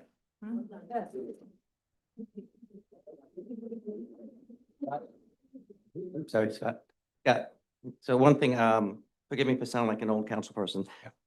We do have you're right, and I was looking at what we were kind of talking on the side real quick. You're right, the current ordinance as stand is the associate director of that. But in the December salary ordinance, we have now, what you have, the township has a director of recreation and associate director. So that's where I was looking at, and I think there's some clarity that we need to understand. So in December, council approved the director of recreation in the salary budget ordinance, so the position is there. So you're right, this does need to get clarified. Yeah. Something needs to get It's clarified a- on that position. Yeah, it's too much to get into the. how that works. Yeah, That's where I think there is. I agree. Thank you, Mike. All right, just so we're in, these are the last two comments, please. Thank you. Jerry Barter, 550 Plainfield Avenue. I guess this might be the commission's question. Tom Barton left quite a few years ago. For all these years, she's never been put up for a promotion.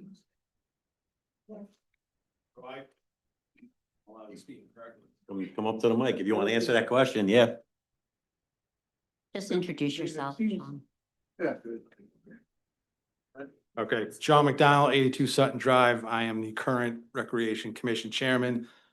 Just for clarification and legal purposes, the Recreation Commission has not met due to the constraints due to Oprah or the public laws.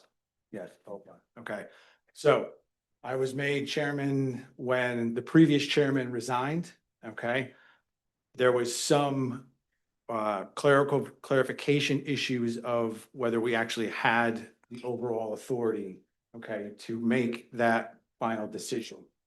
Okay, so we were working with Barbara Russo and the town council to get final sign off that we did actually have that complete and authorization. When was this? That was done in May. Finally got a resolution. So, yes. So in other words, for So 6 the- years? Yes, How correct. many So, years? so she had started off, I haven't been on the commission I since didn't twenty think- twenty-one. So, and unfortunately, the four of us that are on there were not on the commission when the ordinance got changed and director got taken off and associate director got put on. So none of us were there to answer some of those questions. Okay, so the title of recreation director came up around July of last summer. June of last summer. Okay, it was brought up, we were discussed. Unfortunately, there were some other issues that came up with the Lower Columbia, handling of Lower Columbia, that kind of pushed those issues aside. There was the issue with the audit and going through with the audit and clarifying all of that. Once we started moving forward, it was brought back up in May. The motion was made by Commissioner Don. It passed unanimously. It was sent to the clerk and Barbara Russo and the entire commission with a letter of recommendation along with it. That's kind of the timeline. Does that answer your question? Yes, yes. Okay. Yeah. Great, I think this is just another one of the clouds. It's all part of our problem here tonight. You know, if you think about it, she's been there for, I'm guessing Tom left 6 years ago, maybe, or, because Yeah, so I actually just looked up the ordinance was changed in 2020, September 22nd, 2020 is when the ordinance was changed. so. And now we're just addressing something, and then it's because things changed. But it's all part of the cloud. I think that we should, I make a motion that we table this, and I think that people need to get together and work this out. It'd be nice if both sides were happy. Second. So in terms of procedure, we have to finish this part before we can get to that. No, I know that. But anyway, thank you.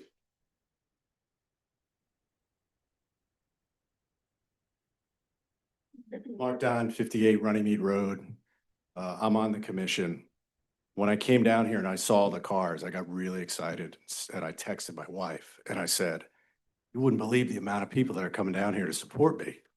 And I got all excited and then I realized it's really just for Carolyn. It has nothing to do with me. But what I'd like to say to everybody is, we've been through something like this before. And there was an elephant mentioned. Table this. We tabled something like this before many years ago. And I want to believe that there's nothing nefarious going on here. And that's a tough word. And I said it yesterday. I didn't like the word, but I can't put my finger on what is going on. And I said it to both of you. I don't believe it. It's just me. I don't believe it. I think other people might not believe it too. Please table it. We had a wonderful meeting yesterday. I think we can still go forward in that direction to have those meetings. But again, I think we need to table it. And, you know, my hope is that that's what we decide to do. Otherwise, Ed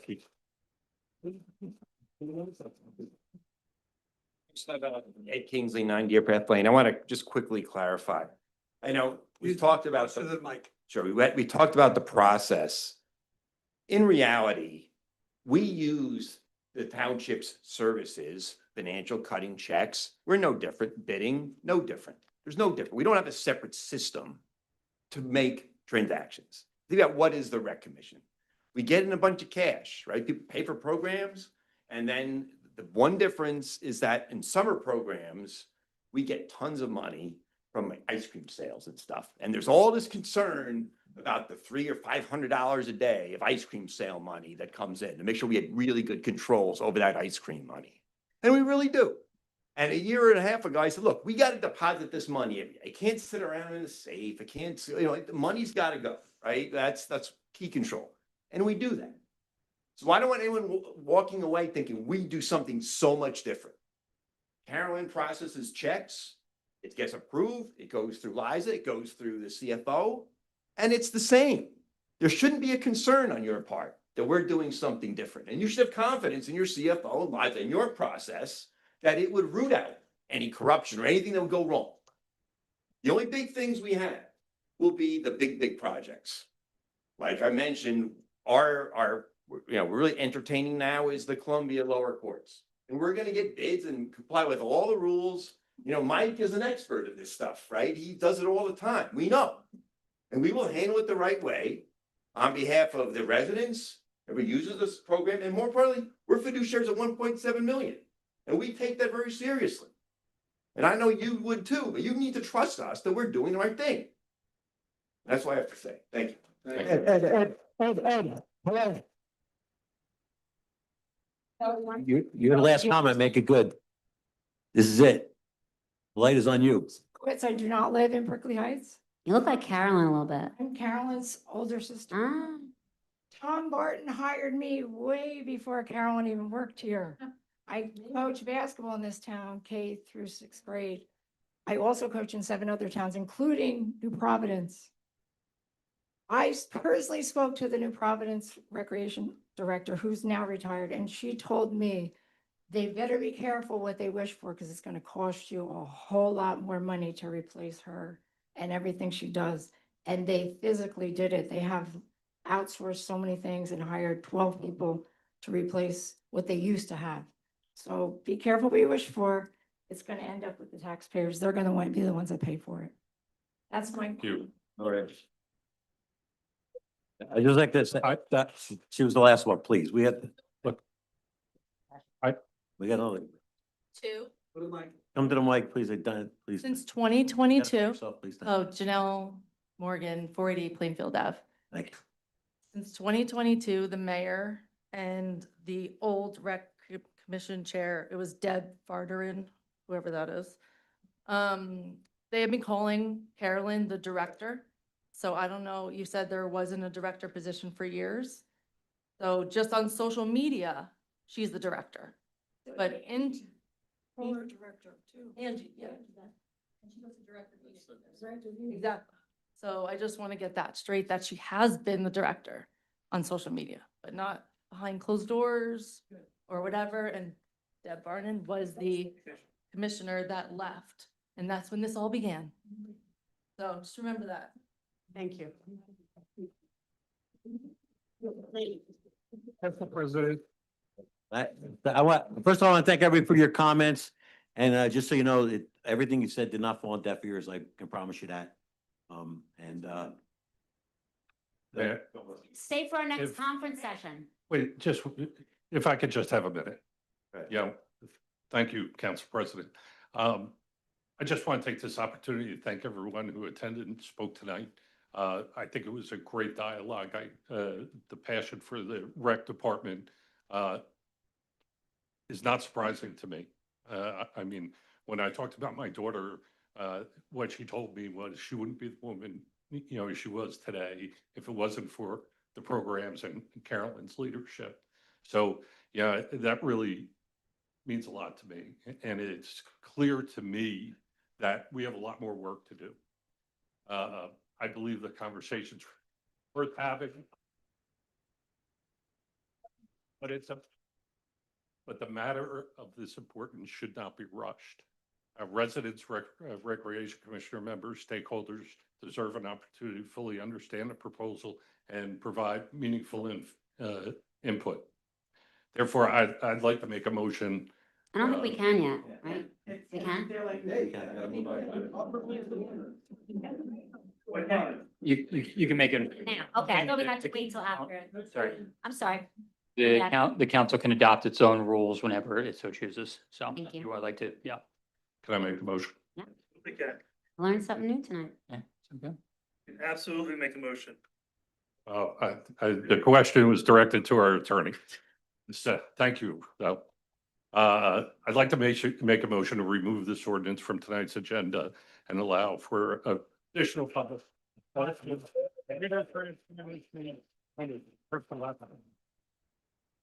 Second that. A second. Beat you to it, Bill. Wait. We need to hear the actual rest of the motion. It was a part of what you said we couldn't hear. We need it for the record.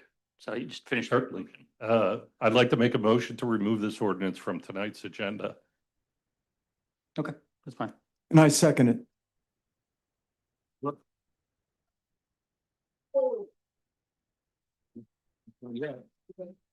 Roll call, please. Mr. Foster. Yes. Mrs. Illis. Yes. Mr. Machado. Yes. Mr. Maderos. Yes. Mr. Moran. Yes. Mrs. Pogue. Yes.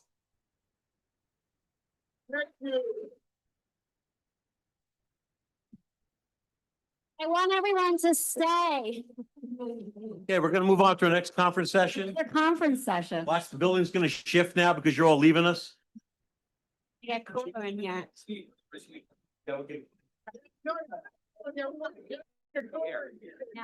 it's only 60.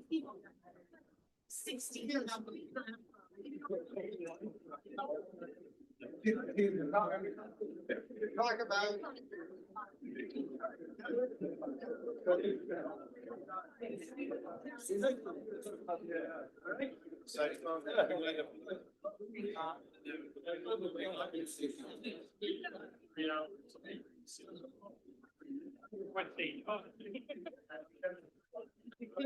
Hang around for.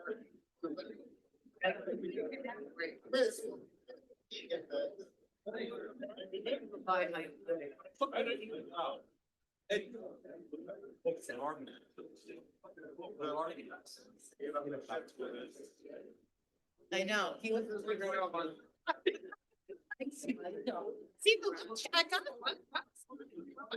Yeah.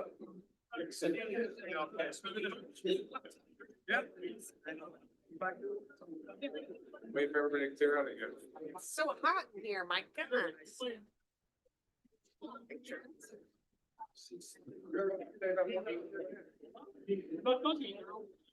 It's order now. All right, excuse me, people. I know you want to talk. Let's stay in, please clear the room. Please clear. the room. We have more meeting to do. Ask the police to do some crowd control here. Our Sergeant at Arms, Jim. I had answers. Thank you. Some crowd. No. Oh, you're on. First, I'd like to thank Captain Moran for making the motion before the conference session was over with.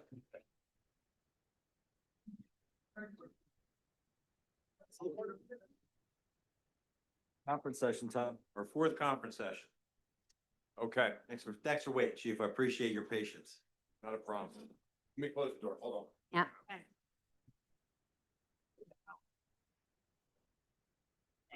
I learned something. I didn't realize I supposed to wait for the whole, like the regular agenda. Yeah. If I learned something, now I'm done for the day. Yeah. That's almost midnight. It's the next day in 1 hour. So look at the HVAC system. Okay. As the council's aware, we had some budget constraints this year. So we approached the PBA, reduced the salary for our recruits attending the police academy. We reduced it from $63,000 annually to $40,000 annually. So significant savings for our recruits going to the academy. So we have to amend the ordinance to fit that sidebar agreement.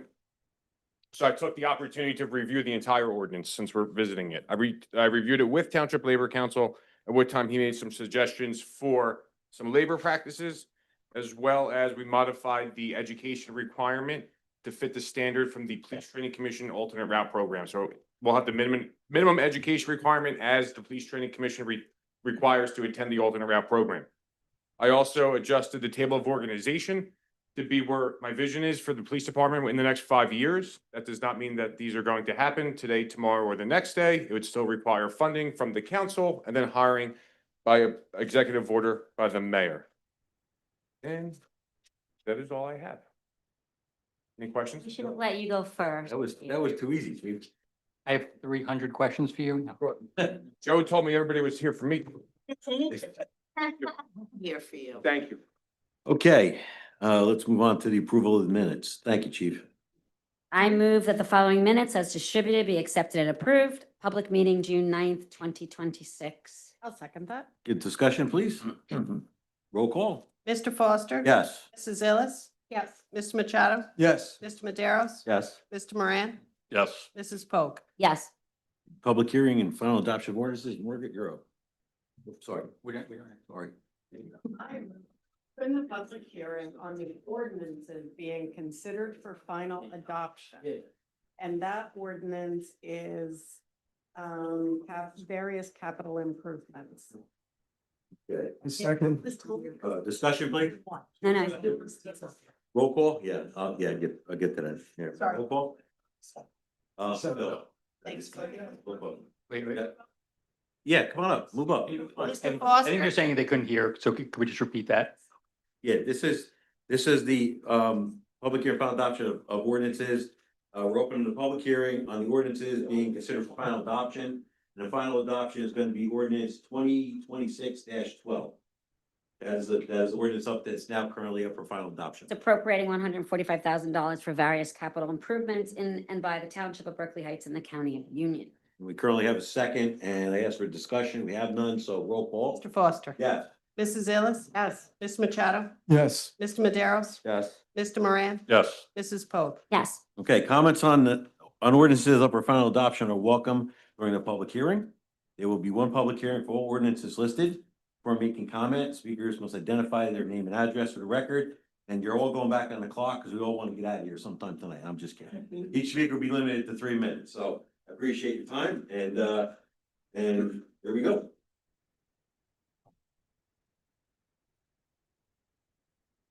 Julie Lloyd, 52 Deepdale Drive. Is this the data center? I could talk about that. No, that's what I want. Yeah, appropriating. Oh, I didn't know what ordinance it was. Yeah. I don't have the thing, so. Just ordinance on final adoption. It's ordinance 2026-12. Ordinance. Appropriations. I just read it before. Seeing no one, I move to close the public hearing on the ordinance being considered for final adoption. Second. Discussion? Roll call, please. Mr. Foster? Yes. Mrs. Illis? Yes. Mr. Machado? Yes. Mr. Maderos? Yes. Mr. Moran? Yes. Mrs. Pogue? Yes. Bill, you're up. This one. This one? Yep. All right, Madam Clerk, please read the ordinance. Ordinance 2026-12, ordinance appropriating $145,000 for various capital improvements in and by the Township of Berkeley Heights in the County of Union, New Jersey. I move to adopt the ordinance as read by the clerk. Second. Discussion? Roll call, please. Mr. Foster? Yes. Mrs. Illis? Yes. Mr. Machado? Yes. Mr. Maderos? Yes. Mr. Moran? Yes. Mrs. Pogue? Yes. I move to open the citizens hearing. Second. Discussion? Roll call, please. Mr. Foster? Yes. Mrs. Illis? Yes. Mr. Machado? Yes. Mr. Maderos? Yes.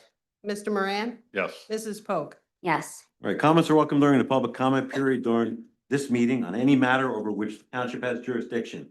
To make your comment, the speaker must come forward to the microphone, state his or her name and address for the record. Each speaker is limited to 3 minutes. The council president, that's me, will keep time.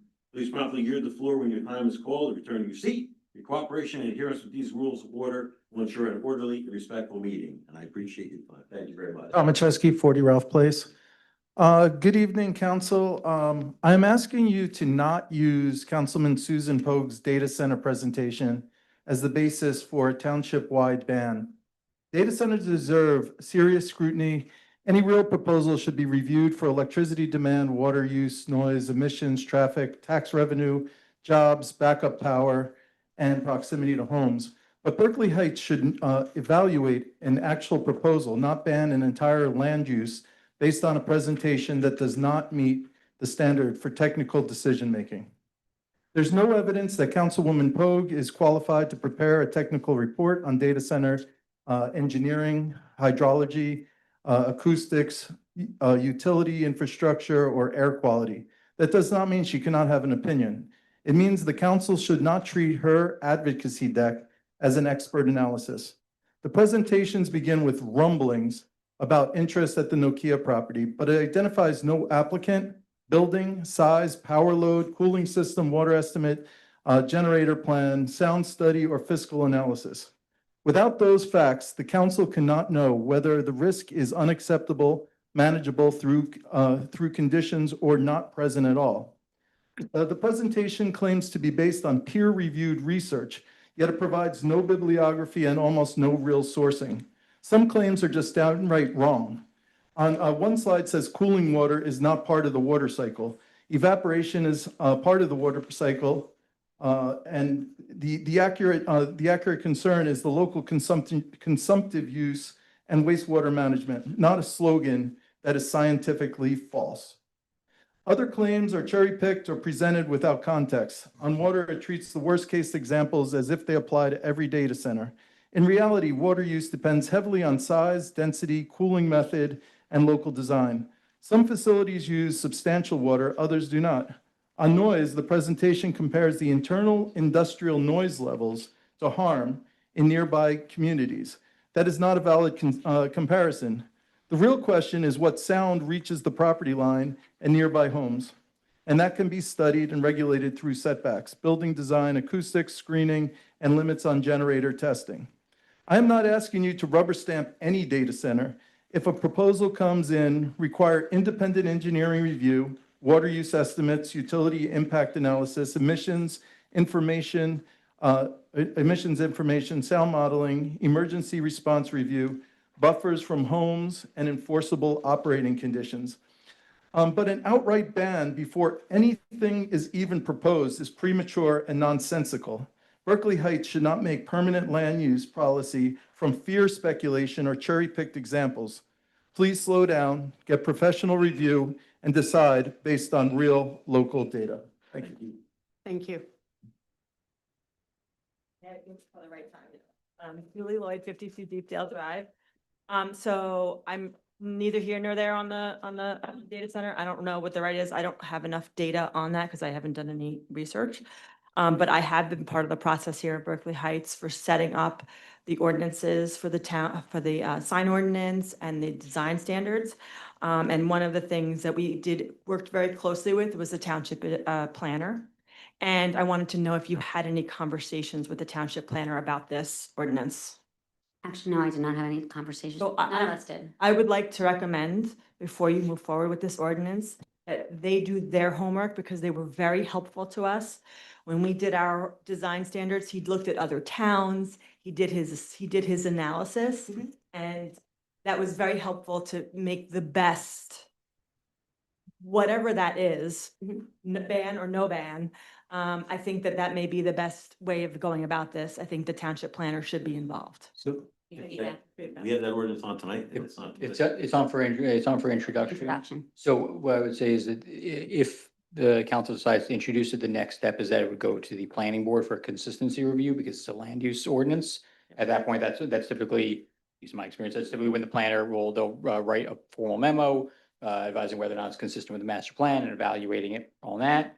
The planning board can consider that in their recommendations, and then it comes back to you guys for adoption, to consider for adoption either way. So. But why wouldn't you speak to the planner beforehand? Yeah, that's not, I'm saying that. He knows that we were moving to Yeah. possibly ban. He does know that. I didn't speak. I to him think directly. she was saying she personally didn't speak with them. You communicated with him and he was okay with it? He didn't weigh in one way or the other on it. But don't you think he should do some type of analysis on it? This is a major ban Right. for us, and I mean, think I don't wanna like speak out of turn, but I think the feeling was that, and again, I don't really wanna speak for you, but that Berkeley Heights in general wasn't the place where they where you wanted. Again, I don't know if it is or not, Right. but I think the township planner, as the person who does these ordinances and manages them, and I'm telling you, he's awesome. I've worked with him in so many ways that he would be able to give you the best analysis on whether or not this should be happening. And I think that what Scott just said is it would come up during the planning board review. Yep, okay. Jean Kingsley, 9 Deer Path. You know, I was very involved in working on the master plan with Susan on the planning board, and this is really something that ultimately does impact land use. And I think you guys are making a big mistake if you don't have the planner look at it first. And maybe the ban is the right answer. I honestly don't know either. I've done some research on it, but I know we have a very large property that is in play that is going to be extremely taxing on our resources. And I don't know if there's a way to design something that might work for us and also help pay for some of our infrastructure issues and solve some of the I don't know, and I don't think anybody knows. So Mike, that's what he does for a full-time job. So I would respectfully request that you consider tabling this tonight, working with Mike and getting his input so that when it does come back, you guys can all be armed with information, with answers to those type of questions that what this does, and does it give us really good protection and the protection that we need for some of the other issues we're trying to face. Makes sense. Yeah, I just think, you know, I think it's really a worthwhile thing to hold off and talk to him. Thank you. Can I make a comment on that, Gene? You sure can. I'll turn the clock off. The question I asked when this was brought up, when we were talking about this, was there was a couple entities that your radio silence on, okay? And it's the JCP&L, Jersey American Water. You hear nothing from them as far as what their input is on any of this stuff. And you sit there and you're like, you wonder, okay, what's in it for them? Okay, this isn't it for us. It's like, what's in it for them? Well, but it might be something for us, John, because, and I know, but I've done a little bit of work, and this is where AI is dangerous. But there are ways that you can structure these things that, should there be some water demands and your wastewater treatment isn't up to snuff, then that could be paid for by the developer. Right, I understand, and I Thing that we thought of. Right, That's so, actually the first you thing we know, thought. and if it's sitting against 78 and the noise is built right, and that's what the noise is going, okay, that's not so bad either. If I don't have to put X amount of units down, Well- then I'd rather not go down this path anymore. but to that There are point, things that could potentially make what happens in that large piece of land that everybody is concerned about. right, but I'm gonna, Maybe less. but can I, let me go back to our first conference tonight, which was with JCP&L. Yeah. Was here, and the outages in town. I mean, if that's continuing to happen and their infrastructure doesn't work, it doesn't. Right, but that's where you, There's a lot of. that's where you design ordinance that locks all that in. That's why I'm saying you gotta talk to Mike. Well, there's, Because there are towns that are really doing things, and maybe we don't ever want to be one, I just don't know.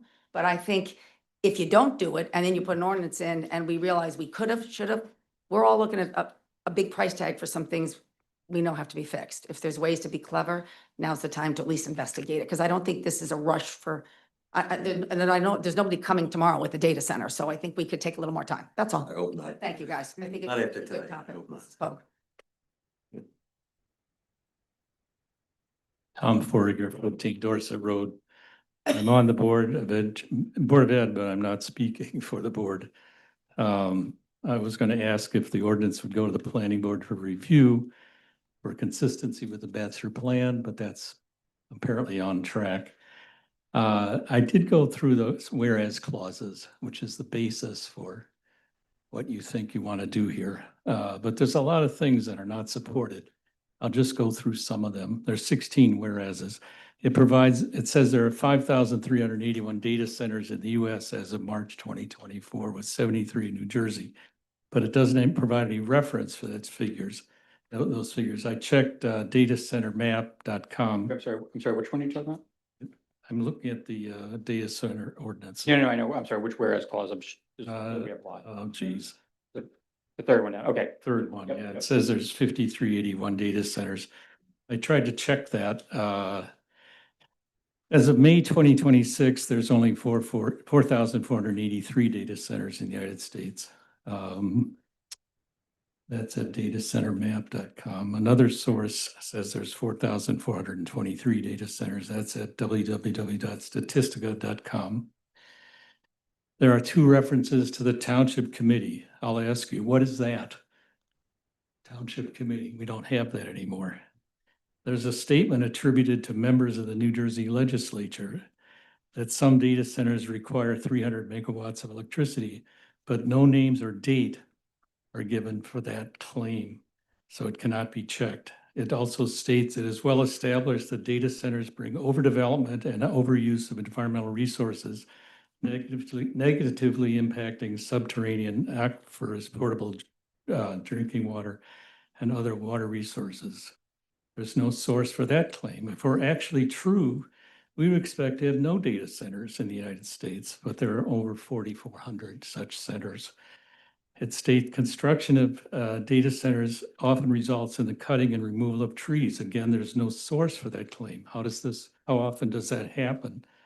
You claim this ordinance is for protection of the health, safety, and welfare of the residents and visitors, but there's no evidence given that all data centers affect health, safety, and welfare of anyone. For years, Bell Labs and Nokia have had lots of computer servers on premises and have not heard of any adverse effects on the environment from such servers. There are currently New Jersey Senate and Assembly legislation to regulate data centers. We should wait to see what they come up before taking any action. I'll just give you the references: Senate 3379, Senate Resolution 18, and Assembly Bill 796. I don't think you should pass this ordinance or even introduce it yet. Oh, pretty good. Shoot. Thank Right on time. And I just say that for, typically in these whereas clauses, they're statements and principles. They're not, I know. they typically don't have, like bibliographies essentially. I can Yeah. tell you, I'm looking at the data right now for the first statistic there. Yeah. That's from Statista, I can't pronounce this, Statista.com. No, not Statista.com, looks like. That number is, I'm just looking at the data where it says specifically that. Those numbers and most of the information here has been cited in bills that have been introduced by the state legislature as well, which is where we pulled it from originally. I do know that my office had verified all the numbers in here. Well, then you should go back and recheck it, because I could not confirm any of the stuff that's in here. Look at it, yeah. I think it comes down to, John McWes again, Berkeley Heights. I think it comes down to sort of what's going on in New Jersey, the battle for land between rich developers and robots, right?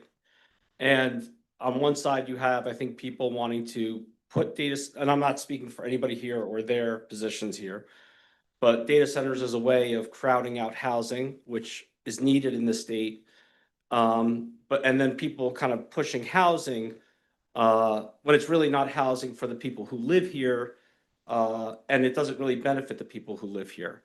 So I do agree. I'm not commenting on whether the ordinance is good or bad. I do think that a more nuanced approach, not that the ordinance is bad, but the more nuanced approach might be effective. If you go to nj21st.com, there's a clip from a gentleman in Summit who does this for a living.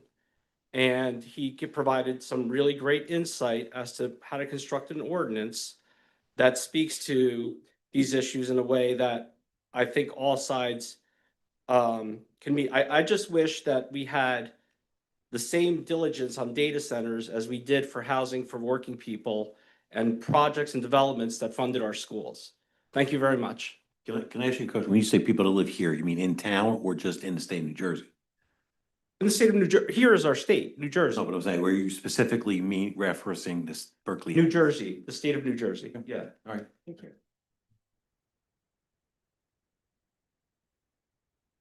Adam Horowitz, 79 Cromwell Court. I'd like to thank you all for all your hard work tonight and staying late for us. I guess, taking a different approach than most people, but I would like to commend the town council for bringing forward this ordinance. First, I'd like to say I like that this ordinance is simple and to the point. It doesn't get cutesy like Summit tried to do, which as an attorney I saw had plenty of loopholes in it. So I appreciate that this is solid and not easily manipulated. I'd like to say looking at our town and AI data centers, many AI data centers use diesel or natural gas generators to assist with electrical load when the grid cannot handle their electricity. Those often run 24/7 and they create ground level ozone, which cause asthma and cancer in children for a range of up to 3 miles from the data center. I don't think there is any place in town where you could put a data center that'd be 3 miles away from children, seniors, or other fragile, at-risk people where ground level ozone could be extraordinarily detrimental. And, we constantly say we could do ordinances, we could regulate them. And I want to talk about what is happening with the data centers outside Memphis right now. They have these natural gas generators running full time against state, local, and federal air regulations. They also are creating water pollution in addition to this and sound pollution. And a city has brought a lawsuit against this data center. And first of all, they're going up against a trillionaire, a billionaire, depending on the day, who's funding this data center, which I know how much we hear complaints about the town's legal fees. Think about how much more legal fees we'd be spending if we're fighting these guys. Meanwhile, they're still pumping out their generators 24/7. But second of all, the Justice Department just filed a brief last week saying that it was an issue of national security that these natural gas generators don't ever be shut off because we need to use AI data centers to choose military targets in Iran. Now, I don't want to say we're going to regulate a data center, allow it in town, have them ignore our regulations, and risk DOJ coming in and saying, national security, you don't have a right to regulate this anymore. You have to live with this air pollution. So I really appreciate that the town council is being proactive in doing this before the land, Nokia or any other land, has been sold to a developer who wants to build a data center. I think it's the right thing to do. Maybe if we lived in a different world where there wasn't that risk of people just ignoring regulations and the federal government coming in to back them, different story. But we live in this world, and I think we should be working to give the best future to our children. So banning AI data centers for now is the way to go. Thank you. Thank you, Adam. Thanks. Tom Majeski, 40 Ralph Place.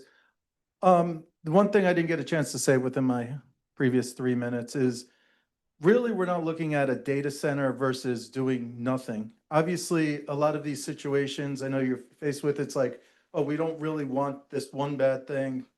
But what we're faced with is a data center versus more high density apartments. Let's face it, if a data center or something doesn't go in there, it's probably going to be high density apartments going in there. And I really think that should be looked at. I know this person that spoke before me came up with a bunch of doom projects, and it seems he has a lot of talking points. But we don't have any details. There's a data center, there's a lot of different data centers. There's large data centers, small data centers, and the electric use it can actually strengthen the grid, reduce electricity by putting in a data center. Data centers can use energy when we don't. So they don't have to be on all the time. They don't have to have their generators running all the time. So I'm not as worried about that. But banning it without looking at the details of the project, you have to look that you're making the decision right now to choose affordable, or to choose high density apartments over the data center. And that's really what you're pushing forward here. Okay, thank you. Joe Iadan to 923 Mountain Avenue. Speeding and reckless driving continues to be problematic in town. There was nearly an accident today on Sherman Avenue by Plainfield. We had a real bad accident on Plainfield the other day. I don't know what the solution is other than maybe fix some streets, but I think we also should look at getting more police officers to be able to police the streets. We're gonna have, if I remember correctly, almost about 6,000 people are gonna be living in Connellville soon, so it'll be tough. It'll be problematic if we have a major problem there and a major problem in town. Okay? That's one. Number two, on and around Father's Day, there was an odor in and around Springfield Avenue, but at Walgreens. It seems to be emanating from the wastewater facility. Did we have a release? Did we have a problem? Was it resolved? Anybody know? What was the date you said? I'm sorry. Around, Father's Day. around Yeah, Father's Father's Day. Wastewater plant, there was a smell. So as part of the $8 million sewer plant, sorry, my brain's a little fried right now, sewer plant upgrade project we're doing, part of that project is replacing the new sand filters and replacing what's called raw influent pumps. Okay, While those raw influent pumps, the new ones are being installed, we had to essentially install a bypass system.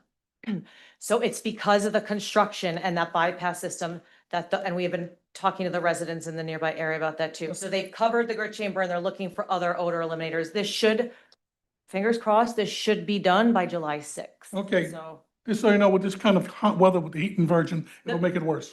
yes, and it tends to be worse at night because the flows go down. So Absolutely. the odor, yes, and the barometric trash. Okay, the other thing, Mountain Avenue sidewalk project, will that get done this year? Did we go? That's the through same that? street thing, replacing the Not streets? this year, Liza. Sidewalks. Next I'm year. sorry. I'm sorry, the Springfield Ave sidewalks, yes. Mountain Ave sidewalks are next year. Okay. And, To re- Emerson is this year. Emerson, they're rebuilding Emerson and improving some of the sidewalks along there. Okay. So, I held off on, trying to get in touch with with either Union County or Berkeley Heights because the, what do we call it? The little slab by my house my neighbors is starting to get eroded. So I'll follow up with a request. Wait, Uh, I'm sorry, Mountain Ave? Well, Mountain Avenue, it's a county The road. sidewalk or the road? The road, in other words, when they fixed the piping, they didn't put the apron back as well as it should. They're coming back. The county's coming back. The contractor for the county is coming back Okay. because they did a really crappy job. They're coming back in about 2 weeks. to fix All it. right, thank you. Monday, okay. I got only 16 seconds. Storage tank of crude oil and other volatile products are not allowed in town with over 300 gallons. The township owns fuel tanks over here on a 2026-13. So there's Inspected by the DEP. So the fuel tank doesn't have a dike either, so I'm just concerned, do we have a waiver from the Department of Environmental Protection, or should we build a dike? We have two fuel tanks back here. Something for the Email road me. department? Excuse me? Email me. For the road department? For whatever vehicles use gasoline and diesel. Okay. Yeah, we had to get approval from the DEP and go through that You process. might have a to put double those in. pipe, tank, but you're supposed to have a dike. I was just curious. And, I wish that, don't pay Portofino the $110,000 until they finish the job. The bricks allegedly are coming in this week. What I used to do is I didn't pay people and everything gets done real quick. And just bear with me. Last meeting, Scott told me that you give us the bills as a courtesy. Just so you know, there's a thing called a reasonably comprehensive rule. New Jersey courts have ruled that the public has the right to know the nature of the business being conducted, passing a resolution to spend thousands of dollars while withholding, nobody withholding the list itself prevents the public from monitoring. So it's a very gray area, like I told you, Loretta Weinberger? Okay. Thank you, and good night. Thank you. Thank you, Joe. Liza, can I comment on the speeding? Real quick? yes, please. Just so everybody knows, we changed the structure of the police department when I took over. We have a traffic officer working on both shifts now, both day shifts, so 7 days a week. We have a traffic officer. Their primary responsibility is enforcement. We are at a 3, if not 5-year high for enforcement. We just have to get through the youth academy, July 16th. And a couple other things, and we'll get back to it for enforcement. But we are very proactive, more than we've been in 3, if not 5 years. This is for all Thank you. comments or just the ordinance on AI? Oh, because, Yeah. Sorry. John McGuez again, Berkeley Heights, New Jersey, and it does relate to people here too, John. I mean, there are people who struggle in Berkeley Heights, who have a hard time making ends meet. And so affordable housing, I know kids who live with their parents, who are adults, who have struggle to find, who work and who would like affordable housing. But we're all in the same state. But I just wasn't sure where I didn't. I know, but you asked me several times as if you were trying to make a point. No, I just Okay. wanted to, Clarifying. yeah, I was just clarifying if you were specifically Berkeley Heights or just. He said- America, how about No, that? he said here, he just said. Yeah, so, thank you. So a couple of questions. With the police restructuring, is the chief here? Yes, You're reducing the education requirements for recruits? Is that incorrect or correct? not for recruits, for hiring. I would disagree with that with the police force. What's the requirement? What are you gonna reduce it to? The minimum requirement for the police training commission to get into the alternate route program. And so what would be the, excuse me, what, is it like a high school diploma? 60 college credits. And so that's what? That comes out to 2 years associate degree? Yeah. Okay, that's fine. And then I guess I also wanted to talk about Terrace 2, that looks clearly to be on its way to a pilot. We have no information. I'm sorry, I had an answer for you in the chaos. I forgot to.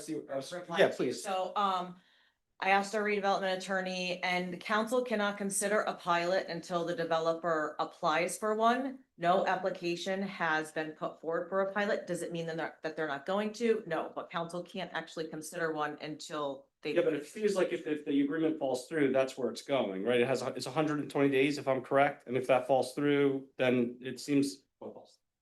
Whatever agreement you have, so the way I understood it, you guys sign an agreement or you negotiate after 120 days. My understanding is if that falls through, then the pathway to like, they can, I guess, pursue it as well. Who's they? The redeveloper or the developer. They can request one, and then it's up to the council whether or not they want to award it or not. Okay. Yeah. All right, and I guess it has all the signs of a pilot, right? I mean, the way, it's the entity is legally, It's set up to allow them to apply is probably the best way to phrase it. Whether or not they do, I would assume that they will, but I don't actually know that. But that doesn't in any way bind the council on what they are going to do. Okay. Yeah. So Alvaro, I'm gonna ask you to remember what you said a few years ago about, I remember, okay? Okay, about schools. Thank you.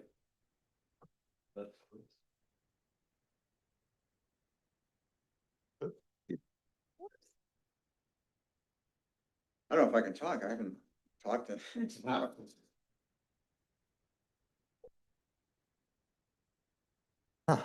Chief Corellis, 35 Sycamore Avenue, and given what I'm going to talk about, I'm going to, on the record, add that I had the state chapter of the National Motorists Association and I'm a licensed PE. And I need a couple more minutes than 3, given some of the technical things I need to talk about, so I appreciate your indulgence. Take care of it. I'm here to discuss the Washington Street, Berkeley Avenue stop sign ordinance on the agenda tonight. This ordinance goes back to 2023 where it died. But it turned out to be the driver for discovering that since 2007, the township was not following the law enacted in 2008 to perform a certified engineering study to, in this case, install stop signs. Eventually, we learned there were over 50 signs that didn't have a study or an ordinance, and that was addressed last year. Now, for this intersection, basically Berkeley Avenue goes south, meets up with the east-west Washington Street, and Washington Street in our municipal code is considered a through street, which means all the streets that connect to it get to have a stop sign, without any other consideration. But the point is, it's supposed to be through. And it's the major street and others have to stop. So keep that in mind in terms of what we're talking about. Now, the township had Neglia perform a study that was released in July 2023. And they did recommend that the town, quote, consider implementing an all-way stop at this intersection, end quote. Now, that wasn't quite a ringing endorsement. Now, the problem with the study is that it doesn't comply with the state statute 39:4-8 that we've referenced before in other ordinances that defines the required compliance requirements. And since the statute also says that the ordinance must be based on the results of a compliant traffic and engineering survey, this ordinance would not be valid. So I will be urging you right up front to table this until this situation can be rectified. Now, I've discussed what a compliant engineering study is all about with the council many times in the last 2 decades, and John and Susan probably have the most exposure to this subject. Now, years ago, the NMA created a compliance checklist where we parsed the statute into 6 elements to evaluate technical compliance with the law. Now, that structure also feeds into preparing potential estoppel period court challenges to non-compliant engineering studies. Now, A compliance assessment was performed and documented by NMA on October 1st, 2023 for this Washington Street engineering study, and it found every element did not comply. Now, given the limited time tonight, I can't go through all the elements, but we'll give you several examples and some conclusions. As has often been the case with Neglia engineering studies, there was a lack of the PE seal and certification statement. I often tell the council that they need to get this easy stuff right. But what was particularly alarming was noncompliance with the element of the study that, quote, must conform to the current standards prescribed by the manual on uniform traffic control devices that I'll just refer to as the manual. Now, Neglia's study did list on one page all 5 paragraphs of the appropriate section of the manual, 2B.07, multi-way stop applications. Now, all applicable criteria in this section must be considered as a whole to reach a conclusion. The criteria in section 2B07 were either not met or not addressed by Neglia. Neglia cherry-picked 2 options from paragraph 5 that was there to provide additional options for consideration in the study as the basis for the recommendation, and they claimed they were met. They weren't met. Now, here are 2 examples from the most critical paragraph, my last example. Paragraph 04, which is really the main guidance in this section, provides 4 criteria A through D that should be considered. Now, A and D aren't applicable here. Criterion B concerns reported crashes in a 12-month period. The Neglia study did not discuss nor include any data regarding crash experience at this intersection. This is highly irregular to not include and may be indicative that there weren't any reported crashes. Criterion C provides minimum volumes for vehicular traffic volume and combined vehicular, pedestrian, and bicycle volume. Page 3 of Neglia's study reports on this and concludes, quote, that the existing traffic volumes do not meet the minimum vehicle per hour requirements to satisfy the manual supporting criteria C. Criteria C also discusses intersection approach speeds. The Neglia study made no mention of approach speeds. Now, it's important to reiterate that all the criteria must be considered in an engineering analysis. Even if one looks like it's applicable, it doesn't necessarily justify a stop sign. Now, I tell you, after I had to go back, look at the study, looked at our compliance document, and I really have to wonder what the heck Neglia was doing here. I encourage the council to take a drive and see this street and intersection for yourselves. In the meantime, I repeat my request that you table this ordinance in light of the issues I've discussed. I'm happy to discuss this individually with any council member and as well as the administration. That's basically, it's the same thing. Is it Very thorough. I only have one question for you. The study, would you like it redone? Or not you, would you like it redone? Do we need to have it redone based on what you just put forth? Yeah, let's let the chief. Oh, I'm sorry. Sure, if you have a. So the way I understood it, I'm recalling something from 2023, so bear with me if it's not exactly how I remember. It'll be better. That we could put these stop signs up on engineering judgment. Not so much that this study would even be required, that it was on engineering judgment. And Washington Street is very similar to Lincoln and Garfield. The only difference between this intersection and those intersections is this is a 3-way and those are a 4-way. But it's no different than a cut through street as Lincoln and Garfield.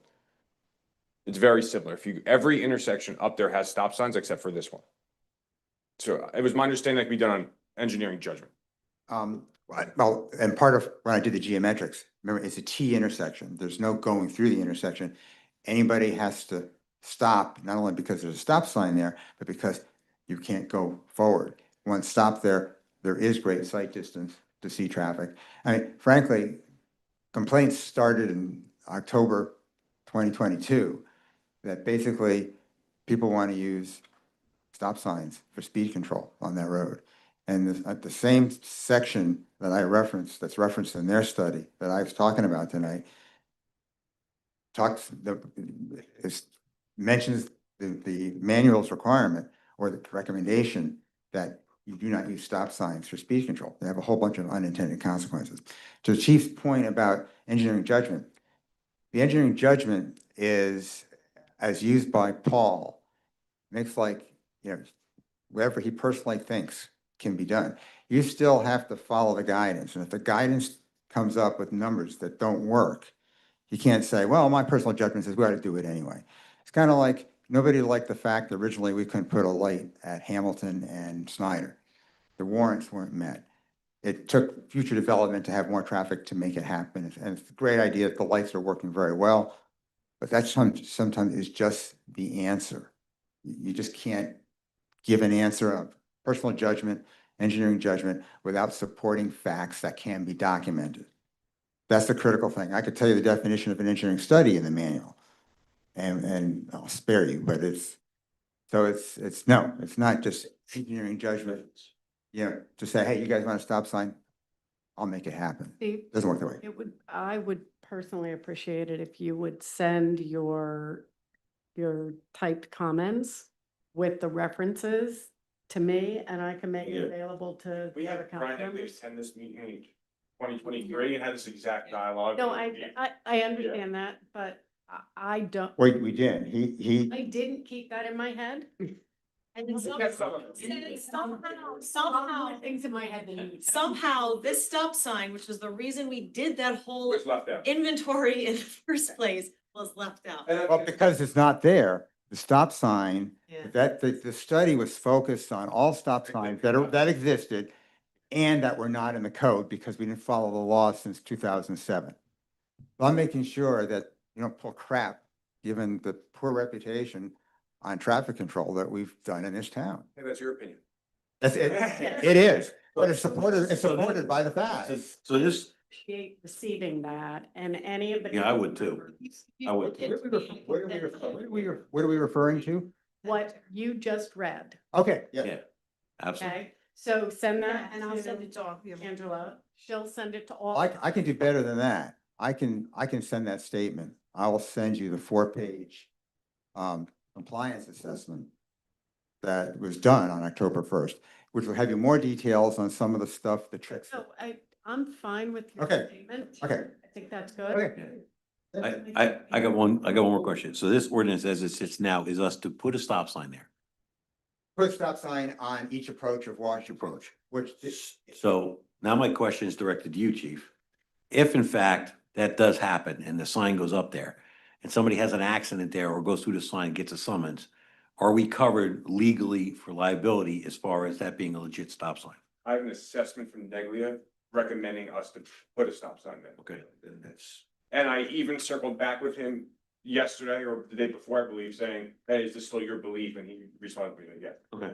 Right, and as I testified, when you go and look at the law versus what's done in that study, and what counts as what's in the study, not anything he said, it's not compliant on all counts. And even if you want to be sticky on a couple, it's not compliant on, 4 of the 6. And hey, I'll be happy to, in the estoppel period, take this to court and, we'll throw it out then. And then you can have to do a new study. Okay, So- all right. So thank you for bringing it to our attention again. All right, And thanks, Steve. We'll take a read through that. Okay. All right, seeing nobody, I move to close the citizens hearing. Second. Discussion? Roll call. Was I too fast for you? Can we get some snacks delivered? Roll call. Pizza's on its way. Sorry, I'm. Pizza's on its way. Or Dash. Mr. Foster. Yes. Mrs. Illis. Yes. Mr. Machado. Yes. Mr. Maderos. Yes. Mr. Moran. Yes. Mrs. Polk. Yes. Andrew. I move to adopt consent agenda consisting of resolutions 2026-222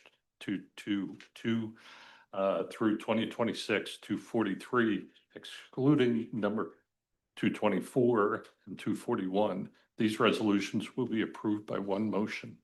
Second. Discussion? Roll call?